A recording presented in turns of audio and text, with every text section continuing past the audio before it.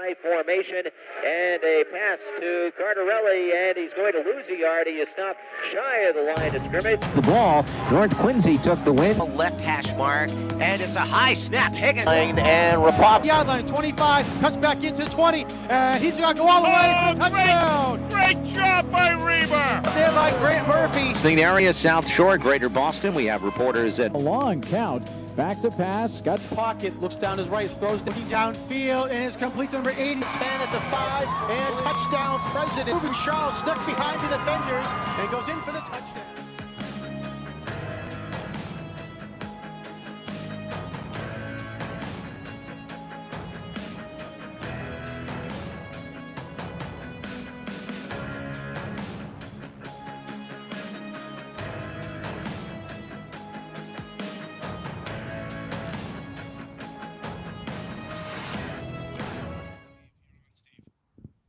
It's a Thursday morning in November, a day where we join loved ones and break bread and give thanks.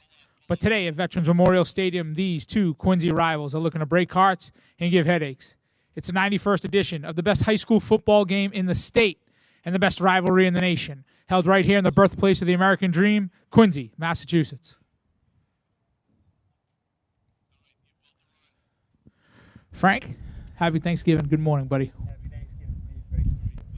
Listen, we're here again. We did this last year. This is the second year of the Thanksgiving game day. Big game, means a lot to everybody in the city, yourself included. Tell us about what today means to you and why you come back every year. Yeah, it's the best tradition in the state. And there's no place I'd rather be in the world. You know, I was joking with Steve that we host Thanksgiving dinner. We have 25 people to our house, and but me and my son are right here at Veterans Memorial Stadium. You know, we always belong on Thanksgiving. So it's a great tradition, and we're thrilled to be a part of it. And you know, again, this is something that we're gonna do over and over. We have a ton of guests today. We have the principals of both schools. We have some student representatives, cheerleaders. We have some interviews with the coaches. We have some Hall of Famers. And a lot to do today, but it all leads to the game. You know, we're an hour and 24 minutes away. You guys see the countdown on the screen. You know, this is huge. And what does a game like this do to a kid that went to Quincy High or went to North Quincy High moving forward? Well, you know, it's an incredible tradition, and it's, you know, 91 years of people coming out here and trying to win. And you're competing against the guys you grew up with, and everybody remembers it. So, you know, everybody wants to hold that trophy up over their head on their senior year on Thanksgiving Day and get the victory. And if you're able to do that, then this day is a lot more enjoyable for the rest of your life. And you can always go back in time a couple days a week and enjoy that. But turkey always tastes better when you win, right? That's exactly right. Exactly. That's what they always say. Turkey tastes better when you win. Tell us about, you know, you played 3 years at the varsity level. Yep. Tell us about your sophomore year, your junior year, your senior year. Emphasis on your senior year, obviously, because that's the game. But when you played as a junior and you played as a sophomore, you were playing for somebody else. Yep. And there's somebody that's playing today that's a sophomore or a junior for Quincy and North that's playing for a senior. And maybe today's not their day, yep, but their day is going to come soon. So tell us a little bit about that. Yeah, so I started two-way sophomore, junior, senior year. So I was a big part of those teams in 96 and 97, and obviously, unfortunately, we lost on Thanksgiving, both 96 and 97, and it was, you know, really came down to the last play both years, and I wanted to win those games. I was an underclassman, but I wanted to win those games just as bad as I wanted to win my senior year, and every now and again, I still think about those games, and it still bothers me, but I mean, fortunately for me and my friends, the guys that were seniors in 1998, you know, we won 21-6, and we snapped. At the time, it was Quincy High had won 4 years in a row, and they were going for their fifth, which would have been, you know, the record. This is before Coach Noble finished construction of the Death Star, and Quincy High, you know, won 10 in a row or whatever. I try to black that memory out, but at the time there was a lot on the line, you know, for North Quincy to get a victory, and we were able to do it. And now this is my favorite time of the year, and I love to connect with guys like you that I played against, and all the great people in the greatest city in the world, Quincy, Mass, and get together and reminisce and go back in time, and then someday, you know, a lot of these kids that are out here, you know, they'll be joining us and they'll be doing the same thing. And something else, you know, you come here with your son today, and we saw a ton of people, you know, the Hall of Fame banquet. People talk about the tradition of this game. It's not so much about us, but it's about who was before us, and then the guys that are playing today, and then the next generation. They have the Quincy United, which we're going to talk to Chooch Halpern later on today about the Quincy United. People have fathers that played in this game, uncles, brothers, wives, husbands, whatever the situation is. Talk to us about the tradition of the game and how long. I mean, this is the 91st edition of this game. This isn't something that was brought up just a couple years ago. There's 91 years of this game and the history and the tradition of this game. And that's what makes it so important to me. I'm here with my son, and you know, he's a good football player himself, and he loves to come to this game. I brought him to the first game, you know, 2014. I think he was two years old. So it's the connections that really last a lifetime. And then, and as you mentioned, everybody remembers the first game they came to. And I remember I got a little bit of a late start because my brothers went to BC High, and originally I was planning on going to BC High, but then I came to this game, and I remember seeing Sam Brown and Dave Carney battle on Thanksgiving Day in '94, and it was a great game, and I'll never forget the feeling of the crowd, how electric it was, and how fired up everybody was, and the intensity level. And I just said, you know, I have to be part of that game, and then that's why I wanted to go to North Quincy. You know, some other games, you know, BC High plays CM, as you just alluded to. The difference between this game and other games is that the person that you play against today for, you know, 44 minutes or however long it may be, you're going to see that person every day for the rest of your life. You know, whether you're at the pumping gas or you're at Dunkin' Donuts or you're at work. You know, you go into State Street and you're at work, you're going to see these people for the rest of your life. And you're going to know, and he's going to know what happened on that day, your senior year. And that's the great part about it. And you know, you were a junior when I was a senior, and I was gone when you were a senior, and it just makes the dynamic great. You had great players like Chris Bergoli as a senior with you, and you know, I'm sure you still talk to Chris all the time, and you see guys that you played against, and it makes everything so much special. Yeah, everybody, you know, we get like Malachi's is the bar that we all like to go to. So, you know, normally I'd be there in the morning with all those guys, Chris Bergoli, Adam Tier, all the guys I played with, and all the older guys that coached us as well. So that's exactly what it is. The game, the connections that you make. And as you mentioned, you know, the people you're playing with, you know, you're going to see them for the rest of your life. So if you can come out on top, makes things a lot more enjoyable. It makes it easier when you win, for sure. And the final thing here before we go to a break and get some guests up here, because, you know, it's not about us. Like I said, we have cheerleaders, we have student reps, we have the mayor, Coke, we have the coaches with an interview. But the last thing I want to touch on is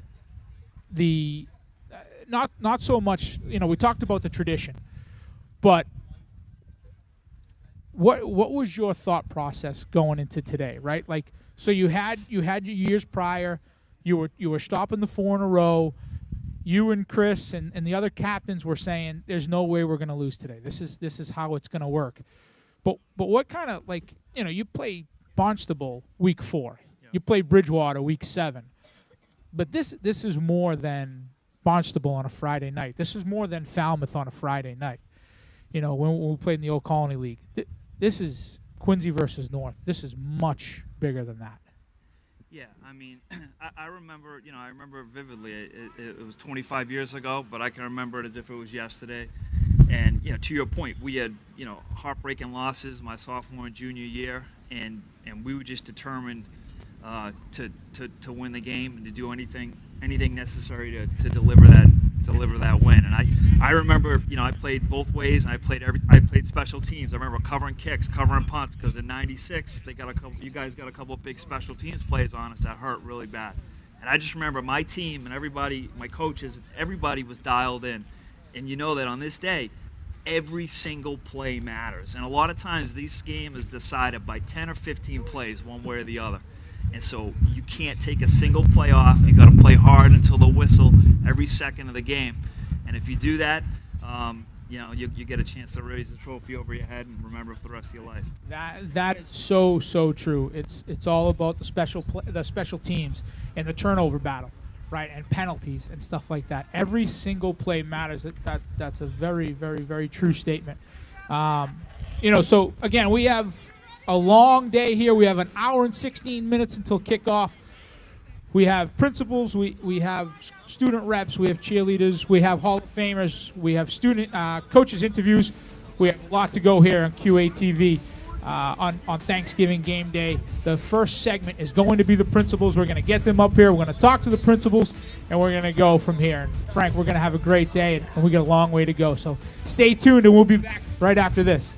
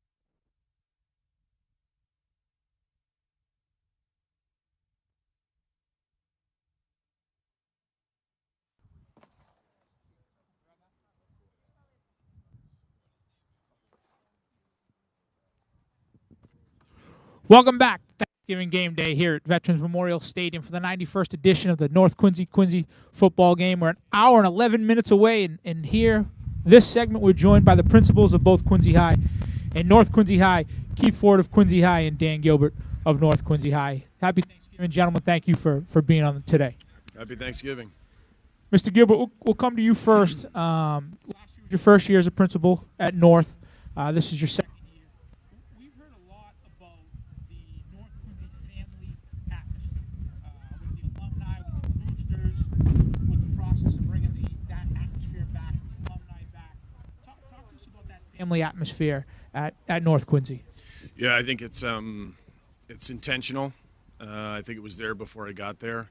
But I was intent last year and continue to be on building that kind of culture and community where it feels like a family, feels like kids can go to any person in our building if they need something, or if they're struggling with something, or a family can call and ask for help anytime they need it. I think it was very apparent during our rally and our build-up to our rally this week. We probably had 600 kids stay after school on Monday and Tuesday decorating their halls, getting ready for the rally. But I think, you get a school like North that's built on such a very proud tradition. And we know that it doesn't come from the people that are currently working there. It comes from everybody before. And so it's intentional that we continue to try to build that culture and build that kind of family community. And leading off that, Coach Craig obviously played at North. What interactions do you have with Coach Craig and the football team on a daily basis? I mean, Coach Craig also works at North, so I see him every day. We talk about football every day. I see his football players every day. I try to know every kid at North. There's a lot of kids, but I try to know every one of them, all their stories. And so if I can't make a game, I'm watching it at home online with my boys, or I'm at the game. Coach Craig is a great guy, great coach, but always puts our kids before football, and talk about building on that family kind of atmosphere. I think they probably see more of me than they might want. Some of them, you know what I mean? But it's awesome. Principal Ford, this is your second year as the principal at Quincy, and you were across the street before. We don't have to talk about that. You have a new football coach this year. How's the transition been from somebody for years and years and years? It was an in-house coach. It was a guy that went to Quincy, played at Quincy, coached at Quincy, and this year you went a different direction. You went with Coach Crawford, which is a great selection.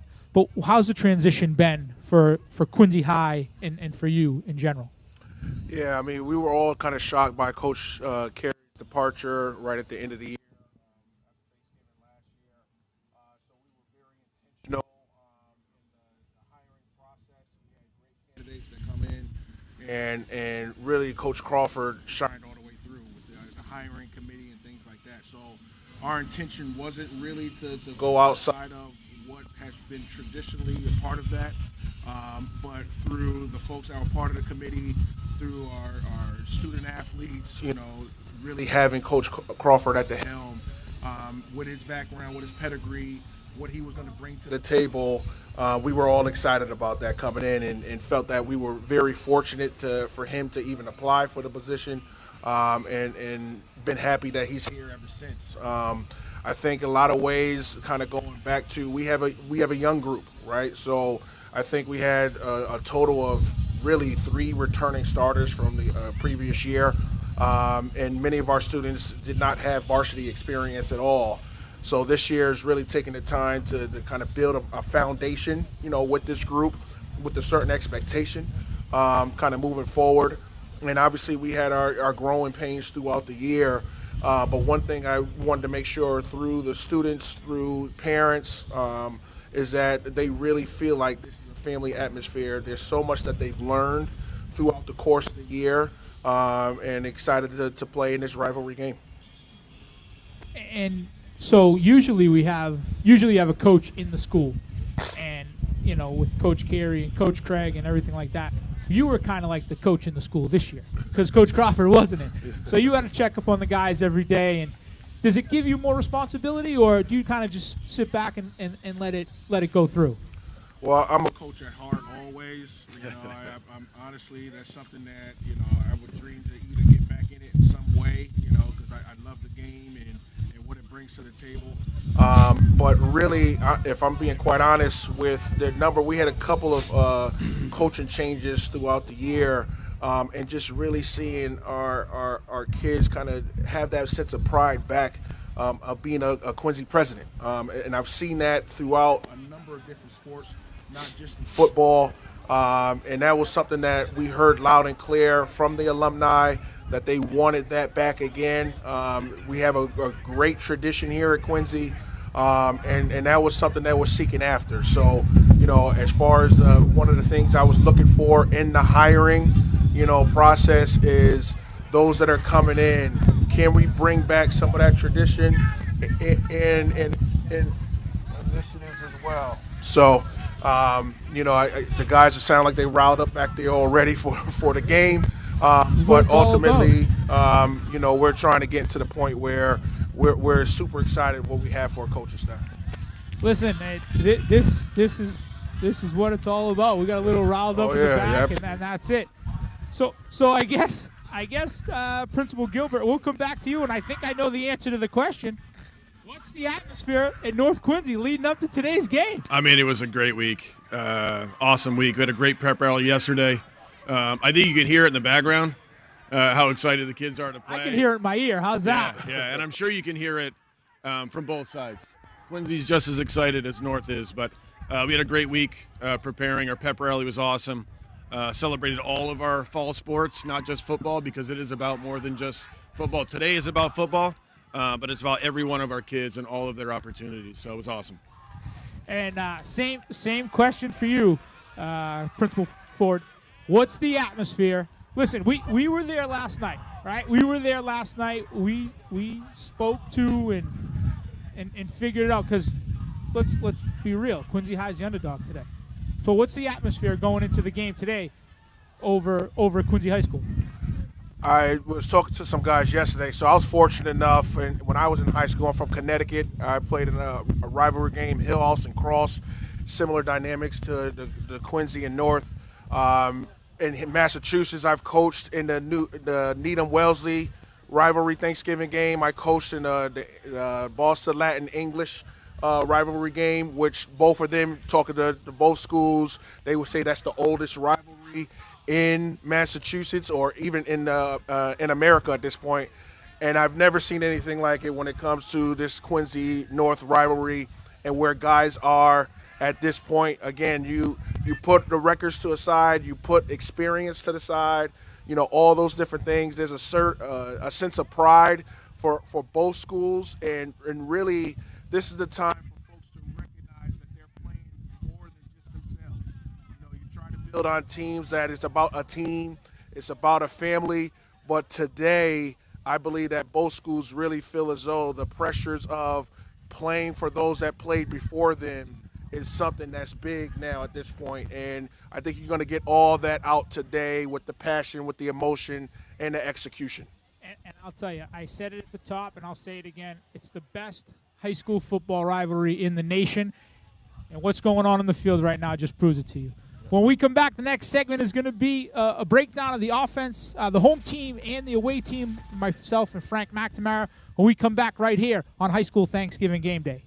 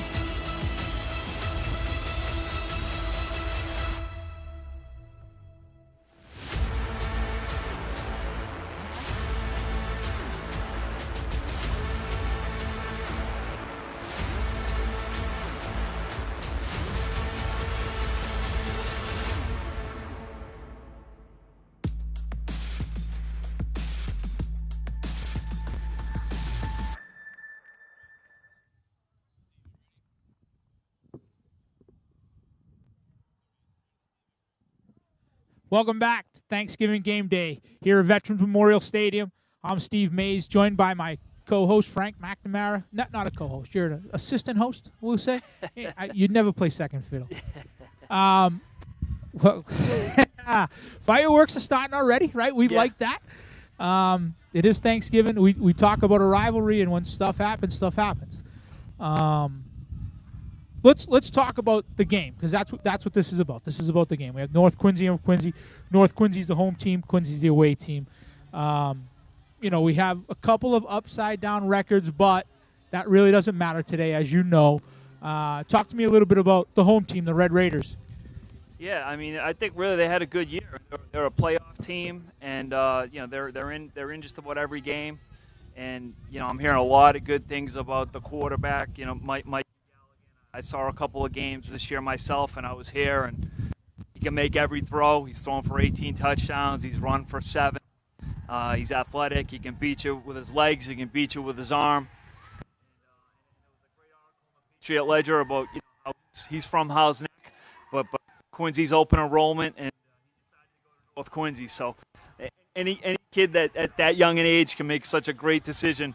I have a lot of confidence. I think Mikey and NQ are going to have a good day. So it's a different dynamic now because it's an open enrollment, right? So you can live as far down in Squantum as you want, or far down in Wollaston as you want, and you can go to Quincy High, right? I mean that's just the way it is. They have Mikey Galligan, who's a junior, right, which is big. Yep. So he's gonna feel this game this year. He's gonna feel the experience of the game this year. He's gonna be able to come back his senior year and lead his guys. Yep. You have a senior running back in Ben Hudak, who gets a lot of touches, a senior wide receiver in Will Conley, and a senior wide receiver in Nate Sampson. And there's some players on that team. They're game breakers. Yeah. But Mikey Galligan definitely is the guy who makes it all work, right? He's going to roll out to his right. He's going to do what he has to do to put it together. What happens today for Mike, right? What happens for Mikey Galligan today? Yeah, well, I mean, I think always on Thanksgiving, Quincy High knows what North Quincy wants to do, and he knows what Quincy High wants to do. So, it comes down to execution. Usually you got to throw something different at the opposition, because otherwise it's going to be very predictable. But I think North Quincy is going to come out and try to be balanced, but I do think they'll try to throw the ball. I mean, they have the talent, they have the offensive line, the quarterback, and obviously the receivers. I've seen Nate Sampson break a lot of big plays in the last couple of years, and he's a threat, and obviously Will Conley. So I think they're going to throw the ball. It's a little windy, but it's a beautiful day. So if you are going to throw it, today's a great day to throw it. I know we've talked in the past about, my senior year, your junior year, the wind was crazy. If you kicked the ball in the air, forget it. It was coming back in your face. There was no throwing. It was a little bit crazy. But the sun's out today. They got a beautiful turf field. We didn't play on that. So there is an opportunity for them to throw the ball. On the other side, with Quincy High, they were only 3-7, but again, that really doesn't matter today. What does matter today is the injury bug that has bitten Quincy High. Gabe Rodriguez is out, Sam Swan is out, Martinez is out. Those are big guys for them. Yeah. But in the Bill Belichick era, as we are in, it's the next man up. And today, it's the guy that you don't know about today. It's the guy that you don't know about today that takes it over. And Mikey Galligan's good friend is Nate Goff, who's also a junior quarterback for Quincy High, and you have Jaden Francois, who's a junior, wide receiver, and you have Kevin Gray, who's a senior, who's a D-back, who's a tight end and linebacker. But the biggest story for Quincy is they have a freshman tailback. Wow. Jonas Alla is a freshman, and today he gets a chance. So if you're Jonas, 10, 12 weeks ago, you were behind maybe one of the best running backs in the state in Gabe Rodriguez. But today, you're the guy. You're the guy today. So the script is set for this kid to do what he has to do and to write the story of, I was a backup, I was supposed to be the guy next year and the years coming, but today he has to grow up. He's got to go from 15 years old to 18 years old overnight. And I've seen the kid I'm fortunate enough to be here for all their home games. The kid can play. He's a great player. And when you were a senior, you had a freshman in the backfield as well. Yep. Happened to be the brother of the quarterback, right? Yep. Chris and Pat Bergoli played together. Tell us about how Bergoli was as a freshman when he was there on Thanksgiving. Yeah, he was a great player. He's a big reason why we won on Thanksgiving in 1998. He had an interception, broke up a pass, and really played well beyond his years. So obviously, if you're playing as a freshman, you're talented, and then it kind of reminds me of Hoosiers when they get to the big game and the coach goes around and measures the hoop and it's still 10 feet, because we all know how important this game is, and we all know the pressure and the legacy and what can happen if you have a great day. But at the end of the day, this is a football game, so you have to execute what your coach puts in. You have to make the plays, and you have to play for every minute of the game. And if you do that, you can get great outcomes. Yeah, I think Jonas will have a great day today, as he's a great player. But it's all about the offensive line too, right? These guys are going to have to show up and show out for the O-line, for the interior of the game. That's the home and away analysis of this game. We're going to come back with some student reps from both Quincy and North Quincy right here on Thanksgiving game day.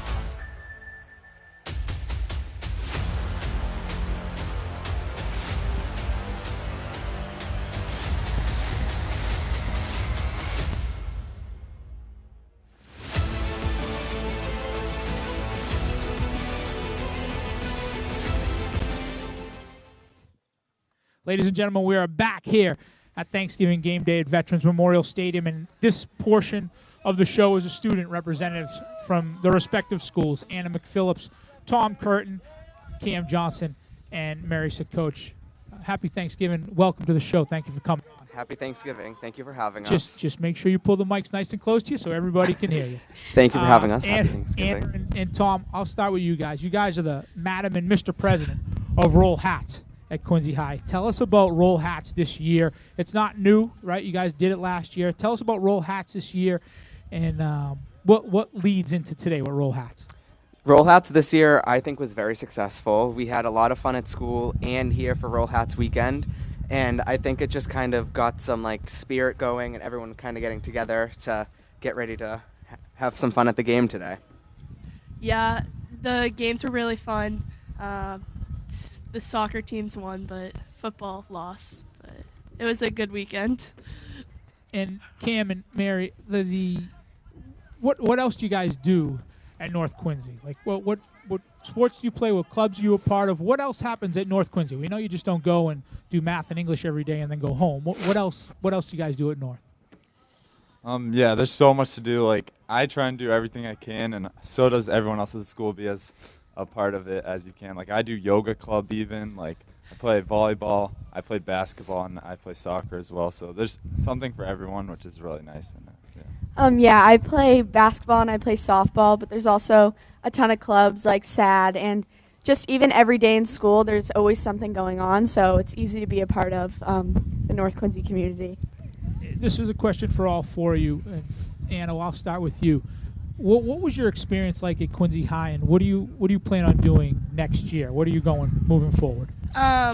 It was I like playing like sports at Quincy High, and it's fun. And next year I'm planning to do nursing and go to a college.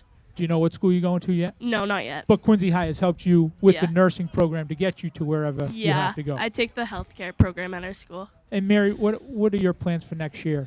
I plan to go to college, and I want to become a speech therapist. So North has really helped me a lot with that because we have a speech therapist at our school, and I've been able to meet with them. So they're really great at helping everyone find what they want to do and accommodating to everyone's goals. Tom, what was your experience like at Quincy High, and what do we plan on doing moving forward? I've had so much fun at Quincy High. I just feel like there's always something to do, and after I graduate, I really would like to go to UMass Amherst and study nursing. UMass Amherst. Wow, that's far away. Dress warm. I will. And Cam, same question. Your experience at North, how has it been, and where do we go from here? Yeah, especially volleyball-wise, like we have a really good team at North, and we made it to a state final my sophomore year, and that's given me a lot of like scouting kind of. So I'm going to be able to play in college because of things like that, and I feel like that's really cool and something special about North. Cam, we'll stay with you. The North Quincy guy. Any friends playing today? Have you talked to any of your friends leading into this game, and how does today go for them? What are your feelings going into today? Yeah, I'm thinking Mikey Galligan's probably going to break the touchdown record for a Quincy game. Anaya Panariti, 2 touchdown catches minimum. Maybe Ben Hudak, 120 yards on the ground. You know, I feel like that's what they've said. So you're not looking for much. You're not looking for much. I feel like that's the minimum. That's bare minimum. Bare minimum, yeah.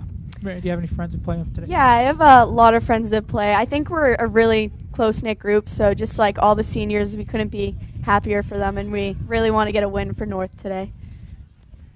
Anna, do we have any special people that we're playing out there and that we're thinking about and hoping that they break all kinds of records like these ladies and gentlemen are saying?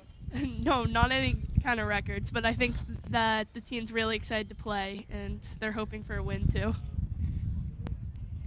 And same thing, Cam. Anna. I just asked Anna. I apologize. Tom, same question to you. Anybody that we know out there, anybody that we're playing for, anybody we're thinking about? I have a few friends out there. I just wish them the best of luck, and I'm excited to see them play, and you know what, hopefully and actually will win. Do we remember the first Thanksgiving game that we came to? Do we remember when it was? And it didn't have to be your freshman year, right? You could have been 5 years old. Do we remember the first game that we came to? Yeah, so I usually would always go away on Thanksgiving, so I wasn't able to come until my sophomore year. And that game was Nate Caldwell had an amazing game-winning touchdown. I still remember exactly where I was standing. You know, I'll never forget it. He pointed at me before he caught it too. He's a good buddy of mine, so yeah. Wow, that's a great experience. Great experience. Mary, do you remember the first time you came to a game? Yeah, I have 4 older siblings, so they've all been in high school long before me. So I've been coming to the games since I was in elementary school, like whether it was with my siblings or my moms, and it's always just a good memory every year. Anna, what's your first memory of this game? I think it was like in middle school, and I came to the game, and Yeah? Yeah. Tom, how about you? What was your first experience? I have older cousins, so like Mary, like I would come to their games in like elementary school. So I just remember coming as a kid and like loving like just the vibe here. It was always so fun and like upbeat. One final question as we're going to wrap it up here. What does this game mean to Quincy High? What does today mean to Quincy High School? I'll go right around the table. I think for this game today, it's like it kind of just sums up Quincy High. Like everyone's gonna come. Like it's actually really nice. So some years it's cold, but everyone like will brave the elements to come and cheer our friends on and just hope for the best and celebrate Thanksgiving while we're here too. Anna, how does this game set up the rest of the year over for the Presidents? It's gonna be like good if they win, and everybody's super excited for the game, and it brings a lot of school pride. Mary, how does things roll for the Raiders after today? I think if we win, it'll just help like our school pride a lot. And obviously we lost last year towards the end of the game, but I think all our seniors and everyone worked really hard, so I think it'll be great for them to go out on top. Cam, and I'll end it with you. How does today work for the Raiders? Building off what Mary said, like these seniors, you can tell they've been putting in the work. We have kids coming back from injuries early just to play in this game, so it's a sense of pride for the school, for the players, and like everyone who's here to watch, and definitely moves into the rest of the seasons, like basketball and things like that, and just great energy all around.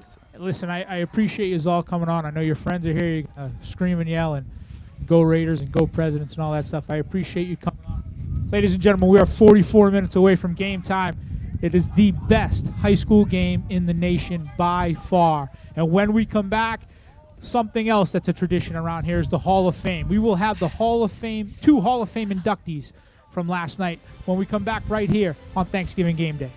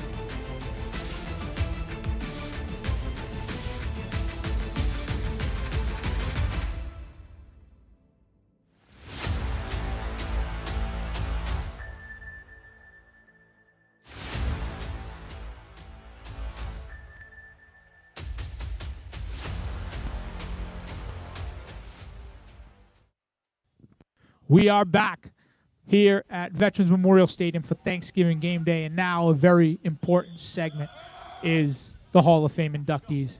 And I know that, Frank, you are a Hall of Fame, and rightfully so, and these 2 gentlemen also are Hall of Famers. Matt Ramponi from the class of 2003 from Quincy High, and Mike Campanelli from the class of 1966 at North Quincy. Gentlemen, thank you for joining me today.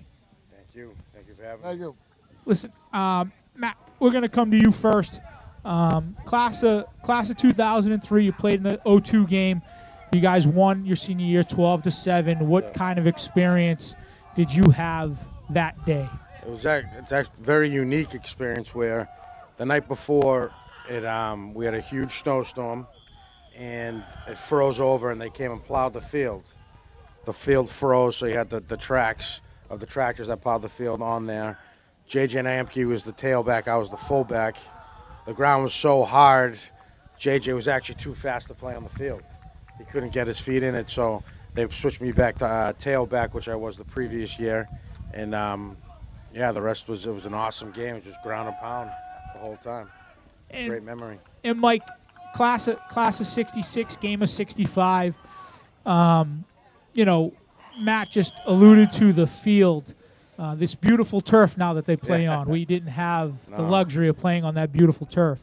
Tell us about the game, because you know everybody can see what's going on in 2024 and 2023 and 2003, not too long ago. But this is the 91st edition of this game. This game means a lot to people for 91 years. Tell us about it back in 1965 and 1966. Well, the game 1965. It was a day similar to this. It was cold. The field was hard, like a rock. And at the half, we were losing 20-0 at Quincy High. We came out of there at halftime, fully loaded, ready to go, and we scored 16 points. Quincy fumbled with about 2 minutes to go, and I was one of the guys that recovered one of the fumble. And we were driving, and but we didn't score. Time ran out, so we lost the game, and you know how that goes. And Mike, we've talked. Frank and I have talked about this since the opening segment of how much of a tradition this is. You have two young gentlemen with you. Who do you have with you today? Who's here with you? I have my grandson, Thomas Spring, whose father was a footballer, 2005 from North Quincy, and my grandson Nico Gibson, and I have 8 other grandchildren. So I thought a few more of them were going to show up.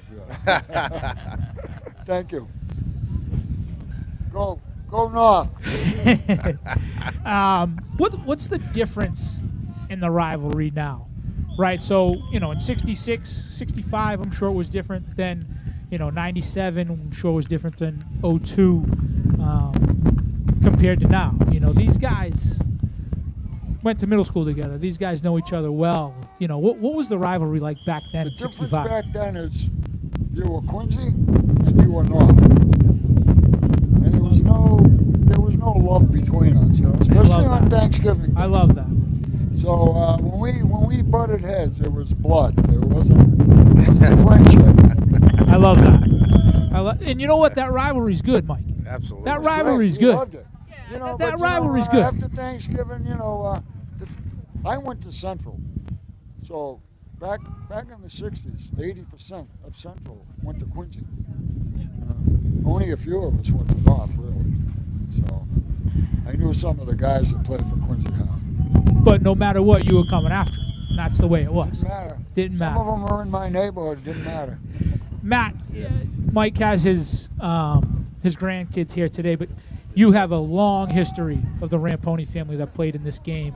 Tell us about the family members that have played in this game and the tradition at the Ramponi household. Yeah, I'll specifically talk about my grandfather. My grandfather, in 1951, he actually was the only Quincy team to win the state championship for basketball. But for football, he was a Hall of Famer. He was a running back. And those are all the stories I grew up, my father, my uncles. But my grandfather specifically was a hell of an athlete. And the memories that he provided me as a little kid kind of drove me to go to Quincy High School and be a part of this whole experience. How did you find out about becoming a Hall of Fame inductee? I know that they do some videos now, and it's kind of crazy. How did you find out about it? I'm a dean of students at Quincy High School, and they called me up to the front of the front lobby over on my radio. Like there was an emergency, so I show up there ready to go, like something's going on. And there was Coach Noble, Coach Carey, Coach Red, and they were all doing, and Scotty Campbell doing an interview ready, and that's how they did it at the end. Let me know. Mike, how did you find out that you were going to be an inductee into the Hall of Fame? Come on, guys. You guys can come up here. Of course you can. Get right up there. Come on. How did you find out that you were being inducted into the Hall of Fame? I found out by my son Michael and my nephew Jose Diaz. They were the ones that told me. I was shocked. We were away, my wife and I, in California. And when we got back, I saw, this message from Coach Clennon from North Quincy. It's like, they probably want some money for it. which I was willing to give. So then I guess Jose called me up and said, no, you're inducted into the Hall of Fame. And it was like, I couldn't believe it. An old man like me being inducted, I was so proud. It's emotional. It's definitely an emotional thing. Frank, what's it like to have a fellow Hall of Famer Red Raider sitting to your right? Yeah, 36 minutes before this game kicks off. It's great. I mean, it just speaks to the tradition. And Mike gave a great Hall of Fame speech on Tuesday. We have an event at Granite Links in Quincy Tuesday before Thanksgiving, where different people get inducted to the Hall of Fame. And he gave a great speech and just talked about and Mike's a veteran who served this country, so how important, obviously, pride in the country and family is, and then this tradition. So it's I'm honored to be sitting here next to him. Matt, you also newly the Quincy High hoop coach. We see you posting everywhere, and man, the most success I could possibly push towards, I hope. We've been friends for a long time. I've known you for a long time. You had some other battles, and if you want to talk, you can. But what else in your final words to what's going to happen today, what else is there besides, what you're doing? You're going to be the hoop coach, but today you're here, right? You could be anywhere. You could be home with your family. You could be doing anything. But today, you're right here at this table, at this game. Yeah, well, it is special because my family is also here with my wife and my daughter. And as you touched upon too, it's been had a pretty rough experience last year with my wife, and for her to be here with my daughter, it's an absolute blessing. So when you ask me that question, there's a lot of meaning and weight to it. It's always more than just a football game, but it's a community. And during that experience with my wife, I had people from both sides, Quincy and North, that really went above and beyond for me and my family. And I'm so fortunate to be here. We appreciate you being here and well-deserved inductee. Thank you. Mike, last question. What advice would you give a player now? What advice would you give a North Quincy Red Raider 34 minutes before he's about to run out onto this field and play in this game, from somebody from a 1965 game to a 2023 game? What advice do you have? Well, seeing that I fumbled the ball when I was a junior and I recovered, I would tell them to keep their head up, keep their eye on the ball, and play as hard as you can. That's what I would tell them to do. Well, you're both well-deserved to be inducted into the Hall of Fame, and when we come back with the next segment, we'll keep this thing rolling. We're just 33 minutes away from game time, and once again, the best high school football game in the nation by far, Quincy versus North, when we come back.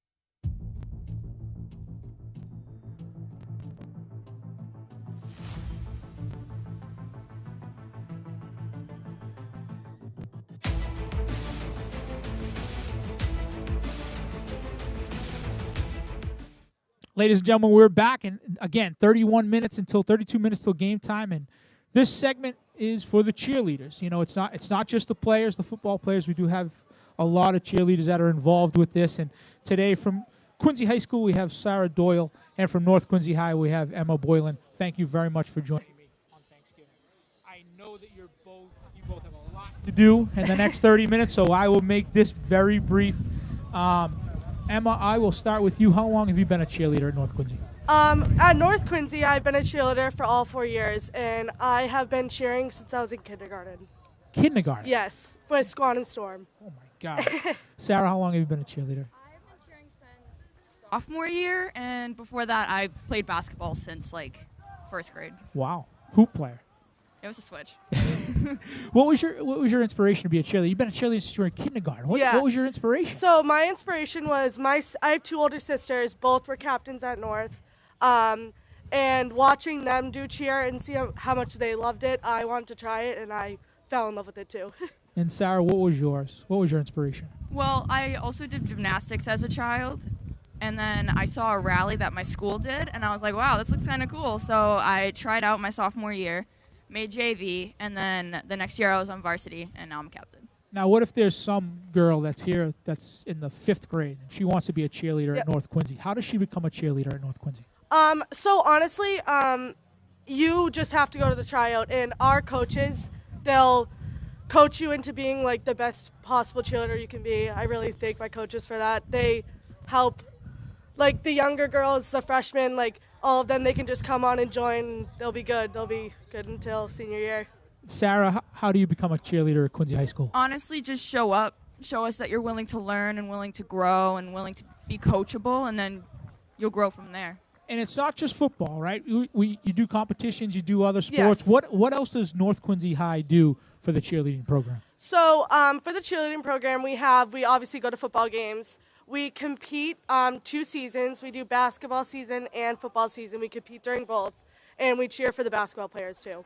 And Sarah, what do you guys do over at We're Quincy the High same. School? We're the same. We cheer for football and basketball games, and we do comp during both those seasons. And how do the competitions go? Are they, you guys do well? You like doing it? Where are they? Where are the competitions? So last year we did make it to states the first time in I think about 10 years, which was a good accomplishment. This year we made it to regionals. We did come short, but I'm still glad about how good my team came up. But yeah, that's it. Yeah. Sarah, how did you guys do it at Quincy High School? So this year we have a brand new coach. She just kind of showed up out of the blue and then wanted to coach us. So we didn't compete this year. We're competing for basketball.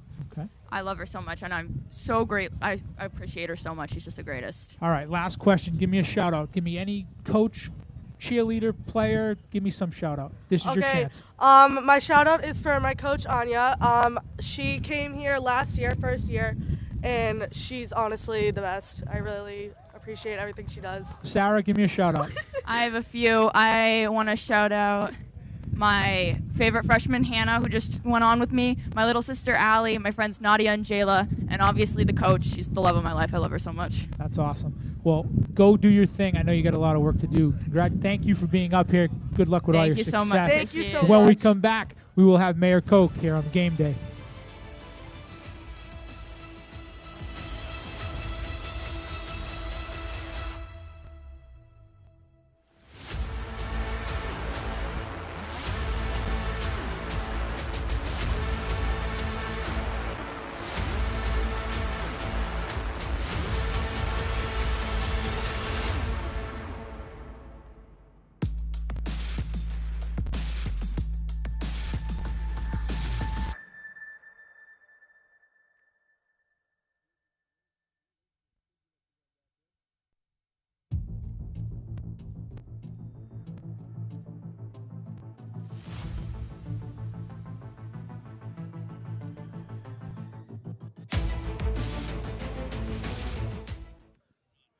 Welcome back to high school Thanksgiving game day here at Veterans Memorial Stadium.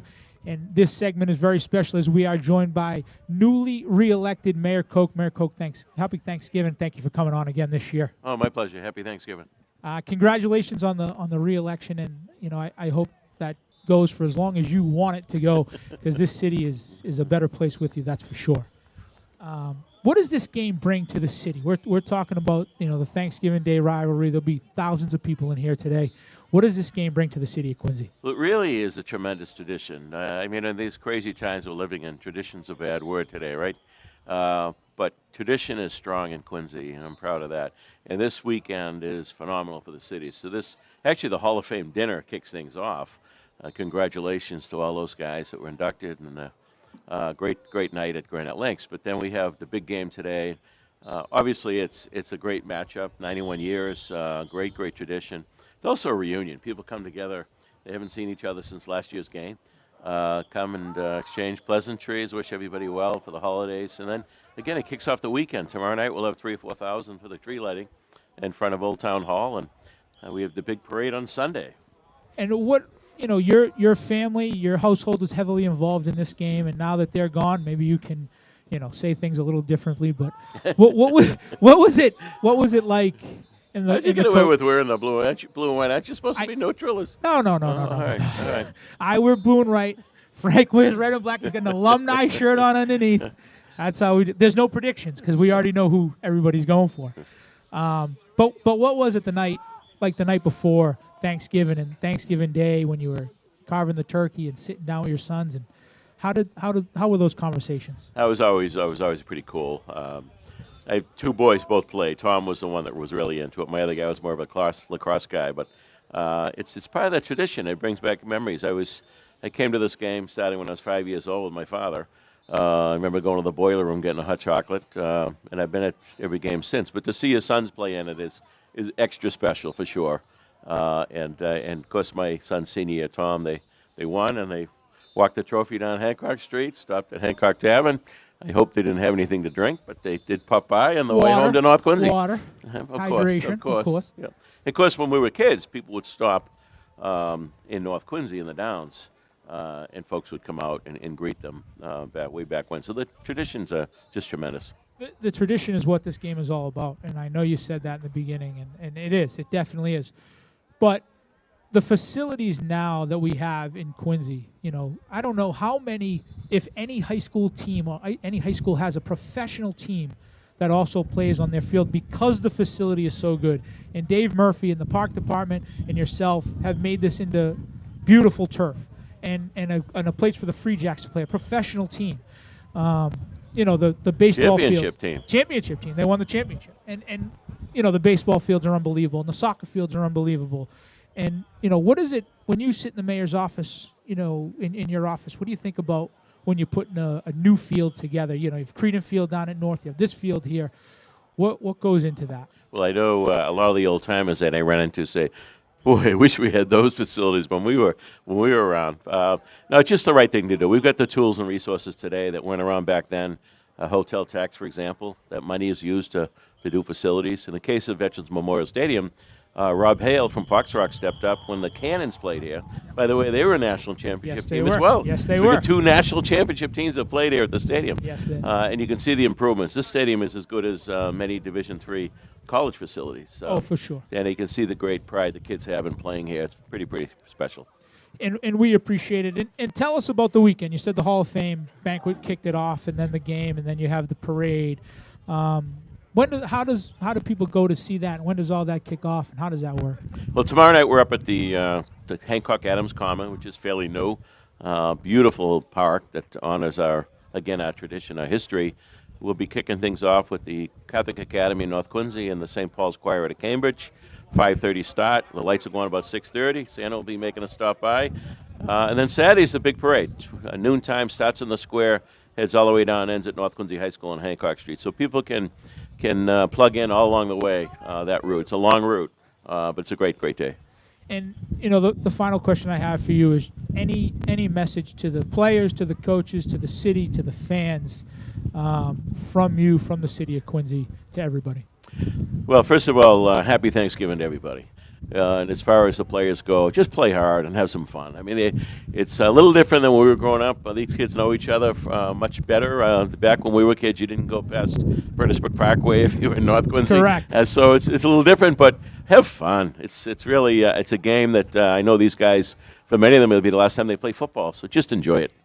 We appreciate it. Thank you very much. Again, congratulations on the re-election. Happy Thanksgiving. Thanks.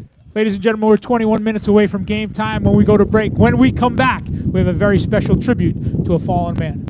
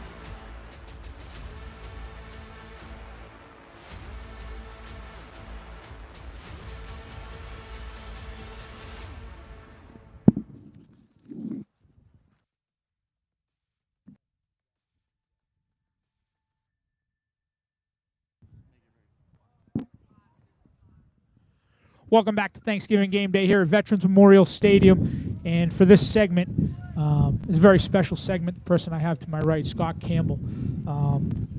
This is a tribute to a great man, a great player, a great teammate that unfortunately we lost this year, Chris Noble.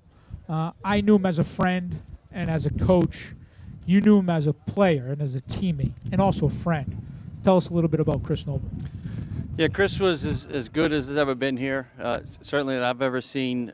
He and I started with Coach Noble, Bob Noble, at the age of 11 for the West Quincy Elks, and it was always a pleasure just to watch him play. He was an amazing player, and an amazing player that was had a storybook life on the football field. He had an amazing talent.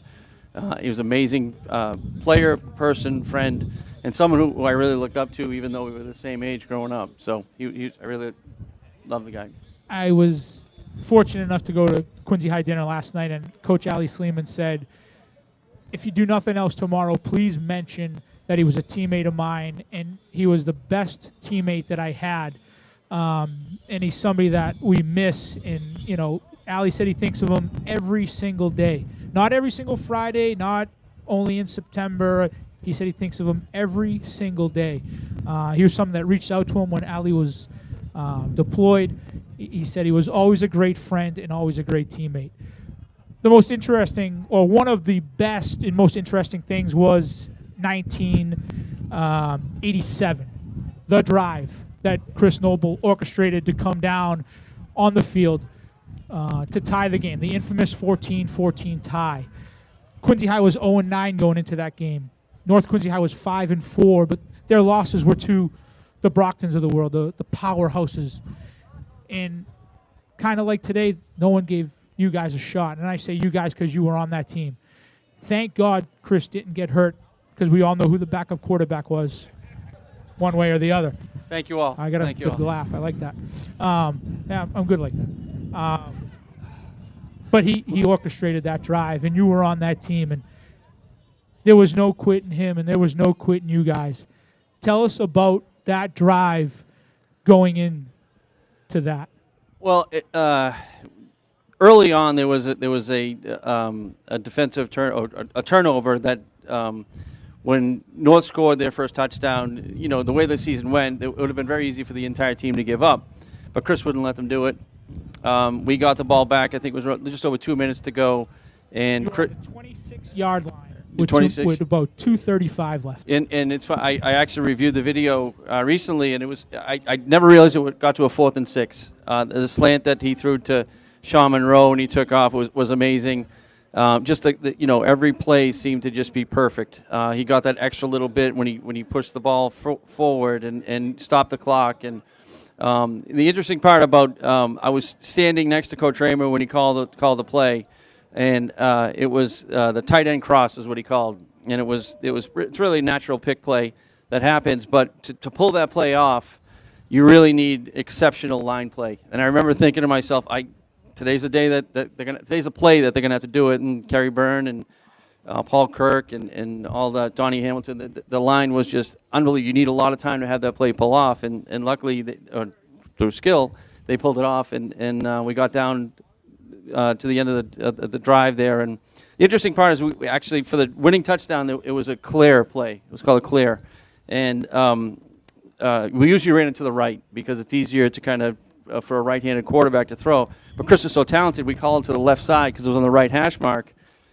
The running back was lined up on the wrong side, and it was just out of normal play that we missed it. So for Chris to actually pull it off and the hit that he took after, I thought for sure that I was going to have to go in on that next play, and everybody, thank God I didn't.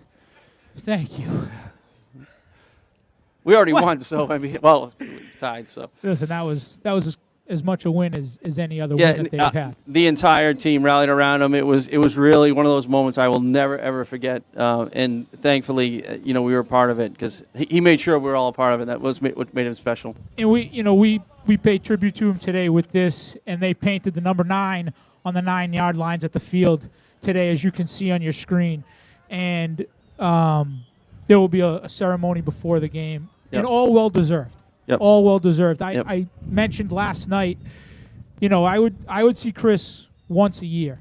But when I saw him, it wasn't like we hadn't seen each other in forever. It was like I saw him yesterday. It was always a big hug. How are you? How's everything? How's your family? Just a loving, caring guy.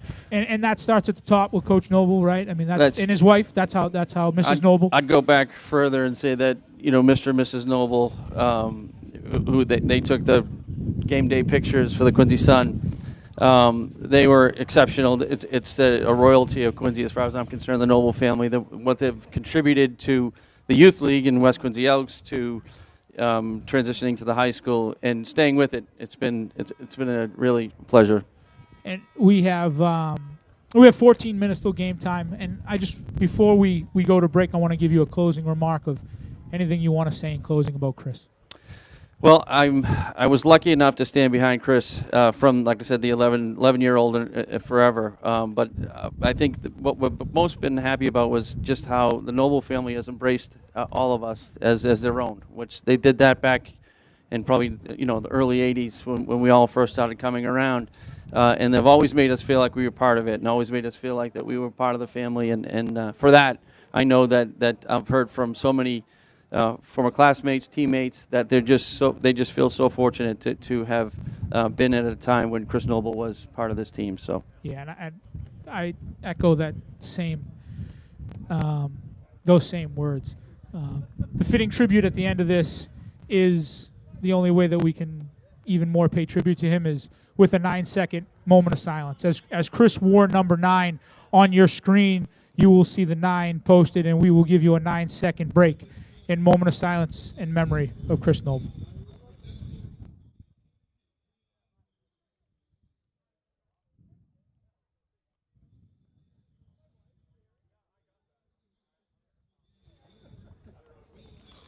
Thank you. Great job.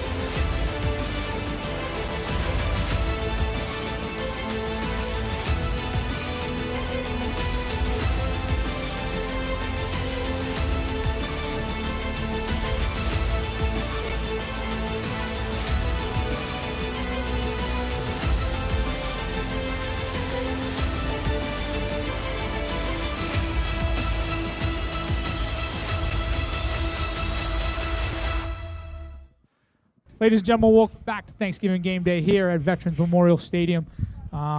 This is a panel of legends. And they all have a unique aspect of the game. And I will go right around. To my right was a coach and someone that I watched play growing up, Kerry Byrne. He has the Pigskin Gala. Has a pancake block in the alumni game, as I've heard about. That everybody talks about all the time. 10,654 times I've heard about it. Kerry, welcome, and thanks for coming back. Thank you, Stevie. Thanks. Pleasure to be here. As you mentioned, we have our contribution to Quincy North Quincy is we host the Pigskin Gala every year. We call it America's Greatest High School Football Tailgate Party. We love high school football so much. We get together tailgate, but it's turned into a fundraiser for the city of Quincy.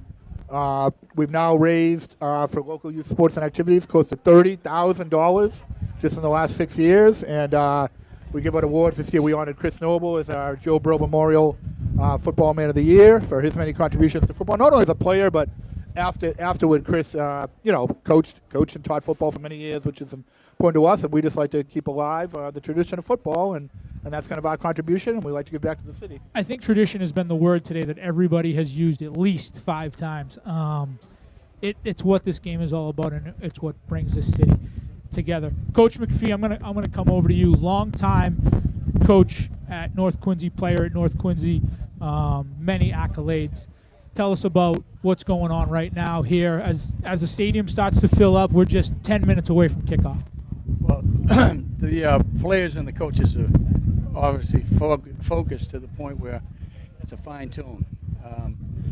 We start early in the week, and it was great. I still hang around. They let me hang around the field a little bit and watch how they do it. Ryan Craig's doing a wonderful job with his program. But it's a very special time. No other school department has this. We are North Quincy and Quincy for this part of the year, and very, very much so. So it's a great time.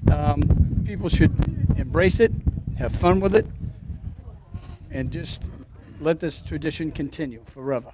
It's definitely a great tradition. It's definitely a great rivalry. The rivalry is good. The little bit of oomph that you have today is good. That stuff is good. And Coach Raymer, I'll come to you next. Again, another longtime coach at Quincy High School. Tell us about the tradition here and where you have gone, where this game has propelled you and moved you on to. Well, it's great to be back here. Always, there were so many great memories here back in when we all played years ago here. I was very fortunate during my coaching to coach both sides of the city. I got to work with Kenny for, I think it was 8 years, and then come over to the Quincy side. So I was very blessed to meet great kids, athletes on both sides. And, the old thing goes, as the game ends and they move on, they're all friends, And, it's just been great memories to me, and to work with Bob, during my time and coach guys like Kerry and them. It was just a great thing for me, and to follow in, with some of the former Quincy coaches, the great, Bill Sullivan and those guys, and Hank Conroy and all them. I'm just blessed to have done that and have been a little part of it and helped a few kids out along the road, and got to go against this guy for a few years, and we had a lot of fun. And to watch Bobby do so well as he did, just a great experience, and I'll always remember it, and that's why we're always back here wherever we are. So it's a great day, Jimmy. Thanks. And Coach Noble, you were an assistant coach and then a head coach, and had a ton of success as a head coach. You're a historian of the game, of this game. Talk to me about what happens today in just under 7 minutes. Well, again, it's a special day for all of us here, and hopefully for the young men that are about to play this game. It is a unique rivalry that really does not take place anywhere else. People keep saying that, but having now been coached in other places, it is true. It's just not the same other places. It's a game they play and then they all go home. Here, where you win or lose that game, you may see that person for the rest of your life. So yeah, it's a truly unique thing to be a part of. And when you come out of that tunnel at 9:55 or whatever time they come out, it's a whole different world than it is in a lot of other places. And you talk about this compared to other places. You have a game today. You're helping out somewhere else. You guys are playing in a Super Bowl, I believe. Is that true? Yes. But you're here. Yes. You're not at that game. No. Because this game means more than anything else that's going on. Do you have a jersey on underneath your jacket, Coach? I do. You do. Is that number 9, Coach? Yes, it is. That's the number 9 right there. As is all those people over there. Hi, everybody. And they all have the number 9 on, too. A special day for Chris. Missed. Much missed. Frank, you are the youngest of the old guys up here, including myself. When you and Brigga were in the locker room 6 minutes before the game, and Coach McPhee was grabbing your face mask and telling you how important this was, because, listen, Coach Noble was doing the same thing to us, and Coach Cruther was doing the same thing to us. What are you thinking? You're 6 minutes before running out in the biggest game of your career. What do you think? Now, we are on QATV, so let's keep it clean. Can I just jump in for one second? Of course you can, Coach. Okay. Frank, is a unique individual, to say the least. Okay, so we have a tradition that we have a dinner the night before, as Quincy High does. We were at a church, and Frank came to me and he said to me, Coach, I want to do the entertainment. Right there, I should have said, whoa, but I didn't. I said, Frank, yes, you can do that. So we sat down and ate, and then he put on Braveheart. And at the portion of Braveheart, when he actually dies, and he goes, freedom! He yelled, freedom! And walked out of the church and went home. He didn't tell us he was going home. So that's Frank McNamara. So yeah, I think That goes right on the Hall of Fame speech that you had. I think well, Coach, I was a big Braveheart guy, and I was a big, I was looking for some revenge that day, and we were focused on doing anything we had to get the W, and unfortunately, that was Coach's last coach as a head coach in Thanksgiving, and we won 21-6, and I always tell people, all these kids out here, take care of business today, and you can force your kids to watch your high school highlight tapes for the rest of their life and your friends and family on Facebook. So That's great. Is that what you have your son do? That's what I have him do every It's funny day. because That's his homework. when I texted him and said, "Hey, we're going to do this again," he said, "Don't worry, my wife knows I was a high school hero." She knows what she married into. That's great, guys. I appreciate you all coming on. This panel is very important to me. This high school game day is very important to me. Coach Noble, do we have a prediction for the game? A Lee Corso moment? I think I do. Listen, I appreciate it, John Caleri. I appreciate everything you do, Chris.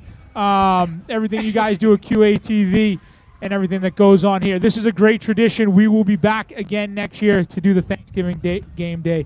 Myself, Frank McNamara, this whole panel, thank you very much, and I'll throw it up to John Caleri for the game. With 3 minutes left, happy Thanksgiving, everybody. Happy Thanksgiving.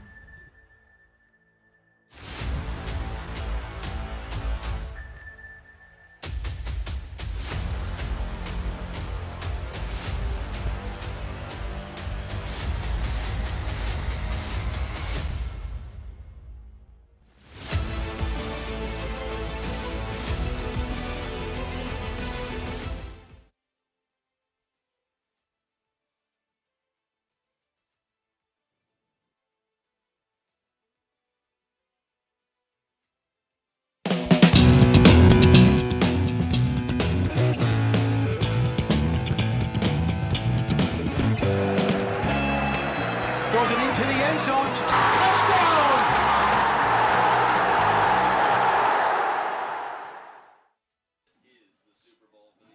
Hello, everyone, and welcome to Veterans Memorial Stadium, where tonight the 91st annual Thanksgiving Day football game between the Quincy Presidents and the North Quincy Raiders will take place at Veterans Memorial Stadium. My name is Jonathan Caleri, and thanks for tuning into this edition of QATV Sports.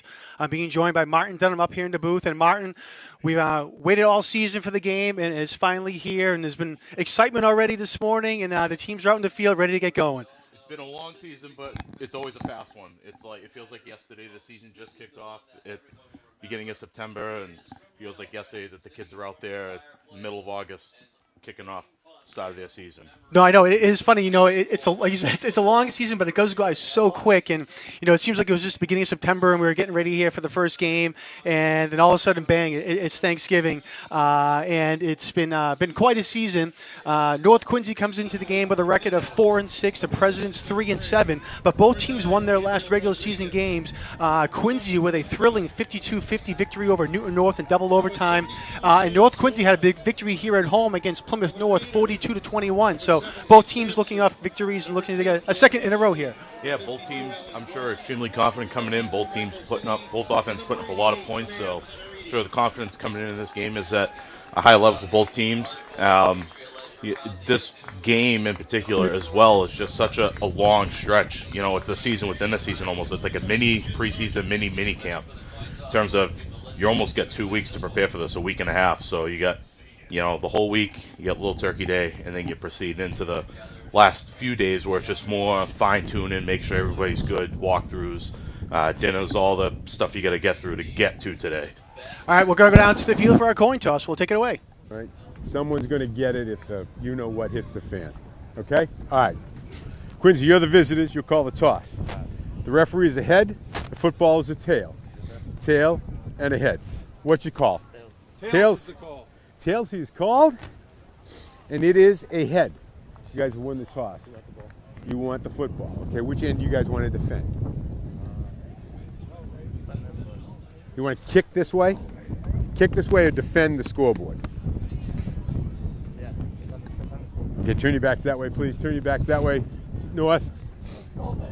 North Quincy has won the toss. Elected to receive.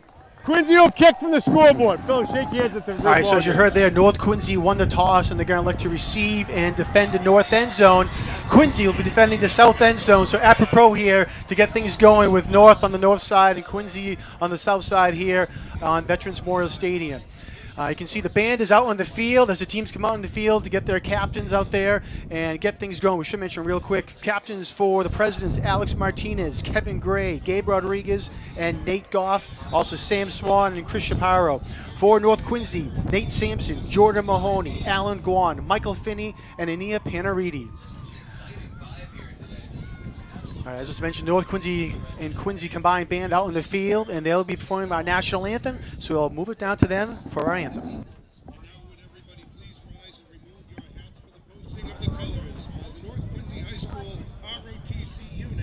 Under the direction of Master Sergeant John DiLorenzo, and the playing of the national anthem by the Quincy North Quincy Band under the direction of Matthew Cavanaugh and Michael DeMarco.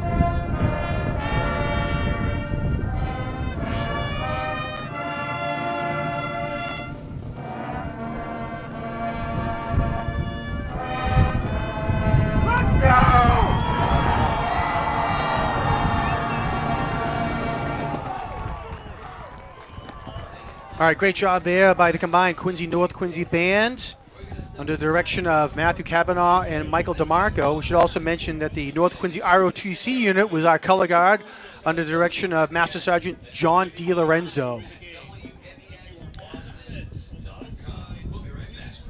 Real quick, we want to thank all of our crew that's been out here early, getting things set up.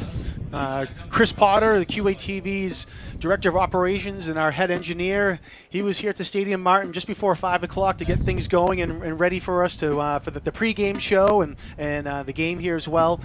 Chris has been doing Thanksgiving football games for QATV since 1996, and he's probably been the first one at the stadium most of those years as well, getting things going. So we want to thank Chris Potter for all his hard work. I mentioned some other crew individually throughout here as well, but I wanted to thank Chris again for being here early for the last 26 years on Thanksgiving morning, except for I guess 1 year, 2020, when there was no Thanksgiving Day game. But he's been here early every year. So does a fantastic job. The whole crew, a lot to be thankful for that aspect. Want to give a quick plug too before I forget. for those, I don't know if the shot came up during the anthem, but the Patriot Ledger recently wrote an article featuring the 1992 North Quincy Super Bowl team. And if you get a chance to read it online, it's an absolutely fantastic article. But it goes into detail as the anthem ends. North Quincy players hold up the number 1 in the air, and it's not to signify that they're number 1. It's a tradition that dates back to the '92 team honoring Tommy Gilmartin, who was the late brother of Danny Gilmartin. He was a ball boy at North for a lengthy period of time. But if you get a chance to read that article in the Ledger online, it talks a lot about some of the traditions at North. Yeah, that was a nice article. Again, on that Super Bowl winning team, but also the traditions at North. And I had an opportunity to speak to head coach Ryan Craig earlier this week, and he's mentioned tradition of family. And I know that's one of the big things he's talked about since he's been a coach here at North Quincy, and like the culture as well, talking about that. Oh, and a quick kick here by North Quincy. Looked like they were throwing the ball in real quick and caught everybody off guard, and it was Braden O'Connell, the kicker, just a short little quick, but North Quincy was ready for it, and North Quincy's going to take over now on their own 37-yard line. So North won the toss. They elected to take the ball. It's a decision I like. We saw it against Plymouth North a couple weeks ago in their last regular season game. Took the ball first, drove right down. Their offense has really been coming into a rhythm the last few weeks. They found a great balance in terms of running game, hitting some short, quick passes, and then being able to hit the home run ball. All right, North Quincy led by quarterback Mikey Galligan brings him out of the huddle. He hands it off to Hudak and quickly trying to get brought down there. Try to get the number there for Quincy Presence, number 23, Leo Steinberg. Blew through the hole there and blows up that play. Leo Steinberg, linebacker. He's a name we're going to call a lot today. He plays some running back as well for the Presidents. Right in the backfield right away. Probably a misassignment up front, but this is some of those plays that you'll see early on here in the first quarter. Everybody's amped up. Defensively, guys are ready to go. Offensively, guys are ready to go. Quincy is very aggressive on the defensive side. We'll see. They show with 3 down linemen, but they'll walk linebackers up. They'll walk safeties up. They're going to try and confuse this offensive line for North. Loss of 2 on the play. 2nd down and 12 now for the Raiders. Galligan back in the shotgun. Now he's looking to pass. Nice coverage downfield, goes down, and wide open is Jordan Mahoney down the left sideline, and he's going to get across in territory up to the President's 38-yard line. Big play there by the Raiders. Mahoney, kid that they've had back for the past couple of weeks now, as we'll see in the replay. Quincy only rushes 3. Galligan's got plenty of time, and we've seen all year he's dangerous if you give him time. Mahoney finds an open window on the sideline. Tackle there from Quincy made by Gavin Regan. Gavin, a 2-way player for the Presidents, has had a strong year as well. He's playing corner. All right, they mark him down at the 37-yard line. So North Quincy on their second play, a 29-yard gain, and it's 1st and 10 now for the Raiders in Quincy territory. Galligan goes on to center now, hands it off to Ben Hudak, again, number 21. Hudak, the junior for the Raiders, and looks like he's going to get up to the Quincy 29-yard line. Great run by Hudak. Looked like free safety number 32, Jonas Sala, was in to make that hit along with Steinberg again. North all year, the best they've been offensively is when they've been able to find that balance. They've been able to establish the running game and be able to open things up for Galligan. Great first down run there. Gains about 7. That's going to give him a second and short. That opens up the playbook. All right, 2nd down and call about 2 now, a long 2. Actually, moving back to the 30-yard line. Galligan, plenty of time. Pass is complete over to the left side, over to Hudak in the flat. Hudak gets across the 25-yard line, and he'll have enough for the first down up to the 24. Great job there by Hudak. Good decision by Galligan. Was looking deep initially. Everything was covered downfield. Took the check down to Hudak in the flat. Enough for the first down. That's something that's a nice, easy throw for Mike. Something that's going to help him settle into this game. Both quarterbacks today, as we'll talk about. First Thanksgiving Day starts, both juniors. Both have had excellent seasons so far. It'll be interesting to see how the coaching staffs get them into this ball game. All right, first down now for the Raiders. Galligan again looking to pass. Looking downfield, the middle of the field, and it is touchdown, North Quincy. Jordan Mahoney, what a great catch in the back of the end zone. Stayed in bounds as well, and North Quincy strikes first. What a catch, but I think there's a flag down at the 15-yard line, so this one might be coming back. To see what the call is. unfortunately, it's probably going to be a hold of some kind up front. I'll tell you, a fantastic individual effort, though, by Mahoney in the back of the end zone.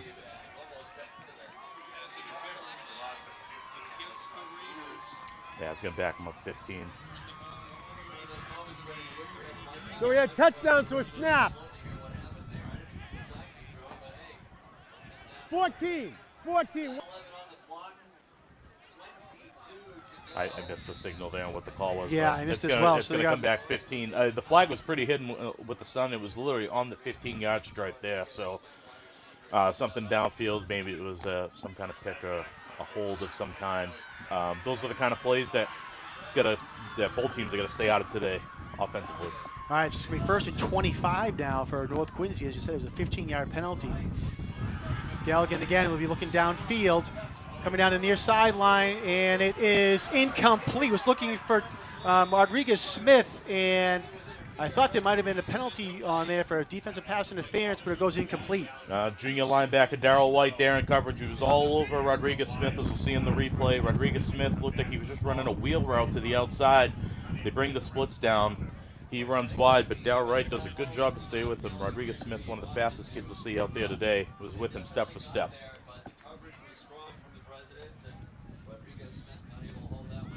See here with North Philosophy is interesting there for North. They're usually a shotgun team. They very rarely go under center unless it's goal line short yardage, so it was interesting to see them go under center for that 1st and long snap. They're going to go 3 receivers up to the top of the screen with Ben Wallenjump split up by himself down on the bottom. All right, play action fake. Gallagher was trying to look for a screen, can't do it, has to run it himself instead, and he's going to get up to about the 35-yard line before he gets brought down there by the Presidents. Looked like Leo Steinberg was in there on that tackle, as well as number 8, Ashton Harris, linebacker, another player who's had a strong season that Vernon Crawford spoke very highly of this year. Good job there on the outside as well. Kevin Gray lining up at defensive end. Galligan was back there. He was looking to roll out to his left, and Gray did a good job of the box, keep him inside the pocket, and force Galligan to go in between the tackles with the ball. We've seen how dangerous Mikey can be if he gets outside of the pocket, so I'm sure that'll be a huge part of the President's game plan today is to be able to contain him and keep him within the pocket. All right, 3rd and 19 now for the Raiders. Ball spotted at the 33-yard line. And ball comes loose. Galligan lost it as he was going back, and it's going to be a loss of 4 or 5 yards there. Galligan was able to jump on it, though, and it'll bring up 4th down. Interesting decision here is 4th and long, and not only is it 4th and long, they're in that kind of no man's land in between kind of the 30s where do you punt or do you just try and get the chunk here? They're going to bring out the punt unit. I think it's a good call. And see if they can play field position and get the Presidents down inside their own end. President's going to send Jaden Francois back deep to receive the kick. Francois has had a tremendous season. One of the best athletes in the city. He's shown home run ability all year long. All right, so again, North getting ready to kick. Jordan Mahoney will kick it away for North. All right, and it's a short kick, but it's high, and it is almost bounces off a Quincy player. We'll see if they touched him or not. And they're going to say no, it did not. A Quincy player just did get out of the way, and it's going to be down at the 6-yard line. Ooh, that was awfully close there. I know North was looking for the ball right away. Down to recover that ball is Tim Tolan, sophomore. We'll see him on defense featuring a little bit. Quincy offense will be coming out, led by quarterback Nate Goff Jr. It's a strong season. We'll see if who's back for the Presidents offensively. They've been down a couple weapons the past couple of weeks. See if any of those guys are back out there. So I believe Alex Martinez and Gabriel Rodriguez are both out today for the Presidents, so 2 big players that aren't in uniform for them. Again, Nate Goff. And then North is all over that. They want the safety. I'll say we're going to see if they give him forward progress. I think it's going to be forward progress at the 1-yard line, and that's where it is. It was pitched out to Ala, quick toss, but outside linebacker Taylor Marquez was all over that. I missed who else was on that side as well. It might have been Paul Glynn or Nate Panariti out on that edge as well. Great job there by North. They're going to give him forward progress. John Ball's going to be on about the, looks like the 1-yard line. All right, so all the way backed up are the Presidents.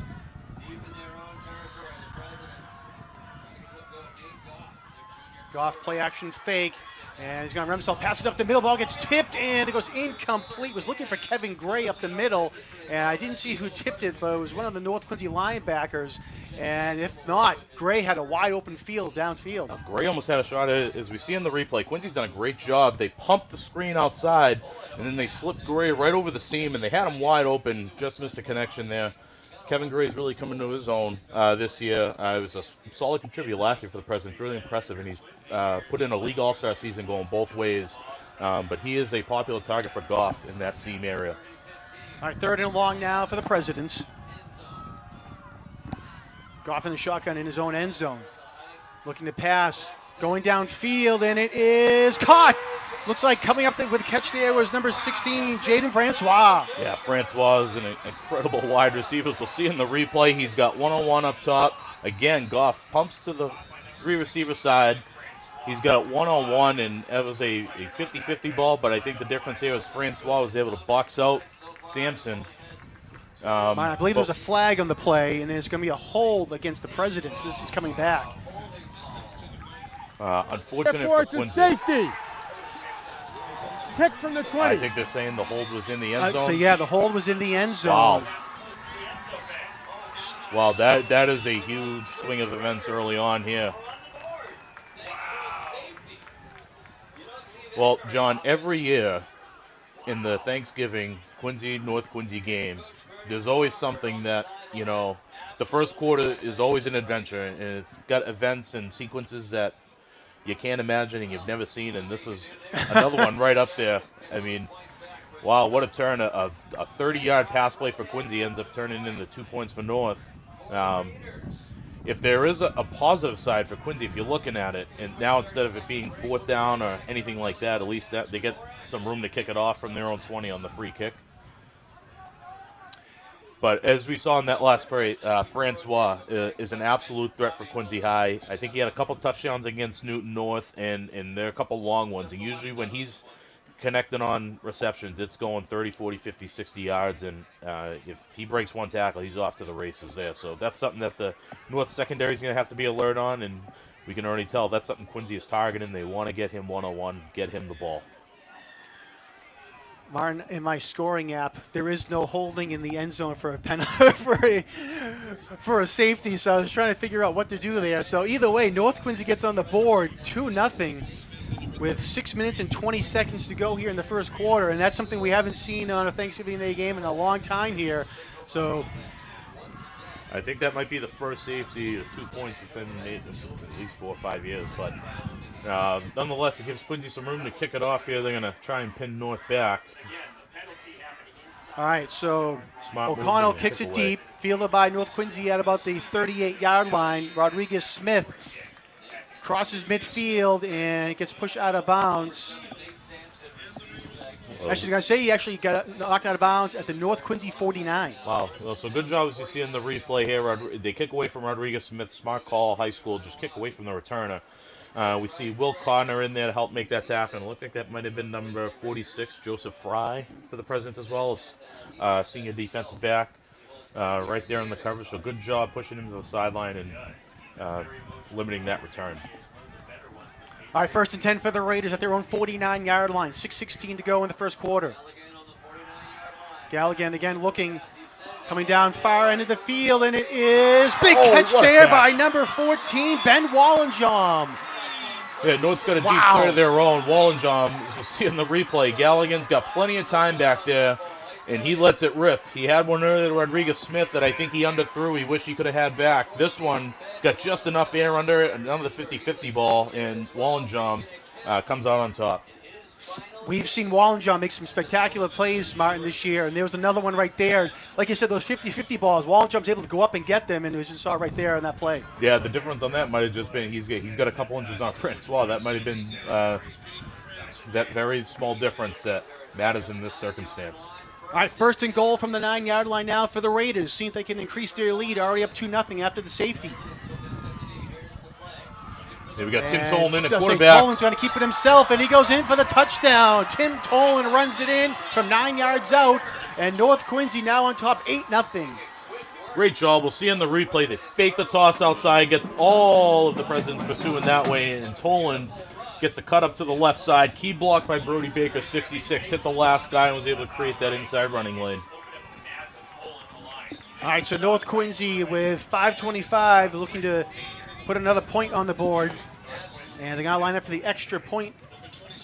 It was an interesting play. I didn't see. I wonder if they snuck him off in Galligan off, or if they just split him out wide there. But they tried that last week against Plymouth North too, and we got a whole bunch of. Yes, a whole bunch of movement. That's for sure. Yeah. And they're going to say offsides on the Presidents. Offside. Defense. Half the distance to the goal. Repeat the try. All right, half the distance goal. Let's see if North decides maybe if they want to go for 2. All right, so they're going to continue to line up for the extra point. High snap, but they get it down. Kick is up, and it is good. Nice job there by Will Conley to get that snap down. So again, with 5:25 to go here in the first quarter, North Quincy now leads 9-0. Kick there from Alvin Nicola. As we've seen all year long, he's a very steady kicker. He's over 90% on the air, so he's about as automatic as it gets at the high school level. So good job there by North Quincy to be able to take that ball, big play, and then was able to cash it in inside the red zone. Little wrinkle to their offense, and that's something that you see on Thanksgiving. And I'd be willing to bet when Quincy gets the ball here, we're going to see some stuff coming out from their end as well. Get a look at the North Quincy special teams huddle there. Special teams coaches Greg Summers, Jeff Powers, Nick Kangemi. Getting the squad ready to go.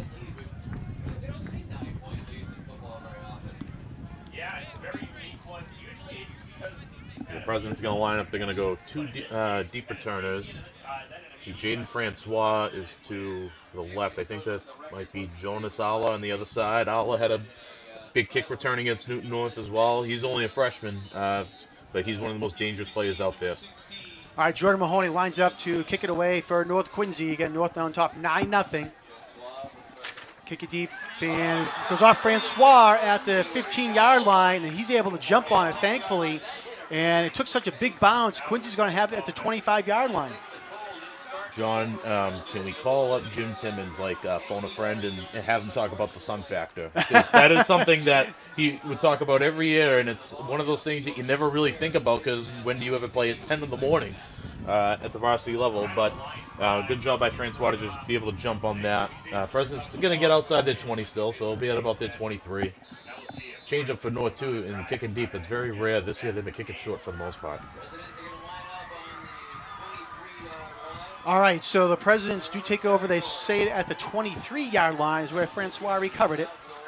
Here's another wrinkle, too. Goff's going to go on to center. That's something we've really seen from him this season. Oh, they're going to go end over jet for Francois. All right, and they do give it to Francois. North Quincy reads that play, though. Oh, nice job there by North Quincy coming up there. Number 5, Tim Tolan to make the tackle. North was alert to that right away. Francois checked off at the side judge, and North was making some adjustments, and we'll see they were all over it. There's 84, Paul Glenn. He bubbles it outside, and then number 5, Tim Tolan, makes a big tackle there on Francois. They're going to say he gets tackled at the 20-yard line, so it's a 3-yard loss there on first down for the Presidents. The big thing for Quincy here is just try and cut this down, see if they can make this a third and manageable. Goff looking to pass and being pressured out of the pocket, and he's going to throw it into the flat there to Alla. And they got Alla, yards on that too. Yeah, Alla's going to get tackled back at about the 18-yard line for a loss of 2. They had Owen Desmond right over the middle, so seeing the replay, he kind of did a little slant and sit right in the window, but unfortunately, Goff wasn't able to see him with the pressure. Gets it off right away to Alla to see if something happens, but the Red Raider defense rallies. All right, so 3rd and long now, 3rd and 15 for the Presidents. They're going to go stack receiver up top on a 3-receiver side, but the stack is off. Goff fakes the pass, takes the handoff, and passes complete to number 5, William Lannergan. I think that's number 6, Gavin Regan. So a little RPO action with Stern Long. You're not really going to sell the run, but North in a soft coverage there. They're going to hit Regan, cut the distance down a little bit, try and help back, get out of their own end on the kick. Yeah, give Braden O'Connell some room. We'll see that a lot from Quincy as well. They like to use different formation variations. They like to split their receivers and bunch them up and put them out wide. They want to see how the coverage is going to align to it and see if they can't create any space that way. All right. North Quincy almost blocked that kick. It was a slow snap. Yeah, they ran into the kicker, so Quincy High is going to get some yards out of it. All right, so the kick goes all the way down to the 38-yard line. Like I said, there's a penalty on the play. So We'll see if it's roughing the kick or running into the kick. It might not matter anyway with the yardage distance here. No, it was by the defense. It was running. So I'm going to say running into the kicker. So that'll be a 5-yard penalty, and it'll be close to the first down.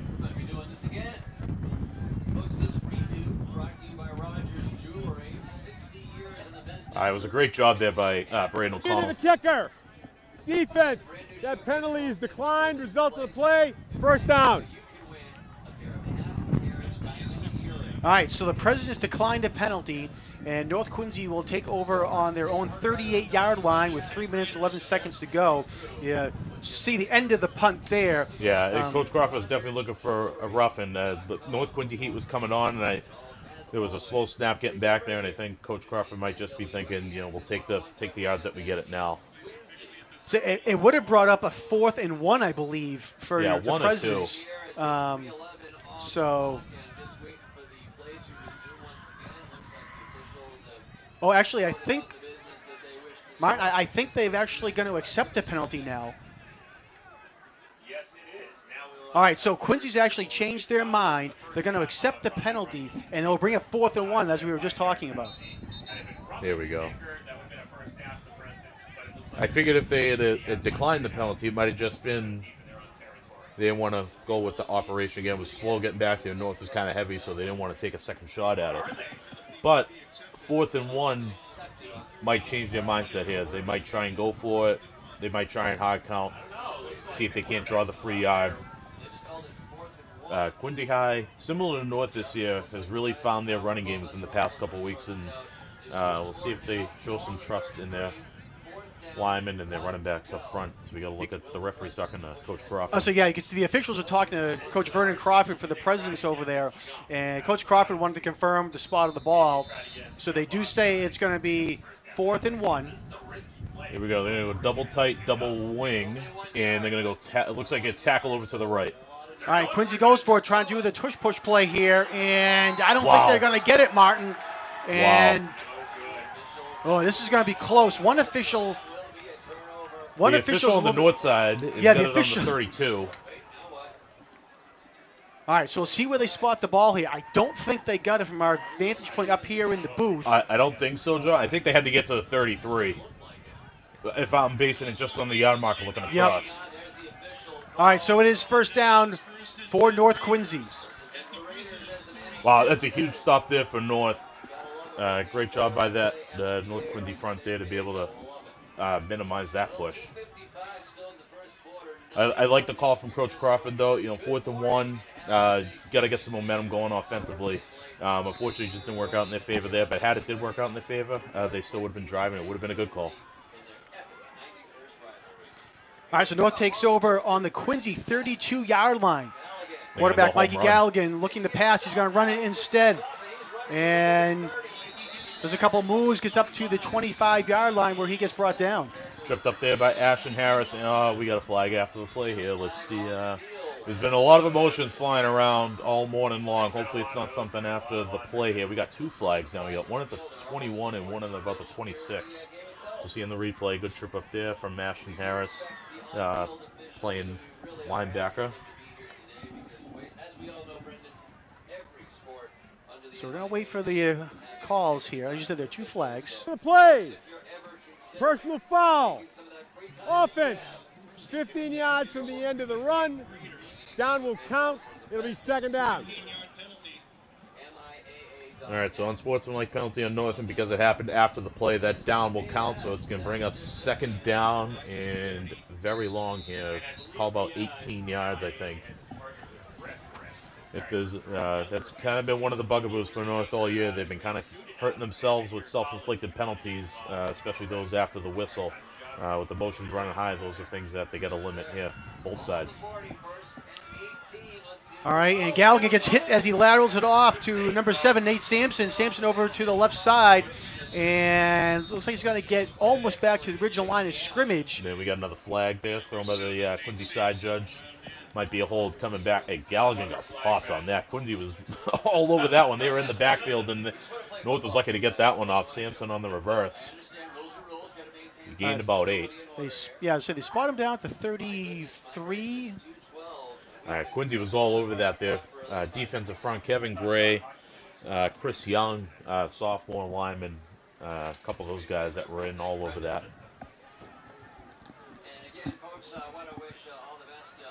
All right, great job there by Quincy High. Super aggressive, Holding. pays off. Offense. 10-yard spot of a foul. Remains second down. All right, so another holding call against North Quincy. It's going to go back to the 43-yard line, and they'll repeat second down. So it's second down and about 21 now for North Quincy. Yeah, it was about the only positive thing for them is that the hold was downfield and not at the line, Right. so it didn't back them up as much as it could have. All right, Galligan coming down the near sideline, complete to Will. Oh, no, Will Conley goes through his hands. He can't catch it. Conley was at about the 15-yard line, so a tough break there for North Quincy. So seeing the replay, Quincy High rushes 3, knowing that North is probably looking to pass. They play 2 safeties. They're playing pretty much pass coverage. Will Conley able to find the soft spot. Joe Lasala in pursuit. Conley, I don't know, maybe he lost that one in the sun there. That was a big drop there for North. Quincy High is going to be pinning the ears back, I think, here. They got 3rd and long. This is a big opportunity for them to make a play, push North back, and maybe get some field position of their own, maybe a turnover. All right, quick snap there by North. Galligan looking to pass, has Wallenjum down the near sideline, and complete to Wallenjum at about the 27-yard line, and that's where he gets pushed out of bounds as well. All right, so that'll bring up an interesting call here for North. They're going to be 4th and maybe 8. Tough to tell with their spot it here. Nice catch on the sideline by Wallenjum. He felt he was open the whole way, had his hand up. Galligan was able to find him.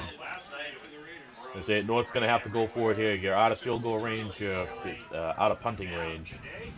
So we'll see. It looks like they're going to bring out a passing package. Mahoney's come out. Rodriguez Smith has come in, so they're going to go quick with the skilled group here.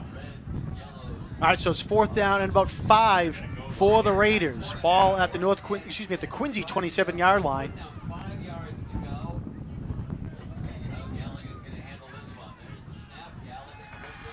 Galligan has a wide open field. He's going to run it himself, Martin, down to Quincy's sideline. And he'll go out of bounds at the 20, make it the 19-yard line, make it the 18-yard line, and a first down for North Quincy. Dual threat, as you see on the replay here, number 22, Will Cardner, came on an interior blitz. And Presidents went man and opened it up for Mikey. He was just rolled out to the green space, so good read by him to get the first, protect himself, get out of bounds. So you get North first down inside the 20 at the 18. Wow, huge run there for North Quincy as Galligan was able to go over and pick up that big run. North Quincy had a 2nd down and 21, and they're able to convert the first down. So big turn of events there for the Raiders. And again, 1st and 10 now from the 18-yard line. Pitch over to the right side. Conley on the run. And he gets slowed down by Francois. Conley somehow breaks through all those tacklers, gets up to about the 15-yard line. And he's still falling forward. Yes, Wow. he's going to go up to about the 14. Wow, what a run there by Will Conley. Kept his feet moving, and a big run. The Presidents did a great job. They were all over that initially. When North's under center and it's not goal line, it's kind of a red flag, and Quincy was all over it. We see a couple guys there, Jaden Francois, Kevin Gray, in to make the initial hit, but Conley does a good job keeping his feet moving, and he keeps moving. Conley been a great dual threat all season for North, leading them reception-wise, receiving. He's got 32 catches, about 500 yards, 8 touchdowns, school record for receiving touchdowns. But he's good dual threat on the ground too. He's got almost 300 yards rushing. All right, 2nd down and about 6 now, coming up on 39 seconds to go here in the quarter. Galligan looking into the corner of the end zone, and it is. Went to Sampson. Did he hold on to it? Yes, touchdown, North Quincy. Nate Sampson with another great catch in the back of the end zone for the touchdown. What a catch by Nate Sampson. As we'll see, is he tiptoeing the sideline there at the back of the end zone. Presidents with good pressure up front, forcing Galligan to have to roll out there, and he just threw it up there for Sampson, and Sampson was able to come down with an incredible catch. Big drive there for North Quincy. I mentioned they had a second down and a long. They're able to convert and put 6 points on the board. And they line up now for the extra point. Alvin Nicola will kick it. Will Conley to hold. And we have movement on the line again. We got both sides. Let's see who finishes first. And they're going to say it looks like it's offsides against the Presidents. Offside, defense, half the distance to the goal. We play the try. North's going to roll out their offense here. They're going to try and get this to a 3-score game.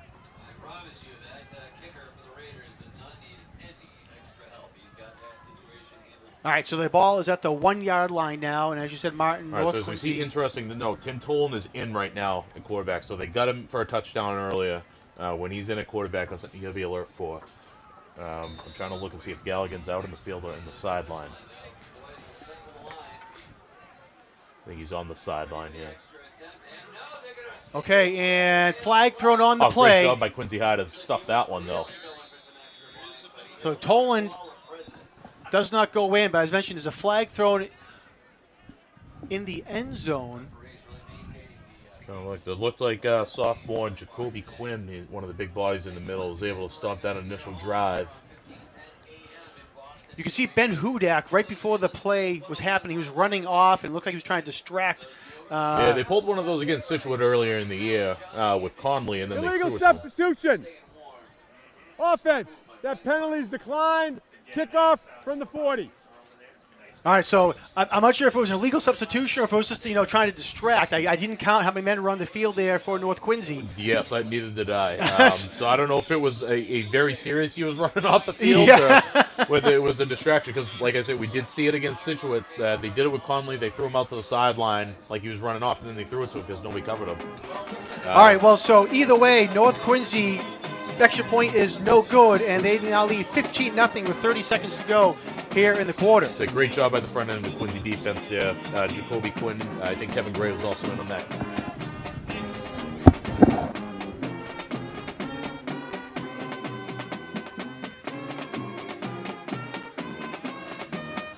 All right, we're going to be momentarily joined here in the booth by City Council President Noel LeBona. So we're just getting Noel situated with a microphone up here in the booth. All right, Noel DeBona, City Council President, thanks for coming in. A little chat with us as we get ready to end here the first quarter. How are you doing today? Well, good morning, Jonathan. Great day for football here for the 91st annual Quincy-North Quincy rivalry. And happy Thanksgiving to you, too. Happy Thanksgiving to everyone. Happy Thanksgiving, Jonathan and Martin. Thank you for doing this today.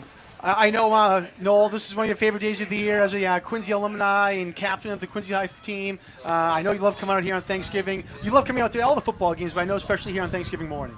Oh, it's been a great day, and North Quincy's got a fantastic team out there, and Quincy's just trying to stick with them here. 15-0 right now. Just leading up to today, we had the Thanksgiving, Hall of Fame dinner on Tuesday night. That they did a fantastic job at Granite Lakes with 300+ people. Congratulations to all the inductees. And, leading up to today, last night was also the pasta dinners that they had on both sides of the city. I know Norm Martin's involved with the North Quincy side and getting the kids ready for, these seniors, the last time some of them will ever play a football game again. All right, there was a kickoff there for the Presidents, and there was unsportsmanlike penalties on both teams that they'll offset. So the return was done there by number 22 for the Presidents, Will Codner. And they're going to put Codner up to the 29-yard line to start here for the Presidents. And Noel, like you were talking about, there's lots of traditions, and it's always a busy week leading up to Thanksgiving with the Hall of Fame, the pasta dinners that the teams have and whatnot. And I think the tradition is probably one of the most fun things about leading up to Thanksgiving is both teams have their own traditions and the different aspects that go along to get ready for Thanksgiving morning. Oh, it's been fantastic just leading up to it. And I know over here at QATV you guys put on the games out of all these different years. I know you had the 1993 game, which is the year after I graduated, which is, you always play a year before, and that was on last night and all week. And it's just good to look back and all the different eras of football, and and just seeing the different kids and eras and different players that you played with and played against, and the respect that you have for both sides of the ball. All right, handoff there for the Presidents, and it's going to get up to about the 33-yard line. And that's going to mark the end of the first that's quarter. That's going to end the first quarter there. Noel, real quick, I know, again, lots of different things going on here in the city of Quincy, and, of course, you're going to be busy this weekend with everything that's going on, and you have 2 more years coming up on the city council as well, so congratulations on that. Thank you. I'm sure you have a lot to look forward to. Oh, it's great. It's great. And, I've been in my 8th year, 2 years as the council president. I'm going to be ending that in the next month and a half here. And just looking forward to the 2024 and obviously the great festivities that we have here in Quincy. We're very, very fortunate. I mean, look at the stadium, the Jumbotron out there. That's your instant replay, right, Jonathan and Martin? I mean, that's fantastic up there to see these improvements that have happened across the city. And I was just on the field just a little while ago, and it's a little damp, but it's dry, and it's a great day for football, and there's a good crowd here, and it's great to see the band, the Quincy North Quincy High School band, and the Color Guard. They've done a fantastic job. They've done a lot of competitions, and we've come a long way in Quincy, just making it better every day, and trying to be positive about what we can do in a city that has all these different neighborhoods throughout them. So, it's good to see the 2 quarterbacks out there, the juniors, Mikey Galligan and Goff. They're best friends, and it's highlighted in the Patriot Ledger the last couple days. And I know, Martin, you worked on the 1992 North Quincy undefeated season that did 11-0, and I played against them on Thanksgiving. They were a very, very good team, good group of seniors as well as the underclassmen. So this is a great tradition, and I'm thanking you guys for having me up here in the booth today to see it from this point of view up here. And I'm looking forward to get back down on the field and just watch everything. All right, Noel, thanks very much for visiting us, and have a happy Thanksgiving. Happy Thanksgiving, everyone, and take care. All right, thanks. Thanks, Noel. All right, while we have a quick second, we're going to send it down to our field reporter for the first time here today, Jared Tucker, who's down on the field for a report at the end of the quarter. Jared, take it away. Hey, John, thanks for having me today. So what I'm seeing down here, looks like Steinberg's breaking a long one here. Yeah, that's going to be down the sideline. Leo Steinberg all the way down there for a touchdown for the Presidents. Wow, what a play there to come out here for the first play of the second quarter. So what I was going to say, guys, is it's been a field position game the whole time. Quincy has been backed up in their own end while North has been getting the ball down by, their midfield or even on Quincy's sideline. Quincy seems to be taking away the box inside and letting Galligan just throw down the numbers all day. You should keep looking for that. I don't think North Quincy is going to deter from doing that. And hopefully Quincy can get on the right way of getting into the end zone after you just see that they can actually pound the ball on North. We'll see if that works out for them. Jared, I think they want to come down to you more often with that big play happening as you were talking. So perfect timing on that. All right, thanks, Jared. We'll come back to you later on here in the game as well. Quincy running the 2-point conversion attempt, and it's going to be no good, and there's a late flag thrown as well. I think this was after the play, but we'll see what the call is. Again, the 2-point conversion was no good, and we'll see what the flag is.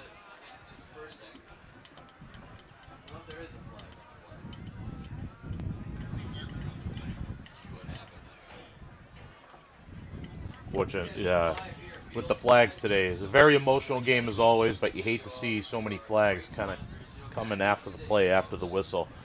So that was a great touchdown run there by Quincy to be able to utilize a little bit of misdirection. And one of the positives of that formation that they use, that double wing type play, is if you break one tackle, there's nobody on the back end. Personal foul. Defense. 15 yards. That penalty we assessed on the kickoff. All right, so as you heard there, it was a personal foul called against North Quincy, and that will be assessed on the kick. So North kind of hurting themselves out there. What a response there by Quincy. First play of the second quarter, that's exactly what they needed. And what an unbelievable individual effort there by Leo Steinberg to be able to bust free on that first tackle and then outpace the entire North defense down their own sideline to get that score. Brings them kind of right back into this game. I think it kind of gives them life, too. North really controlled traffic there in that first quarter, and Quincy's got some life back. I say all that momentum, Martin, had been North Quincy, and bang, as we've seen so often on Thanksgiving morning, a big play can turn the momentum real quick. And as you said, with Steinberg running down that big touchdown, a 67-yard touchdown run for the Presidents, and now Quincy's right back into this 15-6, then tack on another 15 yards in the kickoff, and we'll see if Quincy can pin North Quincy deep into their own territory here on the kick. 100%. And that's the ability that Quincy High has as well. At both schools, even though the record's not quite, I think, where each coach would like it to be or want it to be, both schools got excellent athletes and guys that are absolute game breakers. And Leo Steinberg has been a kid that's really come on, especially in the second half of the season for Quincy High. Running back with Gabe Rodriguez going down, he's had to carry a little bit of the load as well. And he's been a stud at linebacker all year for them. You can just see Quincy High, if you fall asleep or you missed one tackle, they got home run ability. All right, we'll see if Quincy does a quick kick here. No, I didn't know if they were going to try to catch North Quincy off guard. Braden O'Connell, sophomore kicker for the Presidents. North's kind of got like 2.5. And the ball fell off the tee just as they were getting ready to go there, so they'll set it up again. North's setting up a sort of umbrella type return here. They got like 2.5 guys, 3 guys deep. They're trying to cover the corners, cover the middle as best they can. I'm sure Quincy's going to be trying to hit it into some grass and not give anyone a free return. All right, so they do kick it deep, and it goes into the end zone, so it'll be a touchback. Connolly just elects to let it bounce through, and North will take it at the 20-yard line.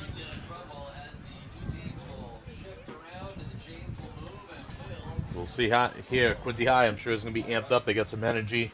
See if they can translate it on the defensive end. We'll see if they'll adjust as well. They've been only rushing 3 for the most part tonight, this morning, excuse me. And Galligan's had a lot of success being able to pick that apart. Here, as we see in the replay of Connell on the ball that fell over there. The wind's been kind of off and on this morning. It picks up in spurts and then it kind of dies down. And otherwise, what is a tremendous morning. Yeah. All right, so North Quincy takes over on their own 20-yard line, 1st and 10. Galligan, play action fake. He's looking to pass. Rolling out to the sideline, and it is going to be complete at the 40-yard line. Big catch there for North Quincy, and fighting his way forward up to about the 45-yard line. Try to see who caught the ball there. And I don't know if that was Hudak coming out of the backfield. Hudak slipped out of the backfield at some stage. I don't know if that was him on the catch. I think it might have been. Yeah, I think it was Ben Hudak on the catch there for Yeah, North I see a Quincy. 1 in that jersey, Ben Hudak. Mikey did a great job there. Covered all the downfield options initially. It was a run fake, and I don't know whether it was planned or not, but Ben Hudak slipped out and was able to kind of get open on that back side of the defense. Good job there to keep the drive going and get them out of their own end. All right, 1st and 10, North Quincy now at the 45-yard line. Handing it off to Will Connolly. Connolly trying to go to the outside. Breaks free now, crossing the 50-yard line up to the 45, and will get pushed out of bounds at about the 42-yard line. Another first down for North Quincy. So we see deep motion, and then they counter back. So it's almost like you're looking for the toss, and he cuts back inside. But then the inside lane is clogged up. Quincy does a good job, and Connolly's got to bounce it out, and he finds some room. Forced out of bounds there by Jonas Sala and Kevin Gray. All right, we'll call it the 41-yard line for North Quincy in Quincy territory. Again, North Quincy up 15-6 with about 10 and a half minutes to go here in the second quarter. Galligan, quick pass over to Conley in the flat, but it was low and he cannot hang on to it. Yeah, a little bit low, a little bit in front of him there. It was kind of an awkward turn there for Conley. A little roll out to the left. That's one of the hardest skills to execute for a quarterback is to have to roll out and throw kind of away from where you're rolling to, away from your dominant hand, excuse me. So, but it was only a flat pass there. We see the kind of decision making there from Galligan as well. We've seen him take a lot of home run shots and doing a good job. If the flat is there, if the short pass is there, just take it. Hudak on the carry. And it's going to go up the middle and getting about 3 or 4 yards on the play. Nice tackle there by the Quincy Presidents, Will Codner. Yeah, Will Codner has been a stud in the middle all year for Quincy High. He's one of the guys that Vernon Crawford spoke very highly about. As a tough kid, he's made tackles all year long. A little undersized in the middle, but he's got that mentality. He's not afraid to stick his nose in there and make plays. He's a pretty good lacrosse player as well, so a multi-sport athlete. You can see right there, nice wrapped up both the legs of Hudak. See Josh Cannon there to help finish it off as well. All right, we're going to have a flag thrown on the play. Look like Quincy jumped off sides, and that should be enough for the first down. It was 3rd and 5.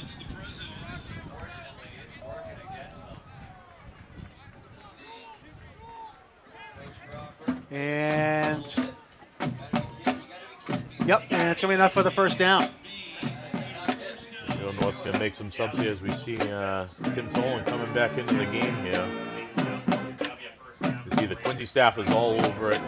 You see a couple of those guys on the sidelines alert to that.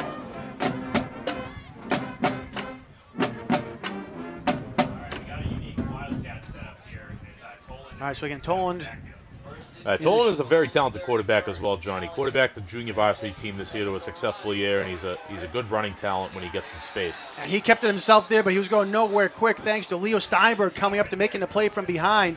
Big loss there on the play, as you'll see here in the replay. Yeah, Leo Steinberg all over it, chasing it down from behind there. As you see Kevin Gray's coming in as well with the host of presidents, number 18, Diego Tavares Jr. Like I was saying, Toland is a quarterback by trade. He's a tough runner. He runs like a running back, but he is an extremely talented quarterback. He's got a rocket arm as well, so Quincy can't sleep on that. Quincy almost caught off guard there. They just do get the player off the field as North Quincy came. Galligan looking down to the near sideline, and it's complete at the 10-yard line. And I believe that was Will Conley, and it was. Big first down for North Quincy. Great throw. Great catch there by Conley. You can see North's been picking on that deep sideline route for the past couple drives now. Conley does a great job being able to catch that, great concentration, and Ala cleans it up. But they've been finding that soft spot right underneath the 2 safeties, right along the sideline, and Galligan's been showing nice touch to be able to hit that. It's going to bring him 1st and goal, ball at the 8-yard line.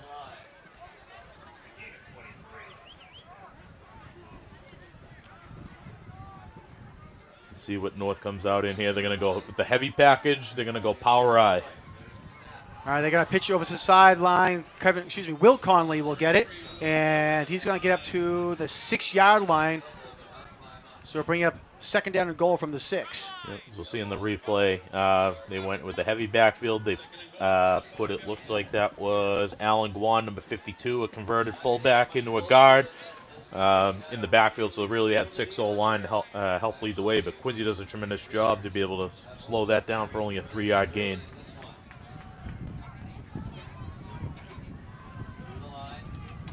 Galligan under center. They give it to Tim Toland over to the right side, and Toland's going to get across the 5-yard, maybe to the 4, and it looks like they're going to give him to the 4-yard line. Here we go. We talked about him earlier in the drive. Will Codner, as we'll see in the replay, and Kevin Gray, 2 studs on this defense. And somebody else, I couldn't tell who come in initially, right under offensive lineman to make that initial stop. But great job. I think that might have been Steinberg again, coming in from the backside to be able to help blow that up.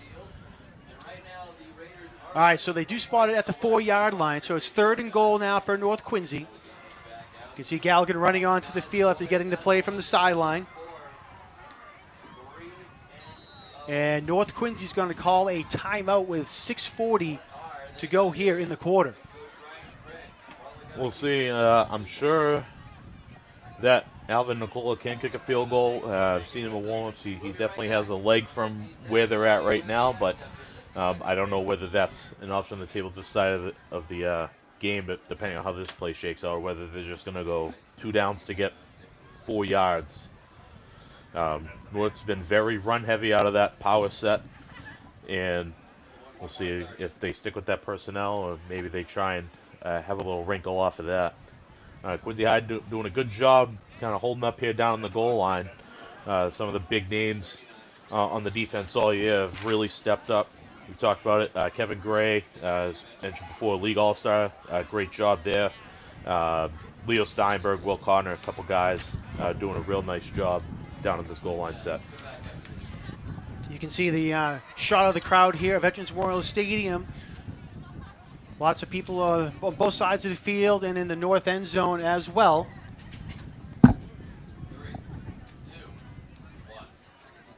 Good to see so many people out here, and the weather certainly helps. Slight breeze, but temperature-wise, it's pretty good. I think we're about upper 40s maybe right now, so not a cloud in the sky, sun's out. Couldn't ask for a better Thanksgiving morning.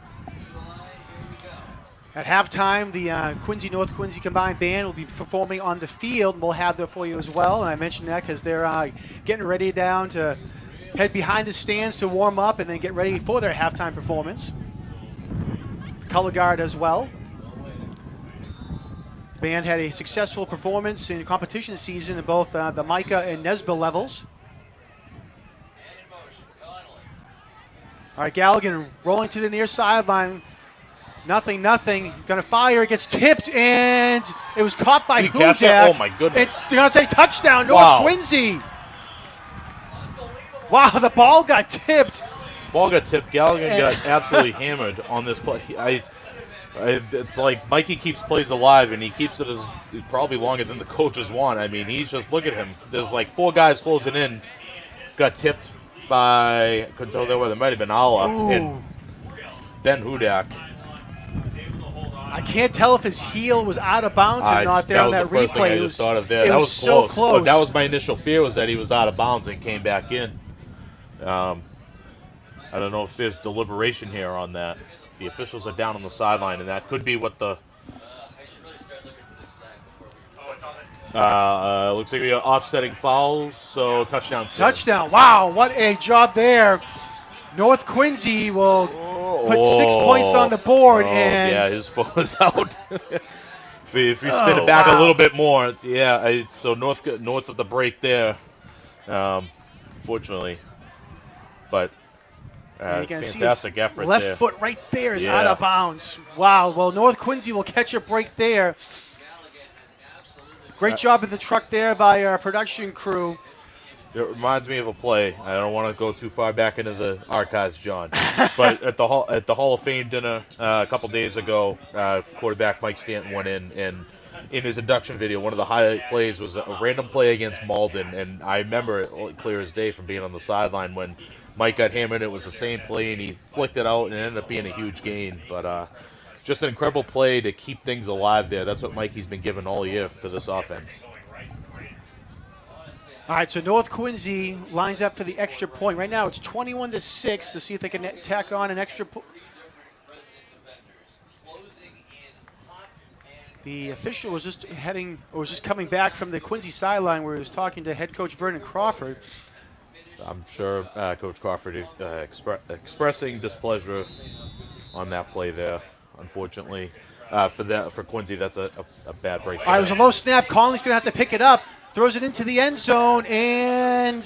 it was caught, but they were all over that. Paul Glenn on the catch. And I couldn't tell if that was a design play there or if it was just because it was a low snap or not, but either way... Yeah, I think that was just a call there. The snap wasn't good, and Conley made the executive decision there. All right, so the low snap there, and North Quincy can't convert.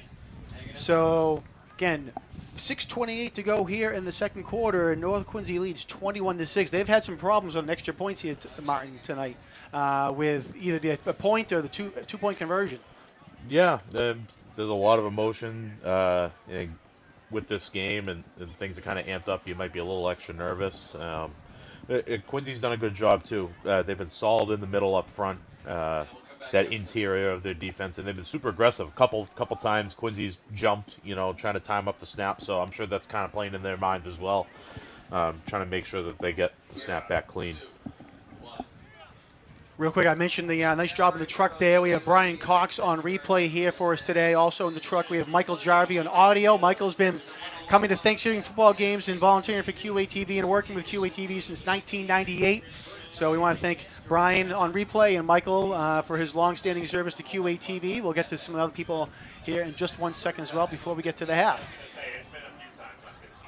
Oliver Francois Deet All right, going to be fielded at the 21-yard line there by Jonas Alla. Alla going right up the middle and almost had a chance to break that as well, but coming up there to make the tackle was Tim Toland. Yeah, touchdown saving. Here we go. We see in the replay. North has very rarely, very seldom wanted to kick deep this year. And Alla does a good job here. He gets a seam right up the left side, and that is some of the playmaking ability that he provides just as a freshman. He took one of the house against Newton North. Similar play. Took the kick, bounced it to the other side of the field, and was able to cut it back. He's somebody that we'll see as this first half develops here, whether he starts seeing the ball a little bit on the offensive side as well. All right, 1st and 10 now for the Presidents at their own 38-yard line. Counter. They fake the pitch. It goes a counter to Alla. And nice job there by North Quincy coming up there to make the tackle. It was number 50, Noah Baker. So interesting formation. They go two basically up backs over to the offensive left, and they bring it back. It's almost one of those formations where there's a guy you can usually key on. He's going to take you to the play. So North does a pretty good job staying disciplined there, being able to make that play. Quincy pulling out a lot of their stops here, trying to make something happen, trying to keep the ball, trying to bust another big play. Ball on the 41-yard line now for the Presidents. 2nd down and 7. Francois goes in motion, and they're going to give it to Alla. Instead, Alla gets hit in the backfield, and he's going to get stopped there. And it's going to be a loss of 1 on the play. It's Panariti, and I think Brody Baker was in on that stop right there. They got a good initial push up front. Oh, that was Noah Baker, number 50, coming through. I think he was at inside linebacker. Snuck right through the gap unblocked. Was able to make that first hit and stop progress. Allow the defense to come in. All right, they're going to say no gain on that play, so it remains 3rd down and 7 to go now for the Presidents at the 41-yard line. 5:10 to go here in the quarter. Goff looking to pass, trying to set up his screen, complete to Alla over to the right side. Breaks one tackle, breaks another as well. Crosses midfield and gets a 1st down for the Presidents. Great job out in front. As we'll see on the replay, a couple of the big linemen for Quincy High. Number 56, Cameron Lynch, and number 55, Elijah Charles leading the way. And Jaden Francois, the receiver on that side, added some support as well. Great job there by Quincy High. 3rd long, able to slip Alla out on the screen in the open space and get the 1st down.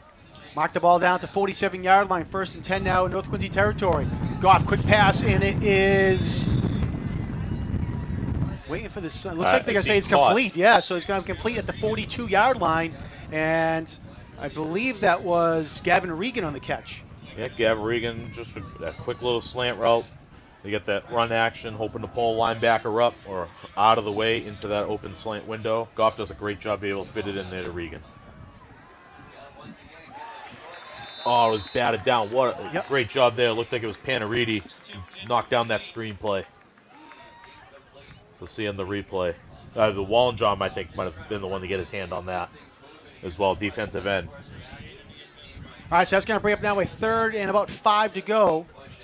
It's one of those formation tells we were talking about earlier in the drive. When you see a bunch of receivers kind of stacked out wide, you're kind of thinking either like a deep pass or some sort of screen where you got a bunch of guys out in front ready to go.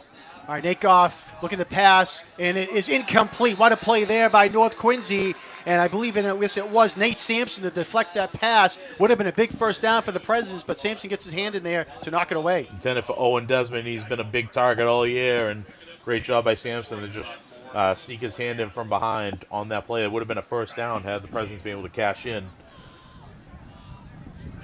All right, so it brings up now 4th and 4, right? Yes, yeah. 4th down. Presidents are going to go for it.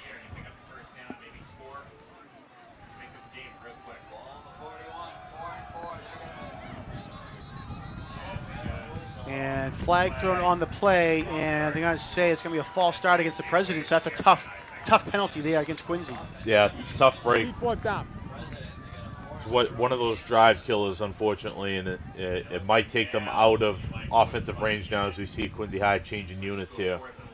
They are bringing the punt unit on, but North's going to be alert. This is one of those prime time kind of trick play territories. The yardage distance is pretty long, so I'm not sure whether you would want to do it on a 4th and 9 situation, but they're in that sort of in the middle of the 40s here, and depending on how desperate Quincy might feel to get that 1st down, they might try and go for it. They're going to go with the unique look here. They're going to load up a bunch of guys to their right, and maybe Braden O'Connell gets some signals from the sideline. It's a high snap, and he just does kick it away. Big pressure there, and it goes off a Quincy player. So that should be dead right there on the touch. Yeah. It was number 14 for the Raiders, Ben Wallenjom, coming in to blow up that play. And O'Connell, again, was able to get it away. Might have been trying to look for something there, Martin. He was rolling towards the North Quincy sideline. Yeah, I'm not sure if it was like a rugby-style thing either, possibly. But Braden does a good job. He evades that initial tackle, and then he's able to get a kickoff, be able to flip the field. So good job there by him. Good individual effort. That's going to put North inside their own 20-yard line. Looks like they're going to mark it at the 19. With 3:58 left to go. North did receive the opening kickoff. Quincy's receiving to start the third quarter. We'll see if North decides to air it out or whether they try and go a 4-minute type drive and eat up as much of this clock as possible. All right, so 1st and 10 now for the Raiders, again at their own 19-yard line. And they're going to hand it off to Hudak. Hudak up the middle, has some space, across the 30-yard line up to the 35, and will get brought down at the 37-yard line. Big run there on 1st down. Tackle there made by Jonas Alla. Hudak all season long. North-south runner. Offensive line does a good job opening up the gap. And Jonas Alla, free safety, last man, good form tackle to wrap him up. Good that he made the tackle. Unfortunately, you don't like seeing your safety make so many tackles. But saved the day on that one. I'm sure we'll see a little bit more of that from North. Like I said, when you can strike that balance run pass and be able to keep defenses on your toes, especially if they got that 3-man front still, North's probably liking their opportunity up in the middle. 1st down, North Quincy. Galligan rolling out towards the Quincy sideline, and flag thrown on the play. Galligan's going to get pushed out of bounds at midfield. North Quincy sideline looking for a late hit. All right, again, so out of bounds at midfield, but we'll see what the penalty flag is. It's like the one downside of when you start rolling out, linemen got to be able to fire their feet, be able to protect their play side gap, and sometimes if you get somebody shooting across, you try and protect the quarterback a little bit, but you hold in the process. I did not see if there was a late flag thrown on the on the Quincy sideline or not. I didn't see one, but I had difficulty seeing flags all day over here with the sun in the yard stripes. Referee coming to us. See if we can get the call there. One flag's down at the 36-yard line. During the play, holding, offense, 10 yards previous spot. After the play, personal foul, defense, 15 yards from the end of the penalty enforcement, it'll remain 1st down. All right, so I think all things considered, North's going to gain 5 yards out of this, and it will create a 1st and short.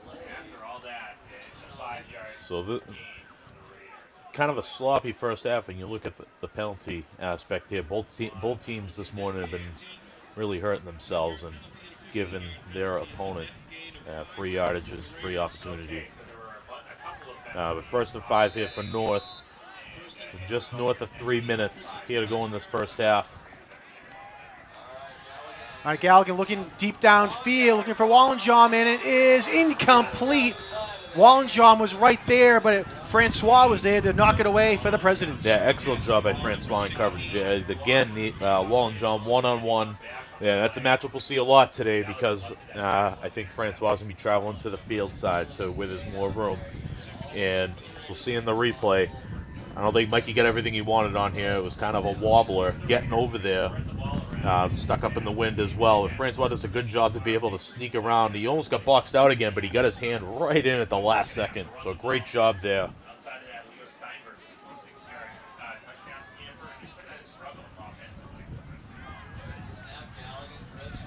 Galligan again rolling towards the sideline, and he's going to pull it down and keep it himself. Trying to pick up the 1st down, and he does, and he's going to get out of bounds at the 50-yard line, make it the 49. The key to that play might have been number 7, Nate Sampson. We'll see in the replay. The play starts to break down. We'll see Galligan, kind of unusual to see him under center. As he rolls back to his right, we're going to see number 7, Nate Sampson, right on the left of your screen. He's going to make a block on the outside right there. Ties up Gavin Regan just enough to be able to give Galligan that extra yardage needed for the 1st down.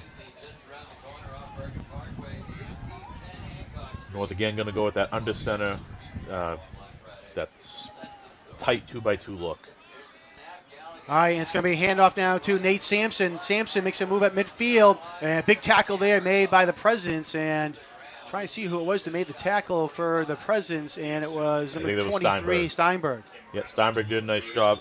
Number 2 out there as well, Josh Cannon, helped initially turn that back in. He saw the reverse coming his way and was able to spin out of his block and force that back inside.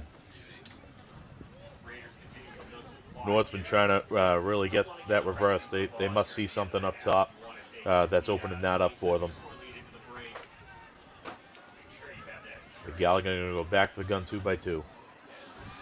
Galligan being pressured, rolling out of the pocket. It's going to keep it himself, cross the 40-yard line, and we'll get fall forward to about the 37. Another first big down. Run there, and as you said, a first down for North Quincy. This one, they flush him out to his left. We'll see in the replay. Sent a couple guys there. Will Cardner got the initial pressure, forcing him out to his left, and he chased it down from behind, but Galligan sees that space. He's able to get enough for a first down. Tackle there made by, it looked like Kevin Gray, senior captain. All right, 1st and 10 from the Raiders at the 36-yard line. Under 2 minutes to go now. Hudak will get the carry over to the left side, cross the 30-yard line, 25, and will get knocked out of bounds. And big run there, and another first down for North Quincy. Seeing the replay, trap. Maybe power right there. Alan Guan's pulling around, but Quincy was trying to make some adjustments, and they weren't lined up. Galligan did a good job being able to get that snap away and be able to take advantage of that opportunity. Coach Craig talking to the official there. He must have seen something near the sideline or something he wanted. We're down to about a minute and a half now, so North, I think, has done a great job. We talked about at the start, getting a 4-minute drive going, trying to limit the possession of Quincy coming back, and they're going to make a clock adjustment. 1-something. 1:39 maybe. I think they're going to put 10 seconds back on. Good job, Martin, getting those hand signals up from there. At first, I thought it was like a 5-5. I had to really count.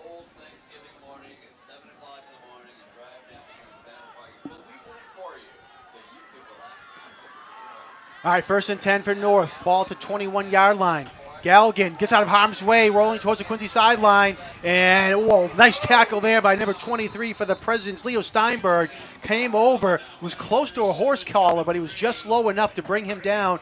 Held onto his jersey. Otherwise, Galligan would have had a first down and a lot more. Yep, well, just escaped Kevin Gray there, and Steinberg shot out of a cannon. I saved the day, and Ryan Craig, coach for North, calling for a timeout. I think they're going to mark him down at the 18-yard line. I think they gave an extra yard, John. They gave him, I think, the 17. 17. Yeah. So as we got a good look there at the Quincy President huddle there, Coach Vernon Crawford there on the right-hand side in his first season. Done a solid job, and now we get a look at the North Quincy huddle. Yeah, I was able to speak to Coach Crawford earlier this week as well. I mentioned I spoke to Coach Ryan Craig, and Coach Crawford, as you mentioned, my first year at the high school and first year in Quincy, and he was talking about bringing his culture and the work ethic that he brings and his system to the school. And he said, you know, it was a little tough in the beginning because, again, he's new to the school and a new system, but the kids really took to it. And he's really looking forward to the next couple of years where a lot of these underclassmen are going to be used to the system now. He sees the talent on the field, as we've seen here today, especially with Joe Nasala. He'll be very encouraged. They get a very strong freshman group over there. Both schools have very strong freshman teams coming in this year. They might have only lost a couple of games between the both of them, and it was a great Little Turkey Day game. North came out on top 7-0, but Quincy High's got a lot of talent coming through the pipeline too. So I'm sure Vernon Crawford's going to be encouraged with that. I say Francois and Steinberg, both underclassmen as well. So 3 big names we've been calling a lot here today. Goff, the quarterback, very true. All right, 2nd down for North Quincy. Pass is complete from Galligan over to the right side at the 15-yard line. And they're going to say he's in bounds. I see it looked like the ref signaled that the clock's going to roll here, and it is as we get to a minute. It was Will Conley who made the catch. Take the safe play, take the yards. North's going to elect to let this clock run a little bit here. Good decision. All right, they're going to mark him down at the 16-yard line.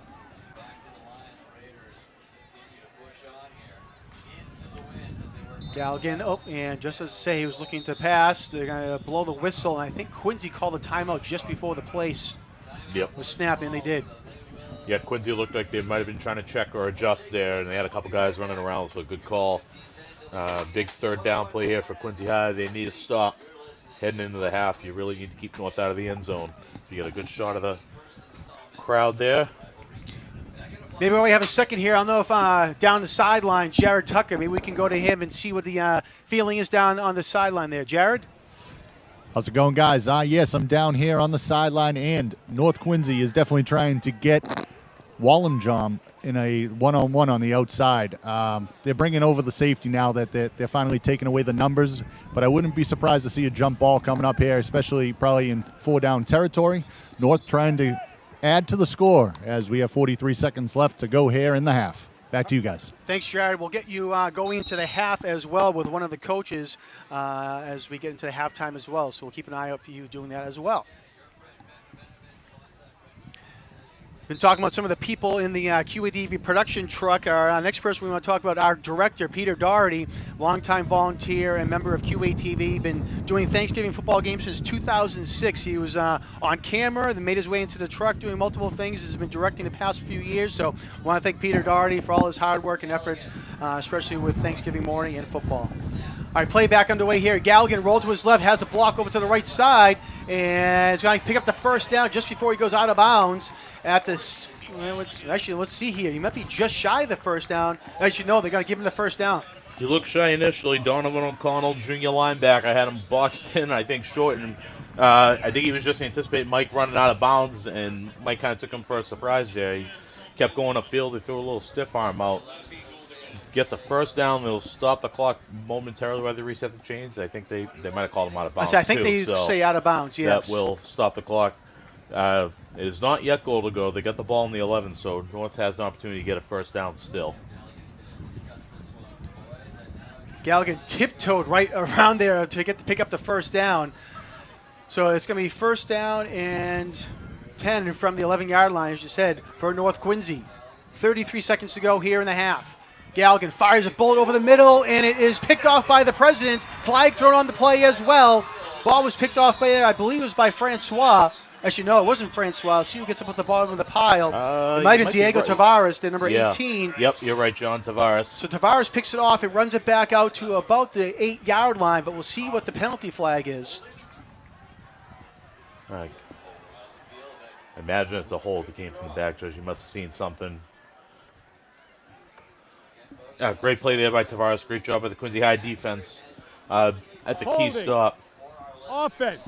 That penalty is, holding offense. That penalty is declined. Result of the play is first down. All right, so the holding penalty is declined by the Presidents, and they're going to have a first down at their own 8-yard line with 24 seconds to go in the half. Huge play there by Diego Tavares. Yeah, great job by Tavares. Quincy High dropped a lot of guys in the coverage there, so it made for extremely tight windows, and Galligan was a little off balance. Tried to make a throw into a tight window, but Tavares was able to make that play. Big one there for Quincy High to go in the first half here. It looks like they're going to go. We'll see if they nail it or whether they're actually going to run something here. I think they're going to actually run a play to get it out. And Goff's going to keep it himself after the fake. And late flag thrown here as well, coming from the back judge.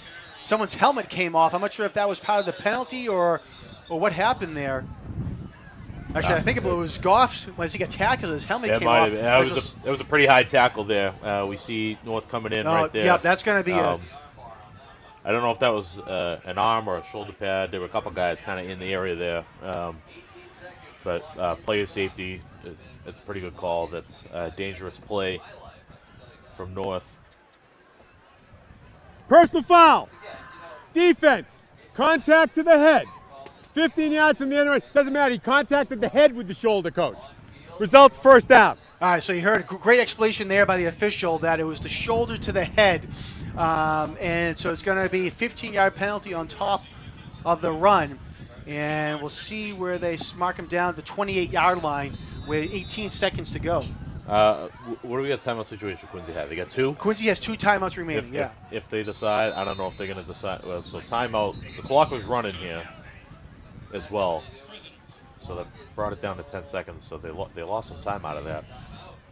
That was a a quick run of the clock there. There was 18 seconds to go, and then Yes. Very quick. I was saying that was very. The teams had just gotten up to the line of scrimmage and they ran the clock. So I'm kind of surprised that I don't know whether the officials spotted that or not, or whether any of the Quincy coaches saw that. That kind of changes things. 18 seconds a little bit, especially in this situation. 8 seconds makes all the difference. That's another play. So get a look at the replay. They run a counter. I don't know if it was supposed to be handoff or if Goff just kept on his own there. But it was a good initial run, some good action, some good blocking up front. We see number 76, Oliver Levine, junior lineman, come across making a block.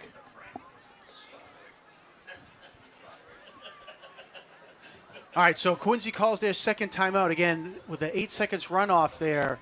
Don't count on Quincy High being able to hit a deep shot here. They've done it all year. Francois is a big guy that they can look for down the field. Gavin Regan also is a pretty good vertical threat as well, number 6. He's split out on the other side. We got more whistles here. We got more whistles than time left in the half, John. I say the side judge came over from the Quincy sideline to talk to the referee, as you see on your screen.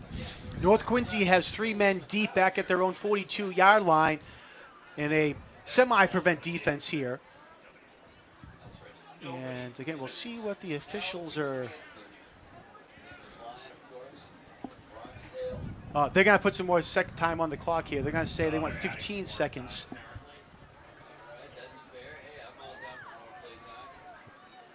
I think it's a good call there by the officiating staff. Be able to correct that. All right, so yeah, they put 5 seconds more back on the clock.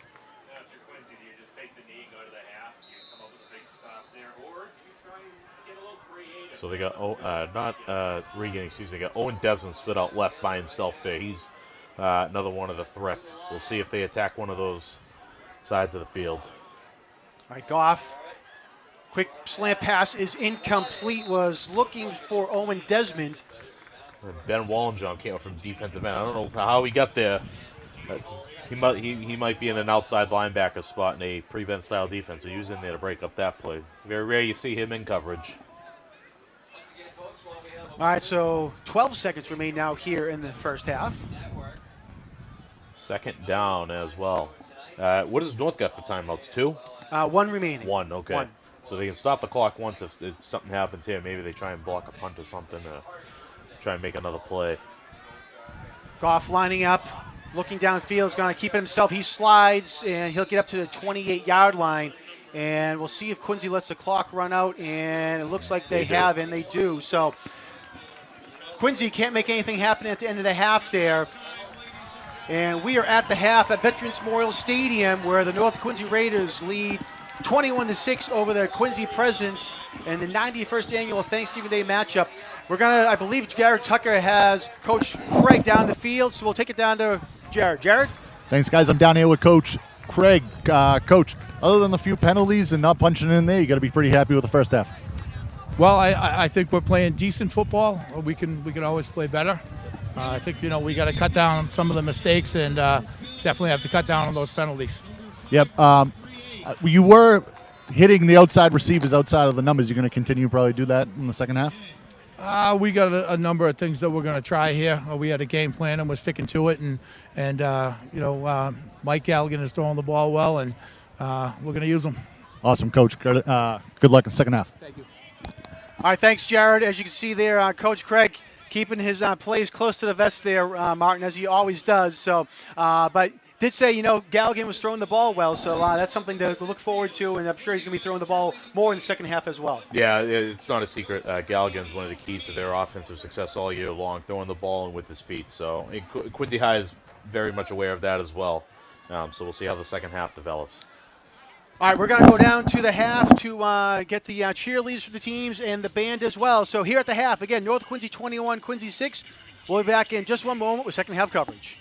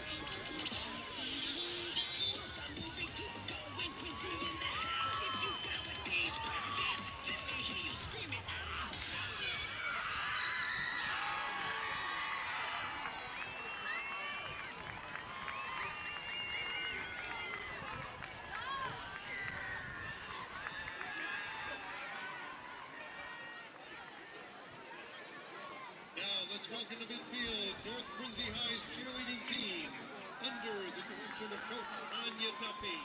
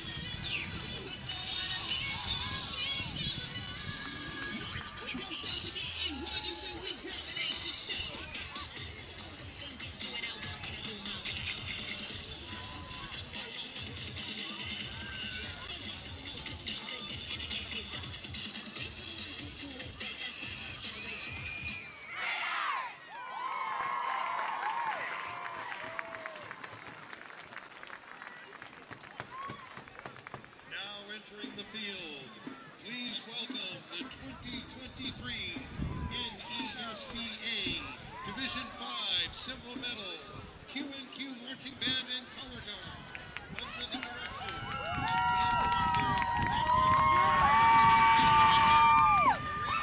Petrie.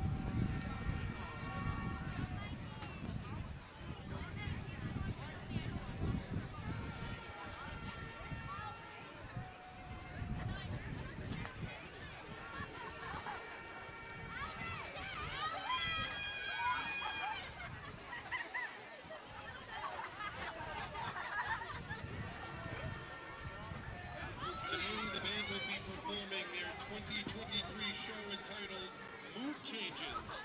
It features music from composers Randall Standard, Nine Inch Nails, Jody Camp, Dmitry Shostakovich. Everyone's trying to cut through. Please give a warm welcome to the Q&Q Quincy Band and Color Guard and student drum majors Jembra Gomez, Janice Arias, and Lillian Carey.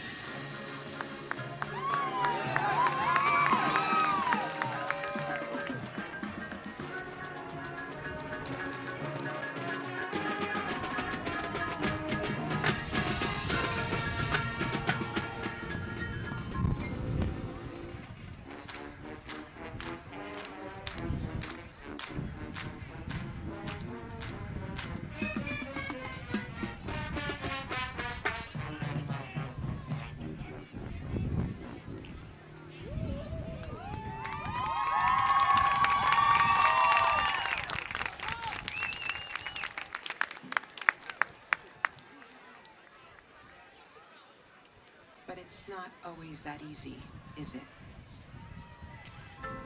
Sometimes something comes along when we least expect it and brings us down.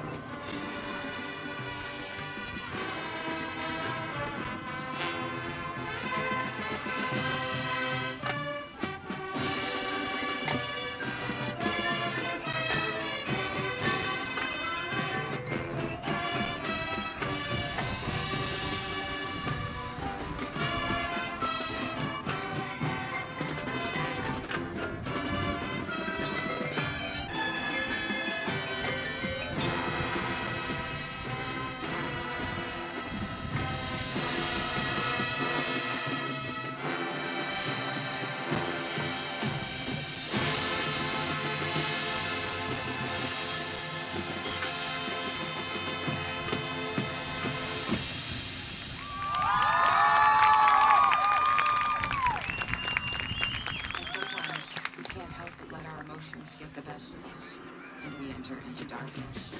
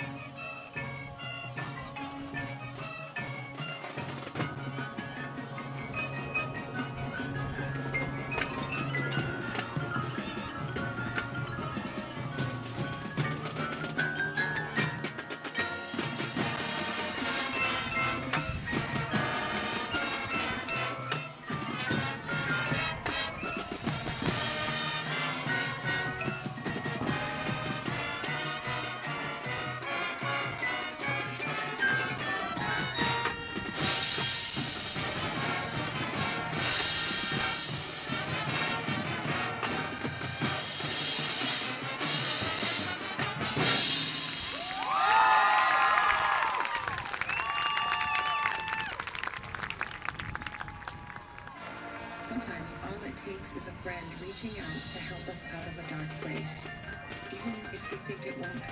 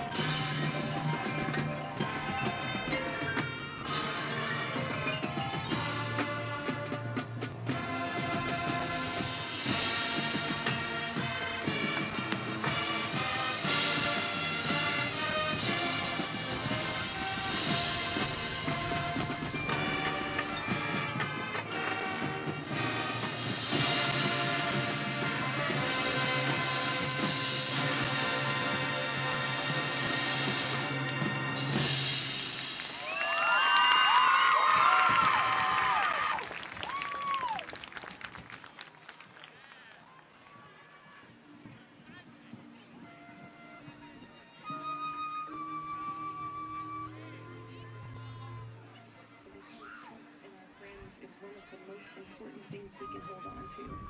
Don't be afraid to take that leap of faith.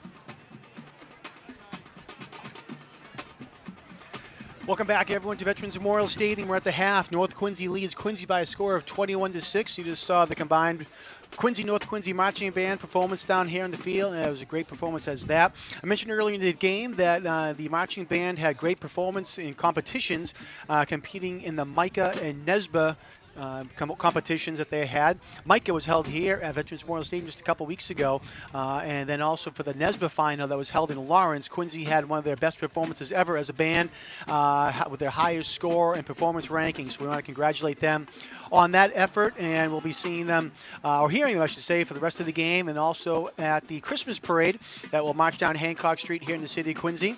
And speaking of the Christmas parade, QATV will have live coverage of the 70th annual Quincy Christmas Parade on Sunday, beginning at 12:30 p.m. on QATV Channel 8, QATV HD 1072, and online on our website, QATV.org as well. So we hope you stay tuned on Sunday if you're unable to get out to the parade, or if you live in a a different city or state, or moved away from the city of Quincy, hope you log on and keep watching that parade as well. In addition to all the other events that are happening here in the city of Quincy, earlier on during the game day pregame show, we talked about with Mayor Koch about the lighting of Quincy Center on Friday, tomorrow, and then also Santa's arrival by helicopter at Pageant Field on Saturday.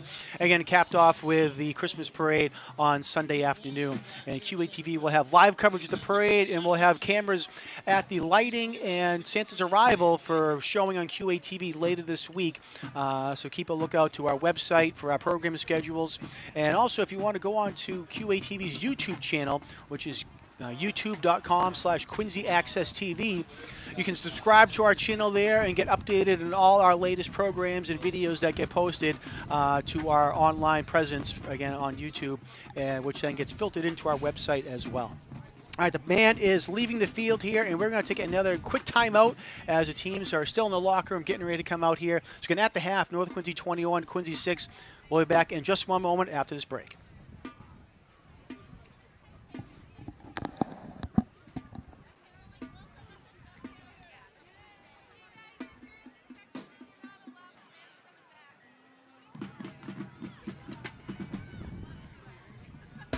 Quincy's lead abatement program, the South Shore Healthy Homes program, brings properties into compliance with the Massachusetts lead law. It is open to all Quincy residents, including homeowners and tenants that fall within the federal income limits. However, priority will be given to households with a child under 6 years old. Even so, a housing unit that is not inhabited by a child under 6 is still eligible, if that child under 6 spends at least 3 hours a day, 2 days per week at the property to be assisted. If the household meets the program requirements, they will receive assistance for the project in the form of a 5-year forgivable loan, meaning that as long as the house is not sold or refinanced within 5 years, there is no cost to the family. They will also obtain $1,500 per unit in state tax credits upon project completion. But the Healthy Homes program goes beyond just lead to address all the federal Healthy Homes principles and offer an additional $5,000 to repair any issues found. Each home that participates in the program also adds value to their property, as the repairs typically made include new windows and doors, interior and exterior painting, and updated safety features. Join us and learn more about this great opportunity. On November 28th, join us again at the Thomas Crane Public Library for a parent-focused presentation from 7 to 8 p.m. Thank you. Stopping smoking, vaping, or using other tobacco or nicotine products takes time and courage. Calling 1-800-QUIT-NOW is a great first step. Get connected to a trained Quit coach by phone or online. They'll share ways to curb cravings, handle life's big and small stresses, and tackle relapses with you. No lectures, no judgments. Reaching out and getting support can double your chances of quitting. So, take the first step. Call 1-800-QUIT-NOW or enroll online at mass.gov/quitting. All right, welcome back to Veterans Memorial Stadium. We're going to send them down to Jared Tucker and Coach Vernon Crawford real quick for an interview. Coach? Coach, I'm down here with Vernon Crawford. Any adjustments that you said to your team at half? Oh, yeah, just, basically, just trying to get the ball and get some decent field position and try to just get the offense going. Basically, defense is holding their own a little bit, so we just got to try to just maintain and see what happens. All right, hopefully you make a couple big plays over in the second half. Wish you the best of luck, Coach. Thank you guys so much. Appreciate you guys. All right, thanks, Coach Crawford, for taking the time out here as you're heading across the field to get ready for the second half again. Here at halftime on the 93rd Annual Thanksgiving Day football game, North Quincy 21 and Quincy 6. Martin, we heard both coaches talk about some adjustments that they need to make at the half. What do you think they're going to be looking for both teams? North, I think, is just going to cut down on the mistakes, the silly errors that Coach Craig talked about, like the flags, some of the false start procedure stuff. And then defensively, they missed a couple tackles. The touchdown run for Quincy was a missed tackle in the hole, and Steinberg broke it. So I think for North, it's just kind of studying the course and eliminating kind of their own self-inflicted wounds. I think if you're looking at Quincy High, Coach Crawford talked about getting the offense going. They only had 3 first downs on 5 drives, 0.6 per drive.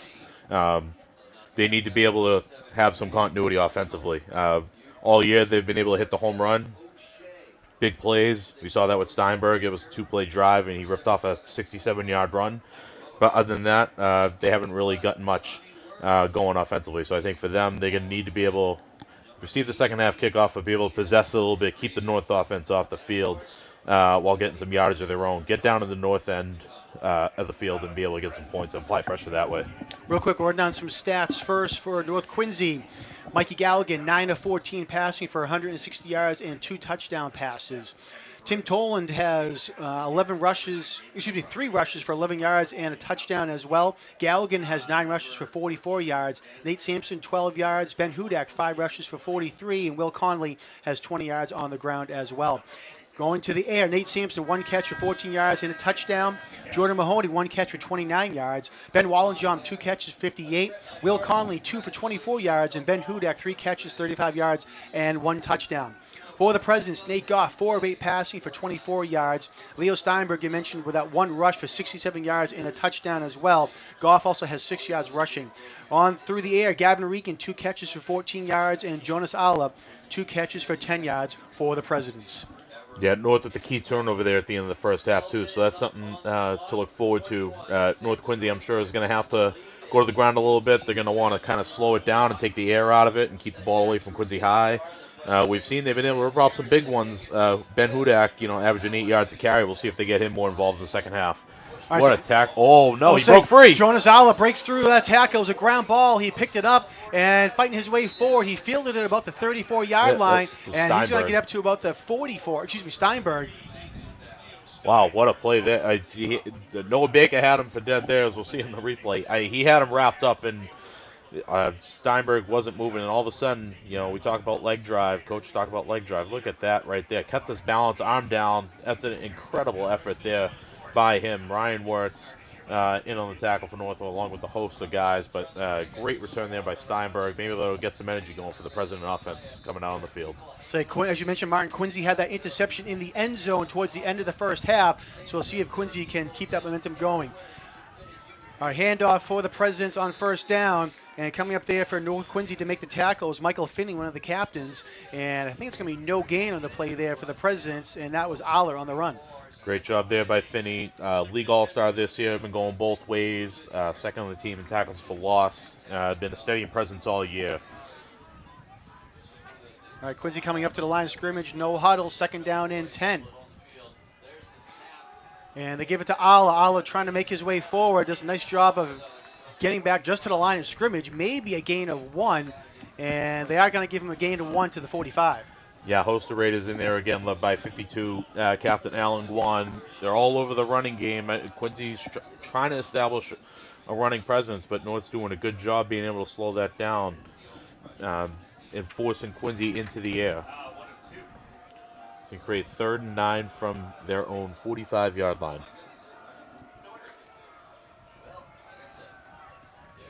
Goff in the shotgun. He just looked over to the sideline and moves Alla from his right to his left. Just to get the play off. That was Steinberg in the backfield. That passes to Alla over to the right side. Alla gets a first down and more into North Quincy territory, and he'll get brought down to North Quincy 41. Great individual effort here by Alla, as we see. They switch Steinberg into the backfield. They bring him off, motion him out away, and then they go screen to the north side of the field. They split him out a little bit wider to give him some extra room, and Alla, we can see, he's going to bust one free if he can get another shot at it, I think. Does a great job just for freshmen to be able to evade a couple tackles in traffic and make something happen. Marquise Rodriguez-Smith with a touchdown saving tackle for North. All right, so first down and 10 now for the Presidents at the North Quincy 41. Just underway here in the second half.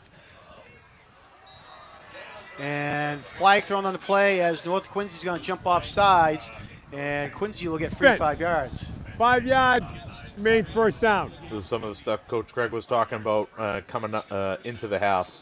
Stuff that they were trying to eliminate, and that's a play there from North. They got to be alert, got to be looking at the ball, looking at the linemen. Can't afford to give Quincy any free yardage here.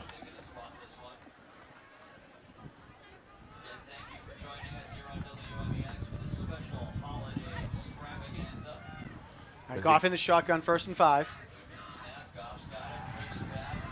Goff down the middle of the field, and it is almost intercepted by Will Conley. Went through his hands. Would have been a spectacular catch. Pass was intended for Jaden Francois. That was as like you see in an the almost replay. catch for. That was like an almost catch for Francois and an almost pick for Conley. It was like right there.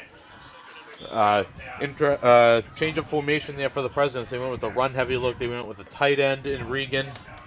Down to 3-point stance. They went Kevin Gray as the wing, H-back style. So a run-heavy formation, looking to see if they get Francois one-on-one, and they did. They just couldn't connect there. All right, second down in 5. Goff pass over to the left side, incomplete. Was looking for Regan, it looks like. It should be Owen Desmond.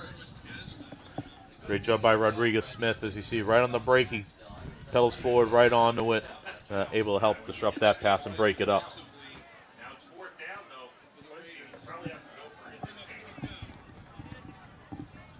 We'll bring up 4th down here for the Presidents. Big 4th down play. Keep an eye out here for Kevin Gray, number 7. They've hit him a couple times this year. A little pop pass right in that, just behind the linebackers, right in front of the safety. We'll see if they go him here. 4th and 5. North jumped off sides, but they were able to get back. They didn't call it. I think they're going to say he didn't cross.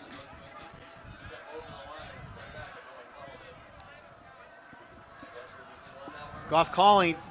Less than 10 seconds to go on the play clock. And there it is. It's going to be a delay of game against the Presidents. Are they going to get the delay game or Coach 5 Crawford yards. call timeout? Nope. Made 4th down. I saw him looking at the side judge shoot Coach Crawford. I didn't know if he was going to try and get a timeout at the last second if he saw that. I think if anything, the 5 yards will back him up a little bit and give him some room to punt. A little bit more of an area to kick into, not get in the end zone. Interesting there. North did jump. That side judge must have deemed that he didn't cross into the neutral zone because no flags were thrown. I think Quincy Howe is banking on that.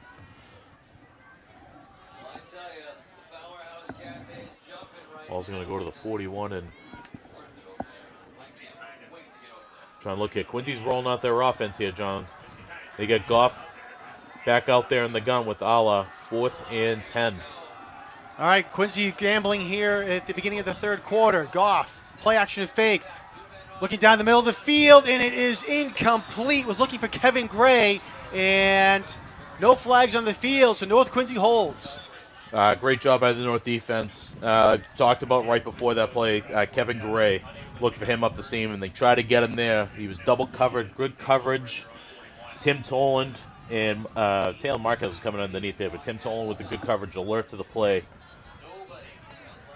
It's going to be a turnover on down, so big stop there for the North Quincy High defense. After Quincy High hit a couple big plays, they hit all in space for a big 1st down, but not able to keep it moving. Look for North here to keep the ball on the ground and see if they can grind it out in the second half. A handoff to Hudak up the middle, across to the 45, and he'll get brought down at the 47. As we see in the replay here, he's just going to go straight dive right up the middle, one-on-one blocking. Good tackle there by Quincy High Presidents, number 22, Will Codner, making that tackle in space to knock Hudak off his feet. Hudak, a senior running back here. This is kind of one of those textbook Thanksgiving Day games when now you're getting into winning time and you're going to lean on a senior. Hudak's going to be that kid here for North, I think, that they're going to try and lean on in the second half. Hudak got the ball again, but got tackled in the backfield. Great job there by Jacoby Quinn, number 54 for the Presidents. It's just a sophomore. They got some young guys up front that have been doing an excellent job, and Jacoby Quinn's one of them. Great job on the ankle tap there to stop Hudak for no gain, maybe a gain of 1 at most. And he had some room on the outside. They're going to spot him at the 46, so it's a loss of 1 there for North Quincy. They'll bring up 3rd and 5 now. We'll see what North decides to do here. If they're going to put it in the air, they're going to try to go back down on the ground. Mikey Galligan, play action fake. Looking downfield, nice coverage by the Presidents, and Galligan's going to run it himself, has the 1st down, and gets out of bounds at the 45-yard line. Great job there by Mikey Galligan to convert the 1st down. That's been one of the differences for North all year. Token run fake. And when I mean token, Galligan was standing straight up like there was no way he was handing that off. Quincy High did a good job in coverage. He had everybody covered. Galligan's able to roll to the outside there, get enough for the 1st down. That's been one of the big differences in terms of looking at both teams' offense. North in the first half, 14 first downs on 5 drives, and a lot of it due to Galligan's foot speed and foot ability there, keeping drives alive, keeping possessions moving. Exactly what you need.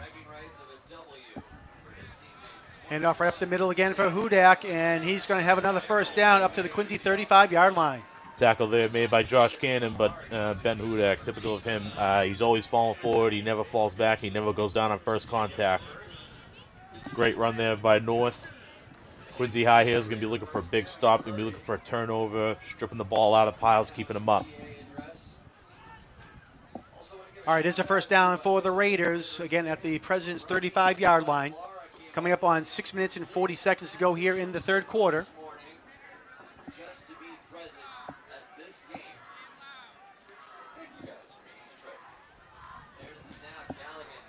Galligan. And gets out of harm's way and stays on his feet, and just through kind of a duck up there. Might have been an ill-advised pass. Was looking for Hudak, and it falls incomplete. Hudak was open, but yardage-wise, he was falling down. It was probably better that he didn't catch it because he was about 3 yards behind the original line of scrimmage anyway. But what an effort there by Galligan. Look at that. And a couple guys on pressure for the Presidents. Galligan's a slippery customer back there in the pocket, and he's keeping plays alive. And Quincy High, if they're looking to get back in this game, they're going to have to make some tackles. They're going to have to keep him back there. Brings up second down and 10 now for North Quincy.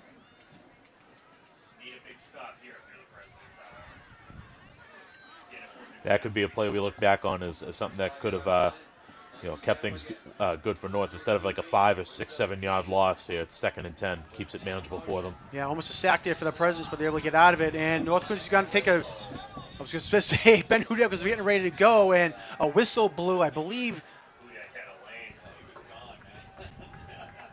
So I'm not too sure if a timeout was called on the field or what, but the whistle blew. They had that fake check trap come back the other way, and as you said, the seam was there. Offside. Defense. 5 yards to the previous spot. Made 2nd down.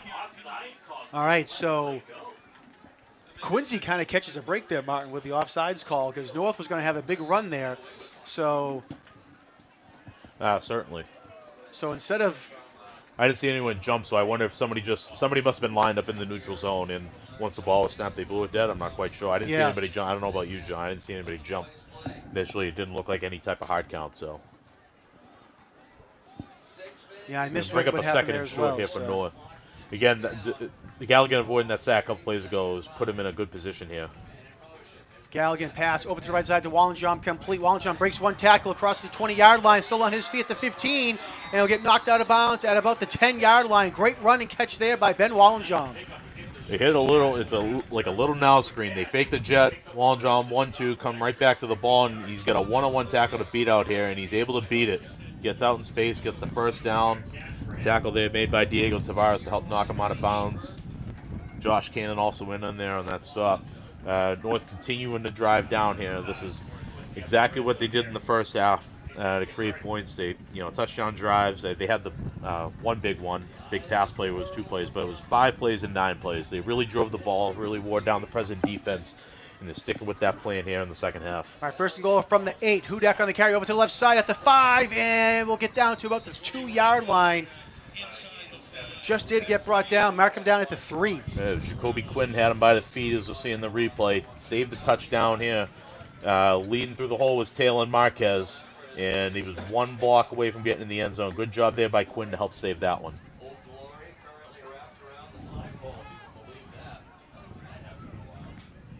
All right, so second and goal from 3 now for North Quincy. Under 5 to go here in the third quarter. I expect North to keep it on the ground here, especially at the first half. At the end of the first half, to try to put it in the air to get another score here, but they're going to play it safe. Hudak over to the left side, and he'll walk into the end zone untouched for the 6 points. Touchdown, North Quincy. Great run there by Hudak.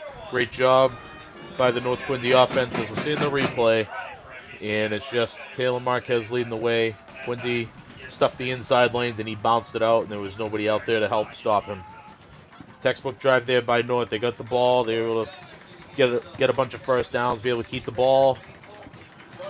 put pressure on Quincy by getting down on the goal line, and then they scored the 6 points. So absolute textbook first drive here for the North Quincy offense to open up the second half. All right, North's going to line up for the extra point attempt.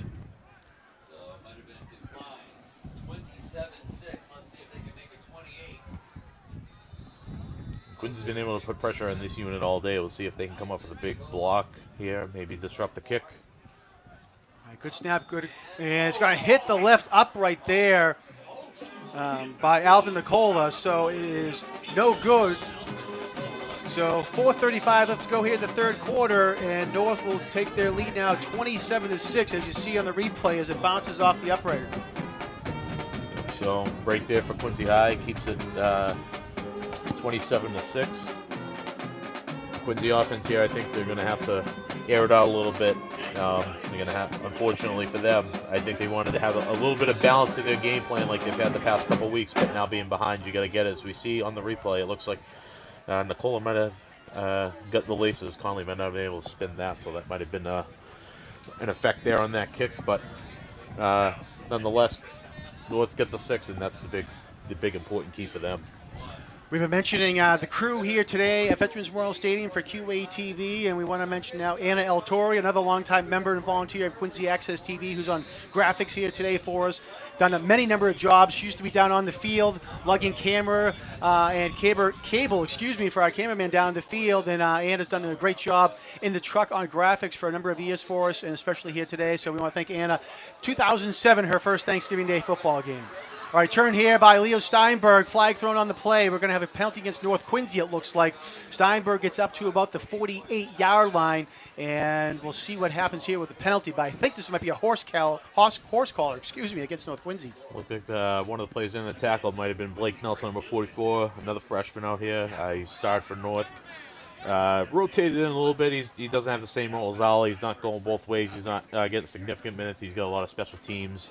Playing middle of the season, he saw some snaps on the defense. During the return, first to fall, horse collar. On the kicking team, 15 yards from the end of the run, it'll be a first down. Yeah, Quincy's done a good job in the kick return unit all day. When North's kicked it deep, Quincy's got great returns off it. Al's had a good return. They kicked it short this time. Bounced back to Steinberg, and he got a big run. And then they get 15 added onto it. So Quincy High in positive field territory here. All right, Quincy quickly comes up to line of scrimmage. They're going to hand it off, and I believe that's Jonas Alla on the run. And he's going to get across the 40 to about the 37-yard line. I think that was Steinberg, John. That was Steinberg. Oh, yes, it carry. Was. Tough run there. Paul Glynn, defensive end, helped able to keep that boxed in. Quincy High going back to their double wing formation that they scored on in the first half. This is where you get a bunch of bodies in the tackle box, and all it takes is one broken tackle and you're gone. You can see the safety for North, Tim Tolan, he's only 7 yards deep. And it looked like they were trying a counter play there, but they couldn't execute, and it's going to be a huge loss there for the Presidents as Goff's going to get tackled back at the 45-yard line. They had the counter, too, as we'll see in the replay. They were looking for Desmond. They had a lineman pulling across him at 56, Cameron Lynch Jr., looking to get him out in the space. The timing just wasn't there, and Goff was forced to hang on to it. It was probably good that he hung on to it. The ball was loose initially, so gives them another shot here. They're going to stay in the same look. We'll see if they maybe try and pass out of it. So it's a 9-yard loss, looking to pass downfield, and incomplete. And a late hit's going to be called against North Quincy as well. They handed it off to Jonas Alla on the halfback pass. He had Gavin Regan downfield. They couldn't connect, but he got hit late, as we'll see here in the replay. Right there, you can see it just at the tail end. Yeah, again, North Quincy's done a solid job defensively, and they keep killing themselves Foul. with these penalties. Roughing the passer on the defense. 15 yards previous spot by rule, automatic first down. Yeah, it keeps Quincy's drive alive there. That was a great job there by Quincy High. You know, you look at the down and distance context, you're thinking pass, they come out in the run-heavy formation, and North Quincy fell asleep. It was a great call by Coach Vernon Crawford. They got Regan deep. They weren't able to connect on that, but North with the personal foul gives Quincy the first down. All right, so Quincy will have it now at the North Quincy 31-yard line. And we'll see if Quincy can convert here and put some points on the board with some of these penalties North Quincy has been giving them. Again, 1st and 10 from the 31 now. And that's going to go to Owen Desmond over to the left side. Desmond up the middle now, still on his feet, and he's going to go in for the touchdown. Owen Desmond with a fantastic run up the middle of the field, breaks some tackles, and gets in for the touchdown. What a great job there by Owen Desmond, and I'm sure we'll see on the replay here. Quincy run a power play, and they got about 3 lead blockers coming through and 2 linemen pulling. So a great job. He breaks a couple tackles. North gets sucked in. And that's like one of the benefits there of that double wing. Everybody's up so tight where if you break that first level, you break that first tackle, you get a lot of space in front of you. Quincy High pulled 2 linemen, led with 2 running backs through the hole. There was the equivalent of a student body right there. And Owen Desmond does a great job to do the rest. They're going to go for 2. Desmond goes into the backfield again, and they give it to Desmond, but this time he's going to go nowhere quickly. No, he's got it. Oh, excuse me. I thought he got tackled in the backfield. No, he had a pretty clean run into the end zone there. Okay, Lane was pretty well open. The side judge signaled it for about half a second, and then he put his arms down. That's what I was looking at there. Okay, so, well, Quincy gets a 2-point conversion, Martin. They fooled me there. I thought someone had come in for North Quincy. I thought it was Brody Baker had come in to make the tackle, but Desmond goes in for the 2-point conversion, and Quincy now with some life here. They trailed 27-14, but still in the third quarter and plenty of time left. Great job there by Quincy High.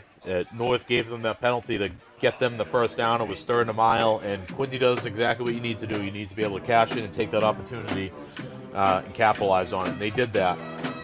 We'll see the Quincy special teams unit come out. We'll see if they try anything tricky. They come out to open the game with the short little kick. The North front line is going to have to be alert here.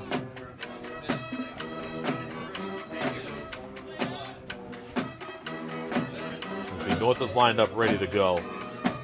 You get a look at Braden O'Connell. Handles all the special teams kicking duties for the Presidents. So as you see there, the kick-off unit's all within the hash right now, so North is going to be on their toes alert.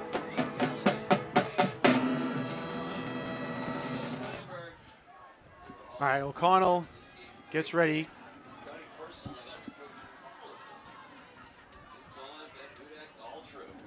Short kick up the middle of the field, and fumble there quickly by North Quincy. They pick it right back up. John. Nate Sampson over to the right side.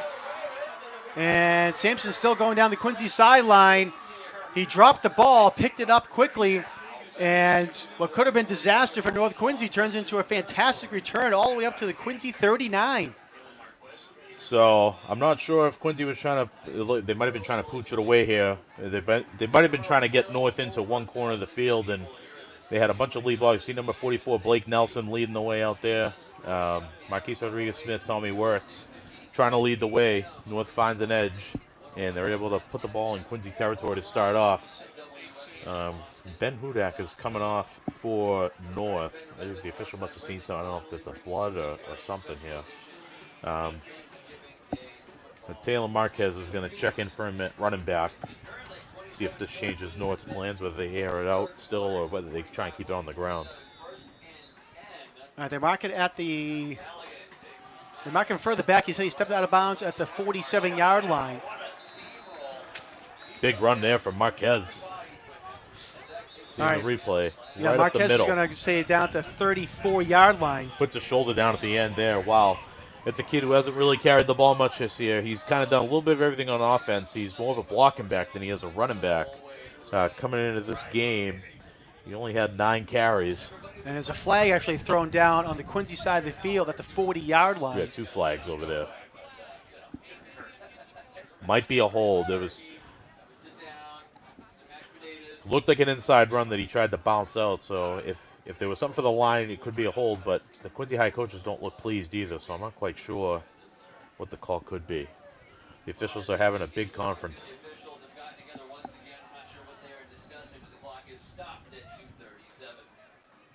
You got a good look at the Quincy High defense there, led by number 7, Kevin Gray, league all-star. At number 79, Justin Silva, junior lineman. Number 54, Jacoby Quinn, a sophomore. Quincy has going to return a lot of guys next year. After the play, personal foul. Defense. After the play, unsportsmanlike conduct. Offense, those penalties wash. Be first down. All right, so a couple penalties, one on each team, but they're going to negate each other. So ends up being a big run there by Taylor Marquez, and it'll be first down for North Quincy at the 34-yard line. Yeah, that might explain some of the displeasure there from Coach Crawford. You know, another penalty for them, and I can see Coach Craig on the north sideline not pleased either. There was a point of emphasis for him going into the locker room. Cut down the penalties, cut down the extracurriculars. You know, North's got to tighten up here a little bit. All right, they start to wind the clock as we come up on 2:15 to go. Galligan looking to pass as he goes back. Still trying to find something, and he's going to throw it in. Very dangerous pass there by Galligan. It was almost intercepted by Steinberg, but it dove for it and just came up a little short, as we'll see here in the replay. Steinberg was inches there. North, I think, tried to catch Quincy sleeping. Quincy was alert to it. Kevin Gray with the initial pressure here. Keeps Galligan in front, doesn't let him get outside, and as you said, Steinberg was inches away, diving for that loose ball. All right, so bring up second down for North Quincy. Quick snap there. Galligan hands it off to Hudak. Hudak trying to go over to the left side of the field and stretch it out. And nice pursuit here by Quincy. They and got he's him. going to get brought down. Great job there by Quincy's number 80, Darrell Wright, to stretch out that play and hold up Hudak and wait for the rivalry to come down and bring him. Yeah, great job there by Wright. I think he's been playing a little bit of outside backer, some defensive back. We've seen him in pass coverage a couple times. He does a great job to just string that out, and Hudak had nowhere to go on the outside. Did he lose a play on that, or did he get a couple based on the original line? They're going to have him down at the 32, so it looks like he actually ends up getting a couple yards on that play still. They must have given forward progress on that. That was a good job by Quincy how to string that out. All right, so it's 3rd and 8 now for the Raiders. Conley goes in motion. Mikey Galligan has a man open down the field. Open. Jordan Mahoney, touchdown, North Quincy. Mahoney stuck behind the defense and pushes it in for the 6 points. There's a little miscommunication, I think, on the back end. North motion, Conley across, and it looked like just a couple slants and a flat. And credit to Jordan Mahoney. He kept running, as we'll see in the replay. He was in the slot, and they all flew to Will Conley. And Mahoney just sneaks behind, and one of the toughest catches you can make is when you're like all alone there. You might get a little nervous, but Jordan does a great job. Hey, the past couple weeks, you know, he's really shown his skill set as a wide receiver type, and you know, he's normally a bulldozing running back, fullback type. Come up really big. One of those seniors, you always find a couple seniors on Thanksgiving that kind of have a great game when you need them, and he's having one of those right now. All right, North's going to go to 2 to try to make it 35-14 and push it up to 3 touchdowns. Galligan rolling out. He's going to have some space, and he goes in for the 2 points. Had a nice block down there in the corner of the end zone there by Ben Hudak as well to free him. And with that, North Quincy now takes a 35-14 lead. It was a great job there by Hudak. North runs crossing routes. Galligan just sees space and he takes off, and Galligan was able to hold his block just long enough. So it's going to make it 35-14. North answers right back offensively to the Quincy score. Big drive for them. Real quick, want to mention all of our camera people that are out here today. They have been doing a great job. Some fairly new, some have been around for a while, and they're doing a great job. Luckily, it's a nice day for them out there today, not too cold. This, as you mentioned a little bit earlier, Martin, it's a little bit of a windy time out there, but either way, I want to thank Ryan McWade, Nadan Nair, Scott Daniels, and Matt Coughlin as well for all their hard work they've been doing here down the field and out up in the stands on camera as well. Want to welcome Scott back. Scott's been on the injured list for a little bit, so we're glad to have him back here. His first outing in a little bit with QATV, so glad to have Scott back. He contacted me and said, I'm ready to come out. I want to get back on Thanksgiving, so we're glad to have him here on Thanksgiving morning joining us yet again. It's awesome, and we've gotten a lot of great shots, and it's, you know, huge thanks to the camera people out there today. All right, ground ball kick there by North Quincy, fielded at about the 35-yard line. Owen Desmond on the run, and he's actually going to lose a yard or two on the play as he was trying to go towards the Quincy side of the field, but nice pursuit there by North Quincy, as we'll see on the replay. Yeah, Ariel White initially had the first shot and kind of brushed right by, but then Taylor Marquez, it looked like that, yep, that was Marquez right there to be able to make that stop. North Quincy going back to the squib kicking that we've seen for the most part throughout the year to try and eliminate big returns. And then, like we saw in the first half with Ala, like he can bust one free if you give him time and space. So North playing conservative on that end. Quincy going to go back to the double wing that they've had success with all day. And ball comes loose, and I'm not sure who has it. Ball's on the ground. I think North Quincy has the ball, and they do. Fumble recovered by North Quincy. Tim Tolan got it, and they were all over that. That was a 50-50 pilot right there. It looked like he never really got his hands on the ball in that handoff with that pass fake as well after it. There were a few Quincy guys, a few North guys, and I think Tolan just, the bounce happened to go his way there. I believe that was Leo Steinberg who was trying to get the ball and couldn't hang on to it. And as you see there on the screen, Tolan with the recover at the 36-yard line. 52 seconds left here in the third. You know, we've seen North keep it on the ground. I think North's going to be looking for a statement here. Galligan looking downfield again for Conley. Conley comes back and makes the catch at the 11-yard line. What a catch there by Will Conley. Saw it was going to be short, comes back to make the grab. Again, I don't think Galligan got his hands on the ball quite the way he wanted to. The ball flooded, but Will was one-on-one down the field. And you can see he comes back to the ball, does a great job. Francois not able to react in time there. Hey, North's going, with Quincy, they've shown the ability to score, and I think North's trying to put the stake in here and really put an exclamation point on this and try and put it out of reach. All right, coming up on 20 seconds to go here in the quarter. North can get one more play off.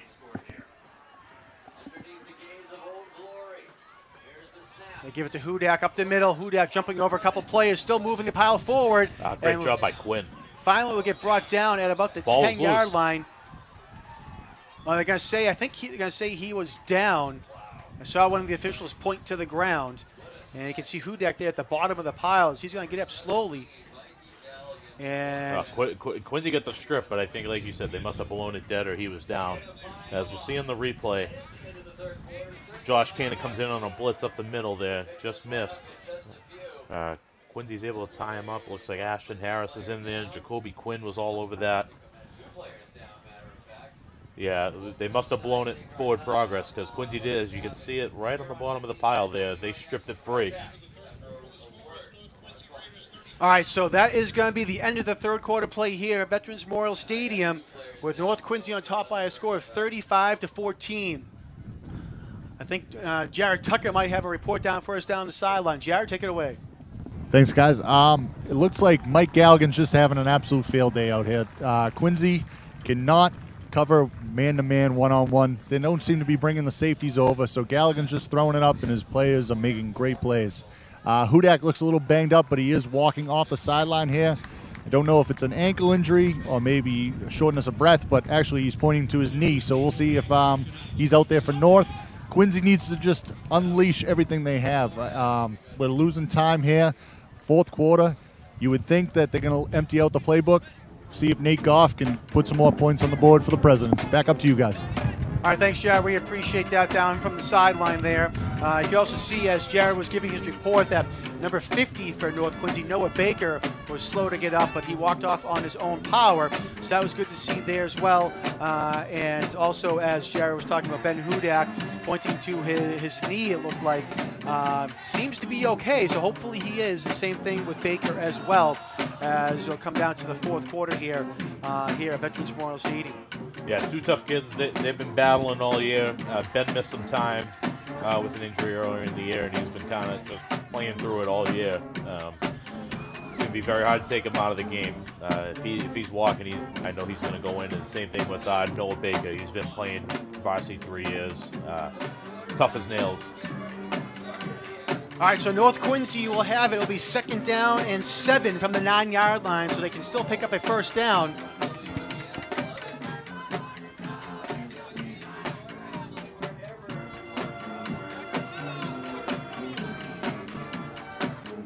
I want to remind you can log on to Quincy Access TV's website at qatv.org for replays, program schedules, membership information, video on demand, live streaming, and more. Again, qatv.org. All right, Galligan in the shotgun and being pressured out over to the right side, throws it into the end zone, and incomplete. Went through the hands of Nate Sampson, just couldn't hold on to it.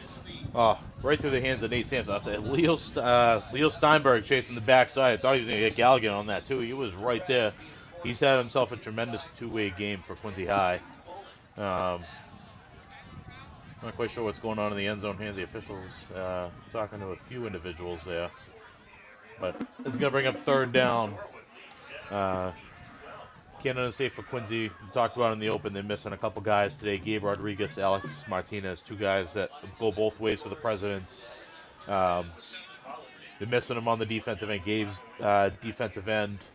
Alex, a defensive back. Certainly have missed those guys, and I think Quincy's been shuffling around. And they've played very well in spots today despite that. So give those guys a shout out to Quincy High D. Playing tough, playing hard. North's just making some plays when they need them. All right, Galligan again looking to pass. And he's going to run himself at the 5-yard line, keep him forward, and he's going to get brought down. We'll see where they spot him down. It might be at the 2-yard line. If so, that would be first and goal. We'll see where they spot the ball. Took a pop there, as we'll see on the replay. Galligan backpedals. North still going to the air here. Galligan all day has been finding some open space because they're playing man coverage. And he's finding an open lane. Looks like that was number 44, Donald O'Connell, junior linebacker, in to make that initial pop for Quincy High. They're going to come in and measure this one. It's going to be awfully close.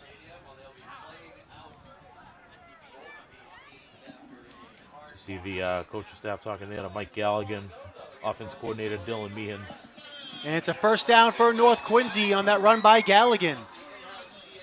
Galligan has come up with big play after big play when they needed it today. Anytime they've had a third down, whether it's through the air or making plays with his feet, he's made it today. Similar to how Andrew Novak last year for Quincy High. Every time Quincy High needed a big play, he answered the bell, and Galligan's doing that part this year.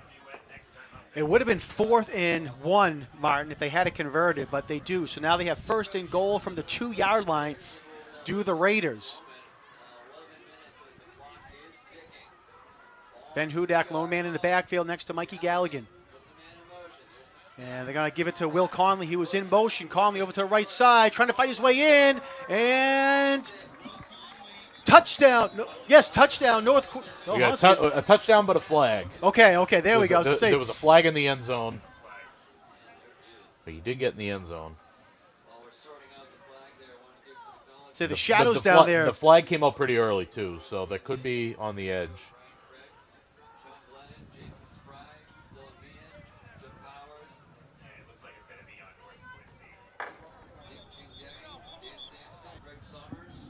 There's a man down.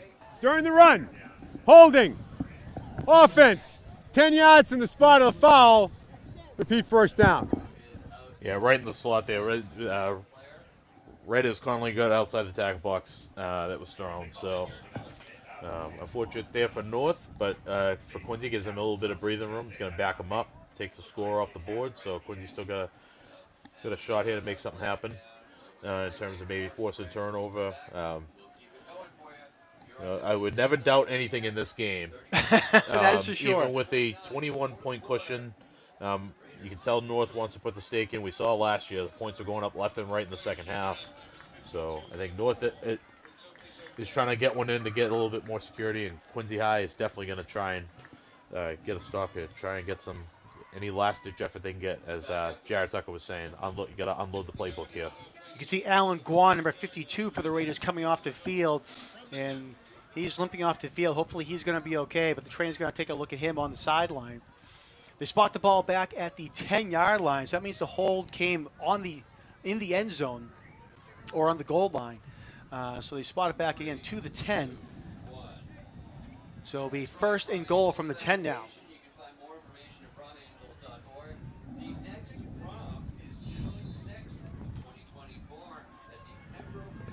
Hopefully he's all right. We saw Noah Baker, at the end of the third quarter. He's back in there, left guard, so good to see his injury wasn't serious. Low snap, Gallagher picks it up. Rolling out to his left, trying to make something happen. Being pursued by Steinberg. Gets away from Steinberg. Gets up to the line of scrimmage and gets brought down there by Jonas Ala. Nice tackle by Ala. And they say it's going to be all of that for a gain of 1 by Mikey Galligan. Yeah, great job. As we see in the replay, Steinberg had him, and I don't know how Galligan does it. Spin move, gets outside, just out of the outstretched reach of Steinberg. But Jonas Ala, a great job, great hit. Gets the wrap up and brings him right down. A lot of work for 1 yard. It certainly was a lot. He was back almost to about the 25-yard line when he started to go from there. See if North doesn't decide maybe to try and put the ball on the ground a couple times here to keep it moving. It's interesting that they're still electing to go to the air this close down to the goal line with the success that they've had. Well, on that scene, they give it to Hudak over to the left side at the 5-yard line, and touchdown, North Quincy. Ben Hudak pushes it in from 10 yards out to increase North Quincy's lead. There we go. They put it on the ground. They got the score. I think that'll be the exclamation point here for them. Great job by Ben, senior. Worked hard all year. Extremely motivated. And seeing some of this North group, they were extremely motivated and focused coming into today, and it's really showing out there. Looks like they're going to change it up here. Now, I know he's not on our roster, John, but I know that this is a freshman out kicking the extra point. He's not going to be on your roster. Okay. They brought up some freshmen. I think this is Mohammed Al-Zubaydi. He's kicked extra points for the freshman team. He's another pretty talented kicker as well. All right, well, they're going to fake it. Conley takes a snap, looking to the end zone, and Wallenjom gets it for the 2 points. That's an interesting play selection there for North. They really added on there. I don't know if that was called or not. They executed that, and they get 2. All right, so Wallenjom, again, with the 2-point conversion, and now that makes it 43-14, North Quincy. 9:46 left to go here in the game. We'll see if, I think, no, we're not at the running point yet. I didn't know if the clock was running, but we're not at that threshold. We'll see if Quincy High might just elect to run it out here and see what we got. North offensively has been almost unstoppable today. Outside of 1 turnover near the end of the first half, they had punted on their opening drive after getting a couple first downs. But other than that, North has been clicking on all cylinders today offensively. Quincy High has made some great plays. They've had some individuals come up with some key stops, but looks like today is just North's day. All right, Jordan Mahoney, number 10 for North Quincy, will line up to kick it deep. All right, going to be fielded by Quincy at the 19-yard line. Jaden Francois under turn, has some space up the middle, and will get brought down by his shoelaces there by North Quincy. Tim Tolan has been a special teams ace today. That's at least the 3rd or 4th tackle he's made, and shoestring is about as accurate as they can get, John. As Francois breaks for the first one, he's got a seam right up the middle, and Tim Tolan just hangs on. And that's you can see why earlier on North decided to start squibbing it and playing it off the ground, because Quincy is extremely dangerous back there.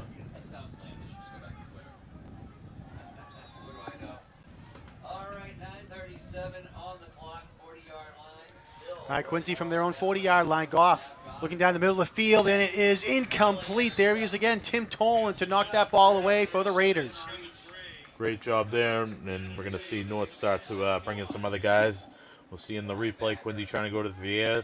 Sneak Alla through on the other side, but they're looking for Gray across the middle, and Tolan was right on top of that. We see number 81, Tommy Wirtz, he just came on. He's a senior defensive end. He's done a lot of special teams work this year, so we'll look for North to maybe start unloading the bench, seeing some of these seniors get in on their final game. Goff hands it off, but gets it back. Looking downfield, and it's going to go incomplete. I think the wind might have caught that a little bit, Martin, there. It's picked up, as you can hear on our microphone out on the field, as the wind is picked up and the ball kind of got caught up in the air, as we'll see in the replay. had a couple 20-mile-an-hour gusts. It makes it tough, and I think Gallagher's going to call it that in the game as well. Brody Baker almost got the tackle there, and Goff just throwing it up there. I think you're just trying to give your best player, Francois, a shot at the ball, try and make something happen.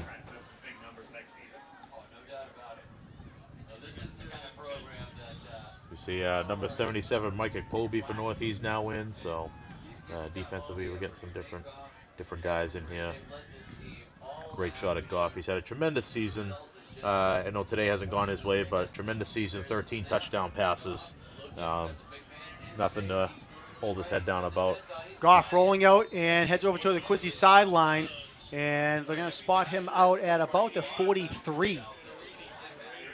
Play action, he's looking downfield, nothing's there. He rolls out to the right, and he's got plenty of green space. He directs, I think that was Kevin Gray to make that block on the edge, and Kevin's a pretty physical kid, and he made a big block there on the edge, so cleared it out. But it's going to bring up 4th down, and Quincy's going to elect to punt it away. They're trying to make some substitution changes, but I think they're going to be a few guys short, I think. Braden O'Connell back to kick it away for the Presidents, and finally getting all their personnel in. Will Connolly back deep for the Raiders to receive the kick. High snap. O'Connell's able to hold on to it, though, and he's going to throw it downfield, and it goes incomplete. Not sure if that was by design or if it just happened that way. North will get the ball over here on downs. We get 9 minutes remaining. As we see, it was a high snap initially. Yeah, I think it was a fake. They had a couple guys out in the route there. They had somebody right at the stick.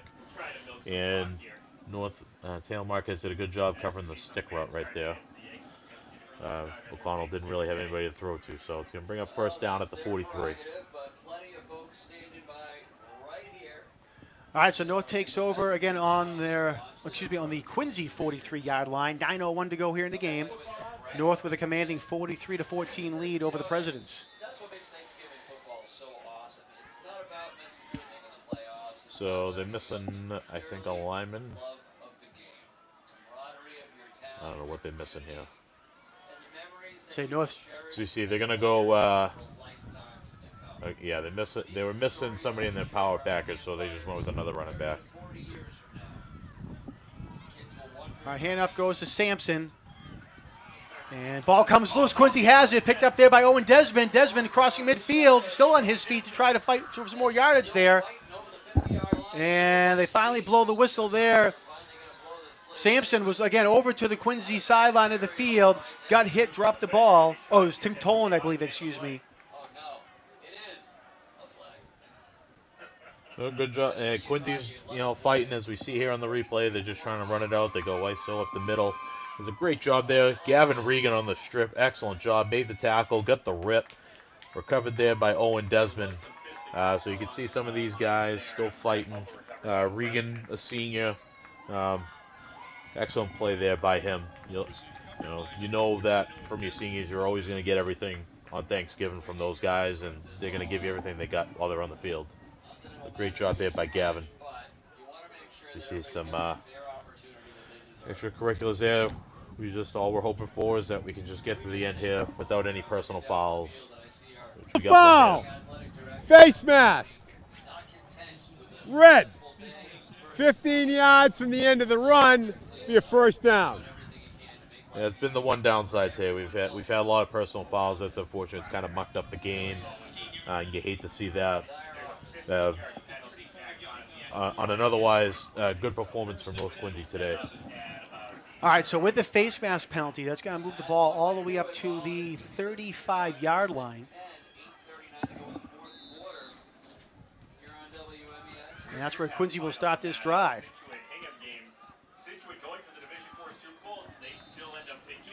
Handoff goes to Ala. The right side, no gain. Looked like Michael Finney in there on that tackle, along with Alan Guan. A couple senior captains here.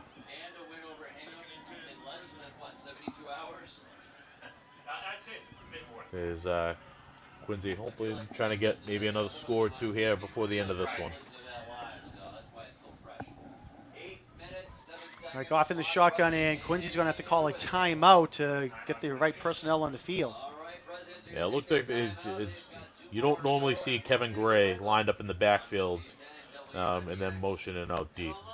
So I think they might have called a play or needed a second running back in there.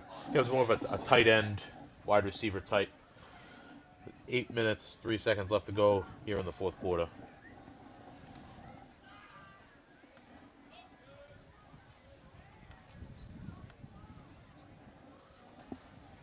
You get a good look there at some of the crowd, the North Quincy cheerleaders. A lot for them to cheer about today. And Quincy High played hard all day. You got to look at their offense here.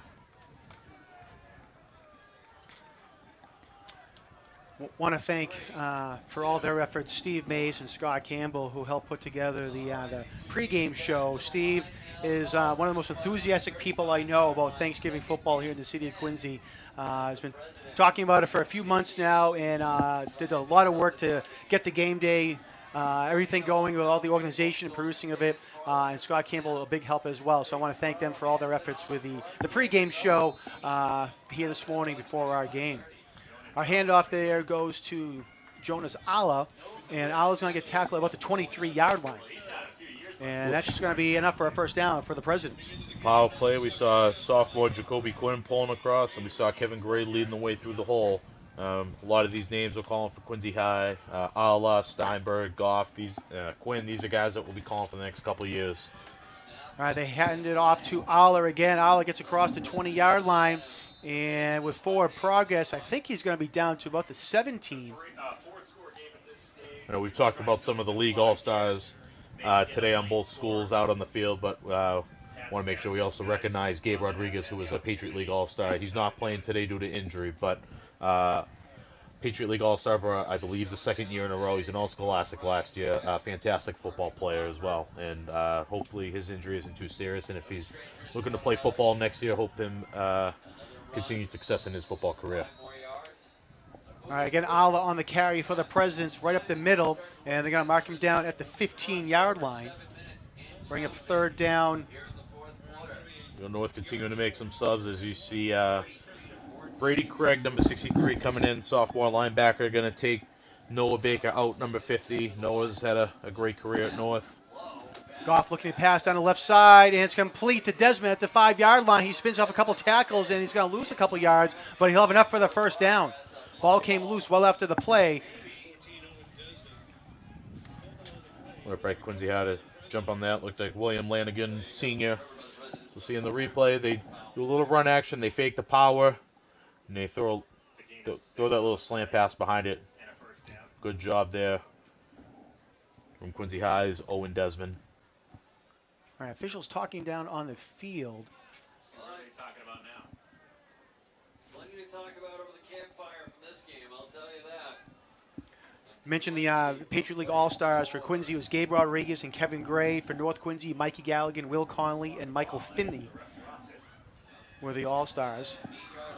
And there'll be a number of those guys, I'm sure, within coming weeks that'll earn some all-scholastic honors as well. Well-deserved. They mark him down at the 8-yard line.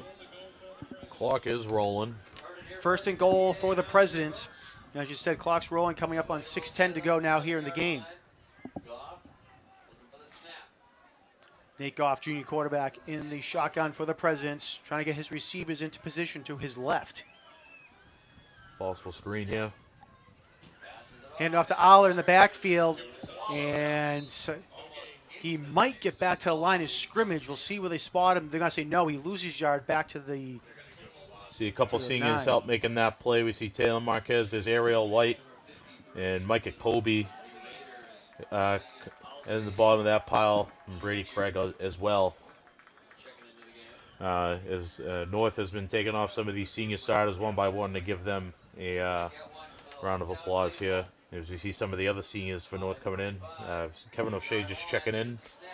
Goff over to the left, complete to Kevin Gray, and nice. Touchdown, Presidents. Nice job there by Kevin Gray to avoid that tackle and get in for the score. Great job there by Kevin Gray. You like to see a senior get in. So he does a great job. Takes the flat route here, breaks that first tackle, powers into the end zone. That's going to be his team high 4th receiving touchdown of the year.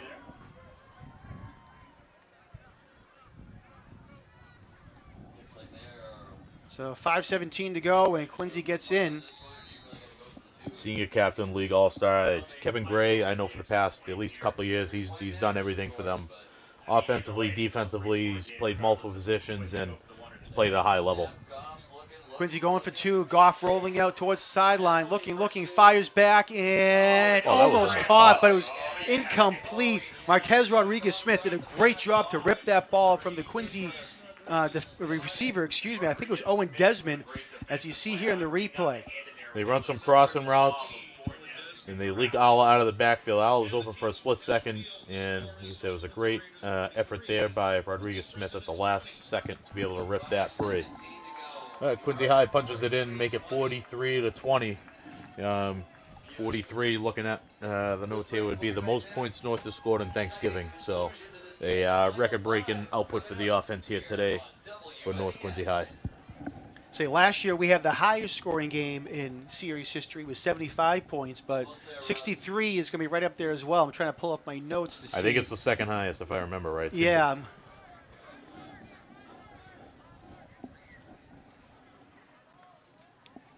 64 right now is the second highest, and that was back in 1955. Quincy won that game 44-20. So. What do we get for the series as it stands right now, John, entering today? Entering today, Quincy 49 wins, North Quincy 36, and 5 ties. So.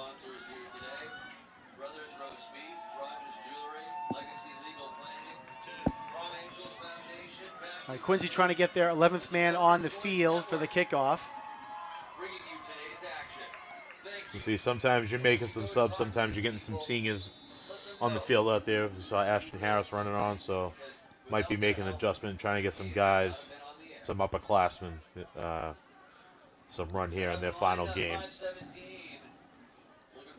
All right, O'Connell, onside kick. It's a great bounce, and it goes right into the hands, though, number 84, Paul Glynn for the Raiders.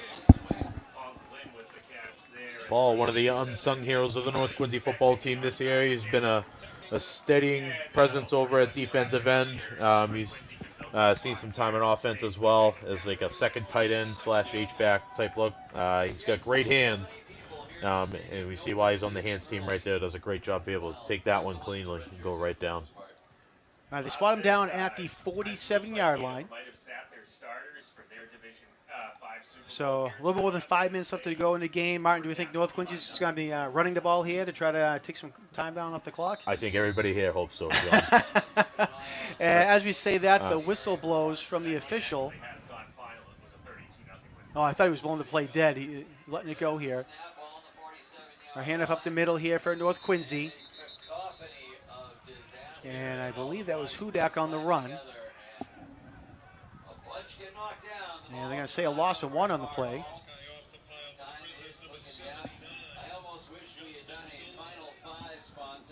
I think that was Justin Silva, a junior lineman in to make that stop. Lost about half a yard there. Call a loss of 1 on first down. Just by going to check out the Gem Jar in their showroom at 1250 President's Place, Hancock Street. Tell them the WMEX team sent you. You can have care here. Taylor Marquez now in the backfield for North. All right, Marquez was trying to get free, but nice job there by the Presidents to bring him down. Brady O'Neill, one of the men over there for the Presidents on the tackle. Will Gardner on the initial stop. That first contact, as we'll see in the replay, comes right off the edge as Marquez tries to bounce it out. Gets the first contact there, then Silva to clean it out there for Quincy High. No gain. Under 4 minutes to go now here in the game. Clock continuing to click down. 3:50 to the line. They are set. There's the snap. Galligan again hands it off. A big hit in the backfield there by the Presidents, as it was number 4 for North Quincy, Ariel White, on the carry. He got hit quickly, and Quincy's going to call a timeout. We had Steinberg, we had Cardner, and I missed who else. It might have been number 46, Joseph Fry, in on that stop. Quincy High. We had 3:41 left to go. Quincy's going to use a timeout. We'll see if maybe they come after the punt. See if they can't make something happen here. As we see Jordan Mahoney back for North to take the punt. To punt it away, and Quincy's going to put Jaden Francois. He's backpedaling right now. He's at about his own 23-yard line. Seen here in the fourth quarter, a lot of both teams trying to get personnel on the field as they've been trying to mix and match some people coming in and out. North Quincy gets their 11th man back onto the field. Mahoney high kick over towards the North Quincy sideline.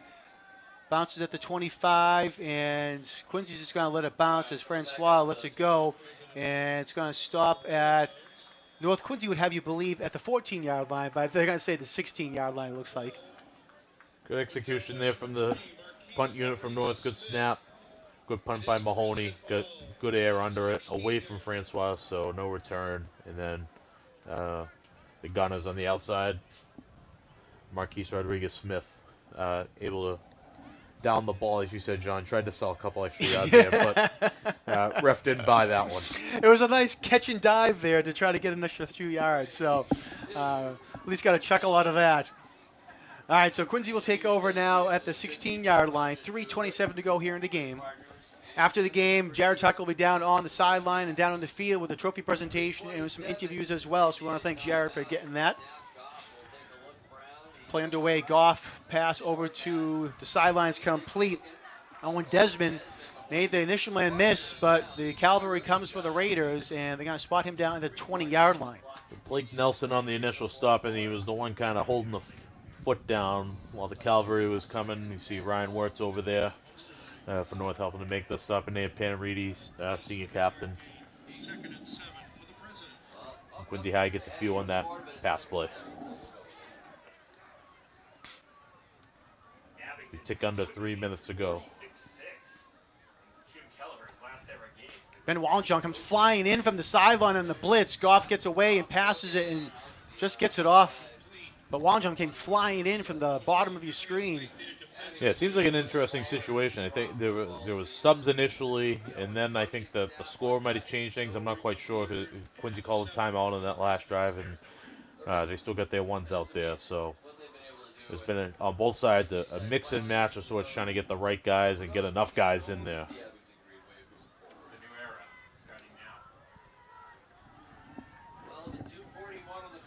We had 3rd and 7, ball in the 20. About 3rd and 6. Goff looking way downfield for Francois, and it gets tipped and it goes incomplete. So Ryan Wirtz, number 24, we've called him a lot on special teams this year. He does a good job in coverage. Just a sophomore. He's got one-on-one with Francois. Francois had the initial position there, and Wirtz gets up there to just barely tip that. So good play there by him. Two guys, that might be a matchup we see a lot of next year, Francois and Wirtz. It's going to bring up 4th down for Quincy High. We'll see what they do here. They got their offense lined up. Motion and Gray across, they're going to go for it. All right, Goff in the shotgun. As you said, 4th down and about 6 for the Presidents. Goff fires over the middle, and it's complete at the 40-yard line for the Presidents. Pass was complete to Gavin Regan. Regan still on his feet and crosses midfield. Great job there by the Presidents, and a huge play to get up to the North Quincy 44-yard line. Play action. They hit that seam area. This time it was, instead of it being Gray, they hit Regan coming across the middle. Wide open. Good job there, and Regan's a pretty strong kid too. But we do have a flag down at the 14, so unfortunately for Quincy, this might be coming back. The goal remains 4th down. So, holding call there against the Presidents, unfortunately, and that's going to move it back. So we get a look there at Coach Crawford, Ali Sleeman as well. He's helped out with the Quincy High football team as well, doing a tremendous job. We'll see it looks like they're going to change units here, so I think this will force Quincy to punt it away here. So the line of scrimmage marker still hasn't moved, but the ball is going to be on the 10-yard line. So tough break there for the Presidents. Looked like they had something going to end the game on a positive note, and the flag gets thrown. Quincy trying to get their last man in there as well.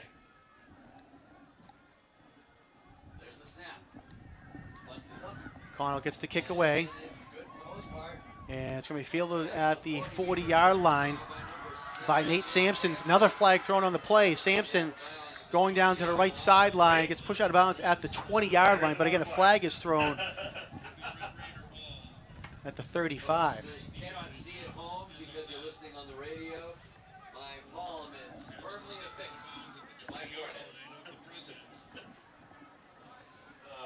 Let's see if North just selects to kneel it down here. I don't know if Quincy has for timeouts, but I would expect the ball to not leave the tackle box. Hopefully we can finish this game out clean as we can get it here. We've had a lot of flags in the past couple Good minutes. turn. Block in the back. Receiving team. 10-yard spot of the foul. Be first time. All right, so they'll move the ball 10 yards back from the spot of the foul. Now the flag and the ball are both at the same spot right now, so. Back end of the field is essentially cleared out. Still plenty of people around the side yards as well as the flag. 2:09 left to go here in the game. So maybe they're going to walk, if they're switching balls here, so maybe they are yep, walking there we off go, from the okay. 35, perhaps. So to the 45-yard line goes the ball, and North will take over from there. So we'll see on the replay. So about a 25-yard loss after all is said and done. It was a good return by Sampson to get it out of bounds at about the 20.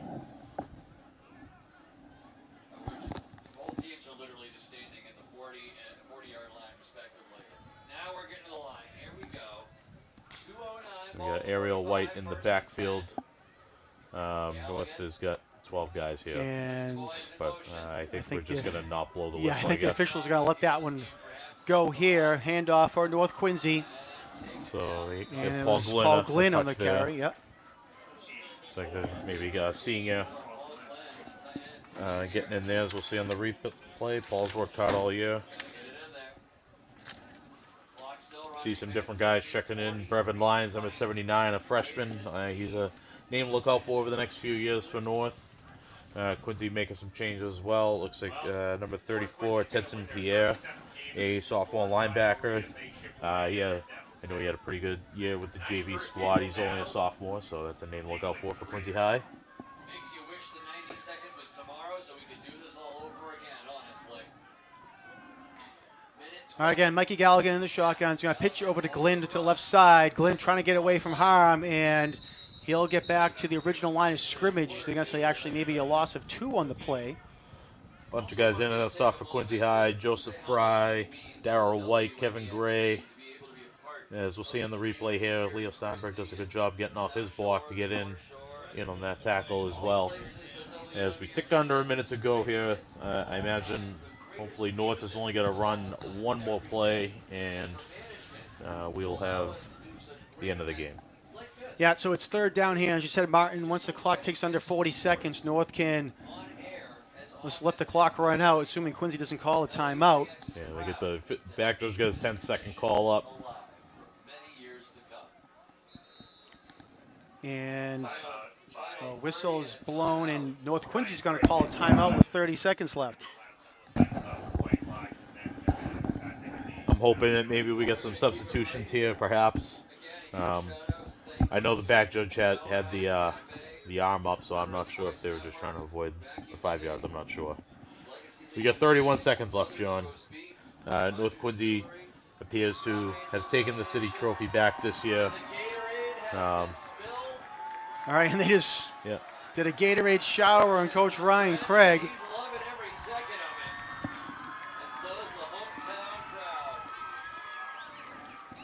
I'm going to assume that definitely caught him off guard with the timeout and 30 seconds remaining. Yeah, just throwing his play sheet there. He definitely got caught by surprise. He's usually, he's one of the most alert people I know, and if he got caught off guard, that's pretty impressive. Even when you know it's coming, you don't know when. All right, North Quincy just sent out 40 men on the field for the last play here. They're going to have to figure out I am who's not, on the field. I don't know what is going on here, John. There's zero idea, to be honest with you. There literally is like probably 15 guys from North out on offense. I think maybe they just got all the seniors out there. I'm thinking that's what they're doing. Maybe that's what they're doing. I think they're just going to take the penalty, I guess, and have all the seniors out on the field. That's what for the last snap.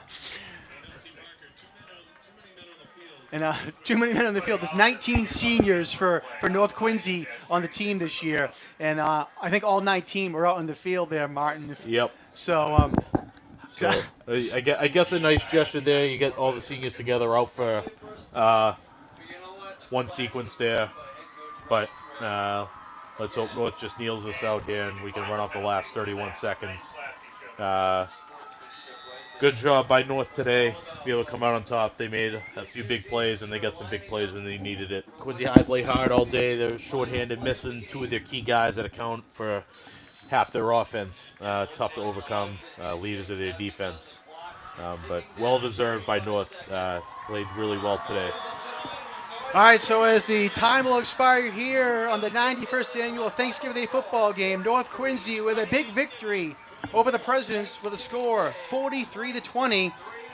And North Quincy really led throughout the entire game, dominated throughout the entire game. North Quincy had a couple opportunities but could not convert. Some tough penalties and some plays that went against their way. But give all the credit in the world here today to the North Quincy Raiders, really dominating up and down the field, left and right. And really from the get-go, I wanted to make sure that this was going to be a North Quincy Raiders victory. And it certainly was from the kickoff. Yeah, certainly. North won the game today. Nobody lost the game, which is kind of the way you like to see it. You know, kids making plays, making big plays all day. I know you'll do the stat rundown real soon, but, you know, Mikey Galligan had a big game for North. He's been the catalyst all year on the offensive side, throwing and running, and they needed him to show up today. He was a big part of the game plan, and he showed up. Ground game was excellent as well, pretty balanced. Mike had some good yards on the ground. Ben Hudak had a couple touchdowns. So offensively, North did a good job.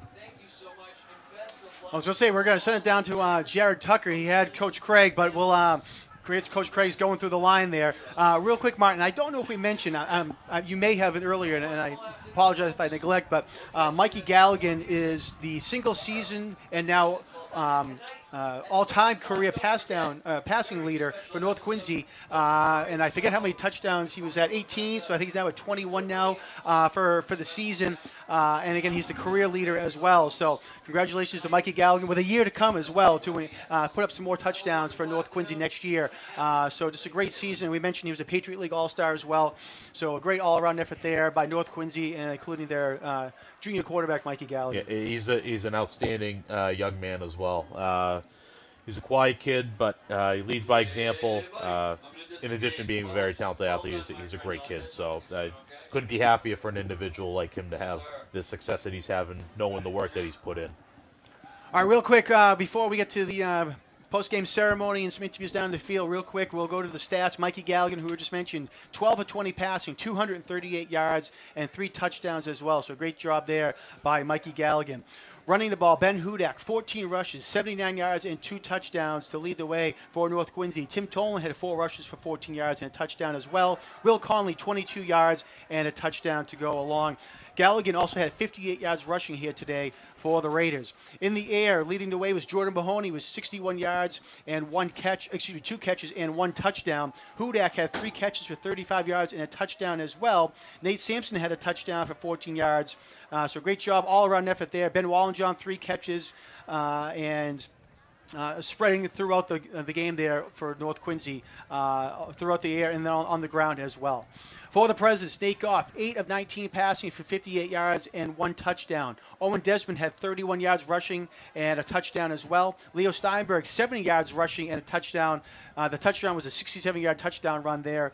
Kevin Gray had 1 catch for 8 yards and a touchdown. Jonas Alla had three catches for 24 yards. Gavin Regan had 14 yards through the air as well. So a couple of outstanding efforts there from both sides of the ball for both teams. I'm trying to see if where Jared Tucker is down the field, and I'm not sure if the truck can give me a yay or a nay if he's ready to go down there or not. As the North Quincy is getting down towards the north end zone of the field, and Superintendent Mulvey will bring out the city championship trophy. We'll be getting our camera down there as well.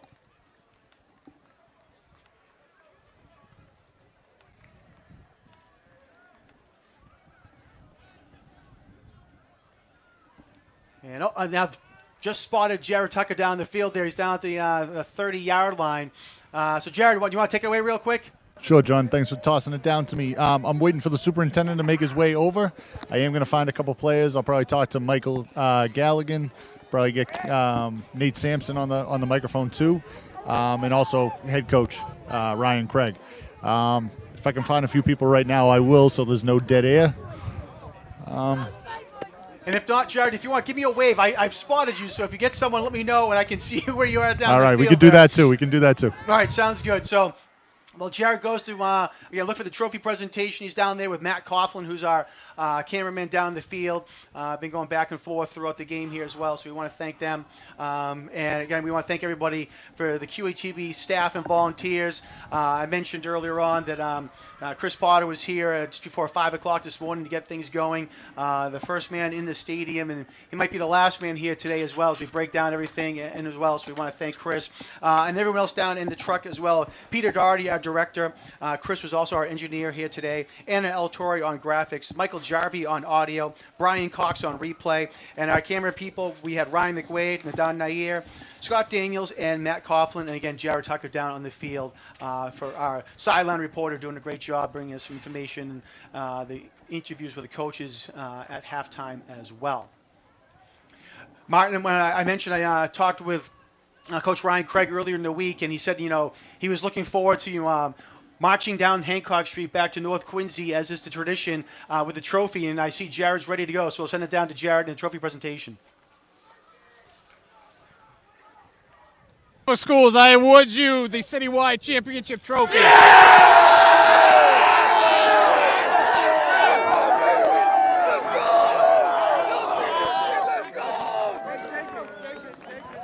All right, it's coming down. I'm going to grab Coach Craig real quick.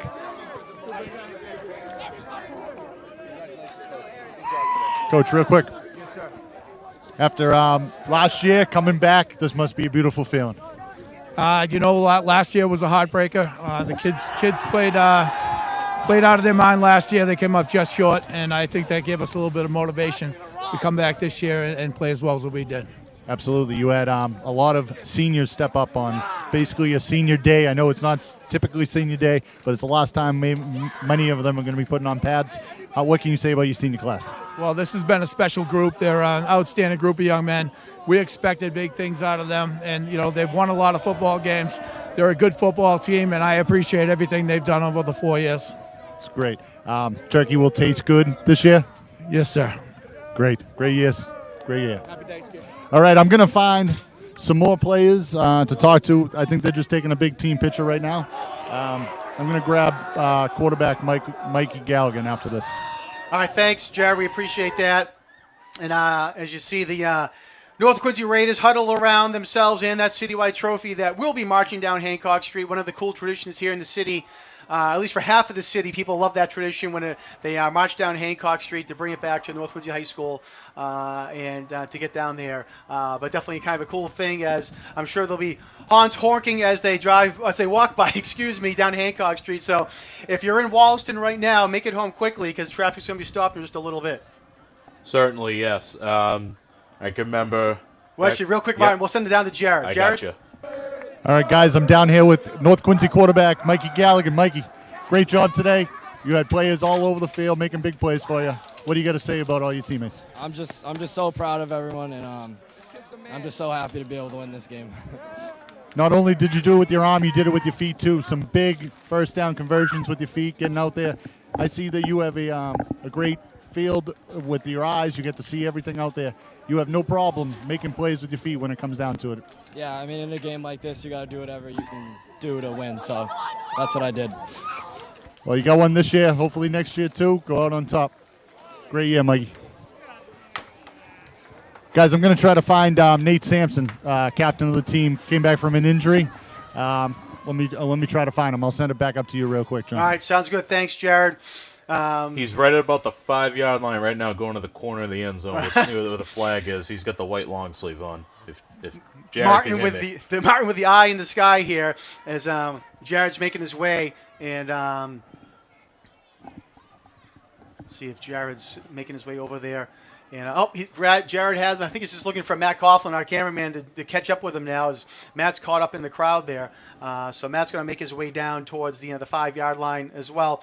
And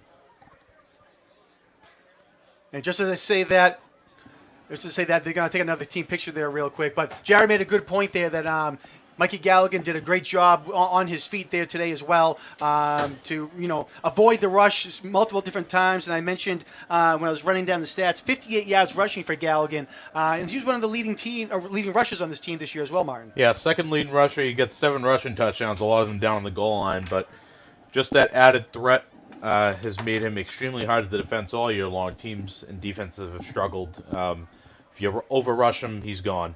All right, we'll send it back down to Jared with another one. Jared? All right, I'm down here with Nate Sampson. Nate, can't be anything sweeter than this, huh, buddy? Oh, yeah. Gotta love it. Gotta love it. We lost last year in a tough game, really close game. We really made up for it this year, I will say.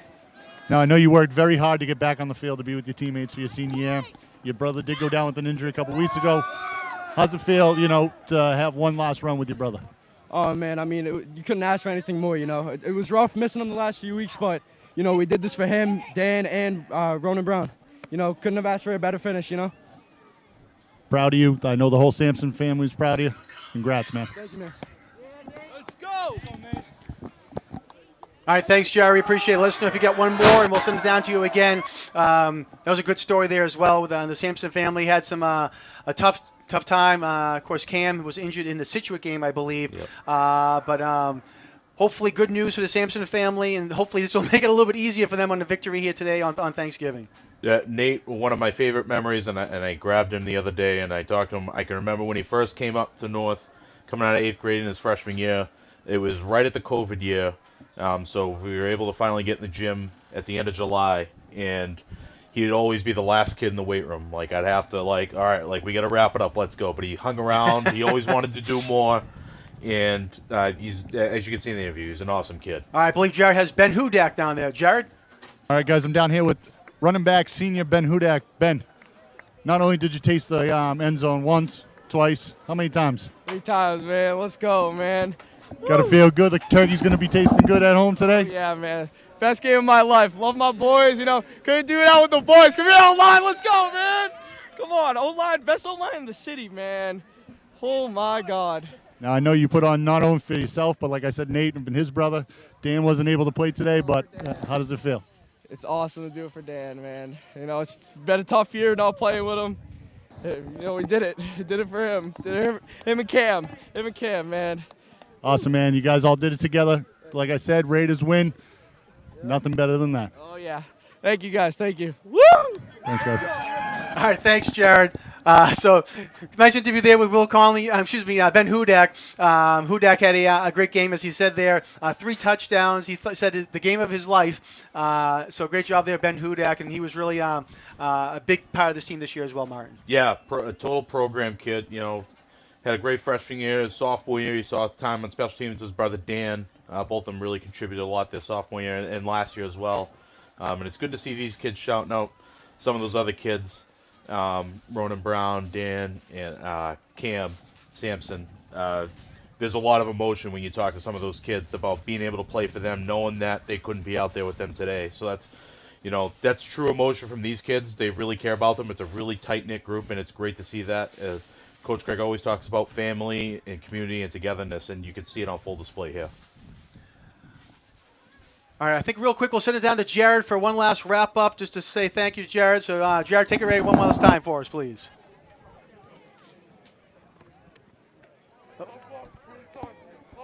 Oh, you guys got me? Yeah, down now we here? got you. Go ahead. All right, guys. I just want to give a special shout out to my family. My dad, like I said, he used to do this for a long time with you guys at QATV. It's nice to carry the tradition on. I want to give a shout out to my wife, my son Jackson, my daughter Alana, and my newborn Jet. It's nice to be around. Happy Thanksgiving, everyone at home. I'm glad you guys took in a nice Thanksgiving Day game with all of us today, and I can't wait to be back here next year. All right, thanks, Jared. We appreciate you for your efforts here today. And again, hope you have a great Thanksgiving at home, again, with you and your family as well. And again, thanks for coming out here to help us here tonight on Veterans Memorial Stadium for the 91st Annual Thanksgiving Day football game.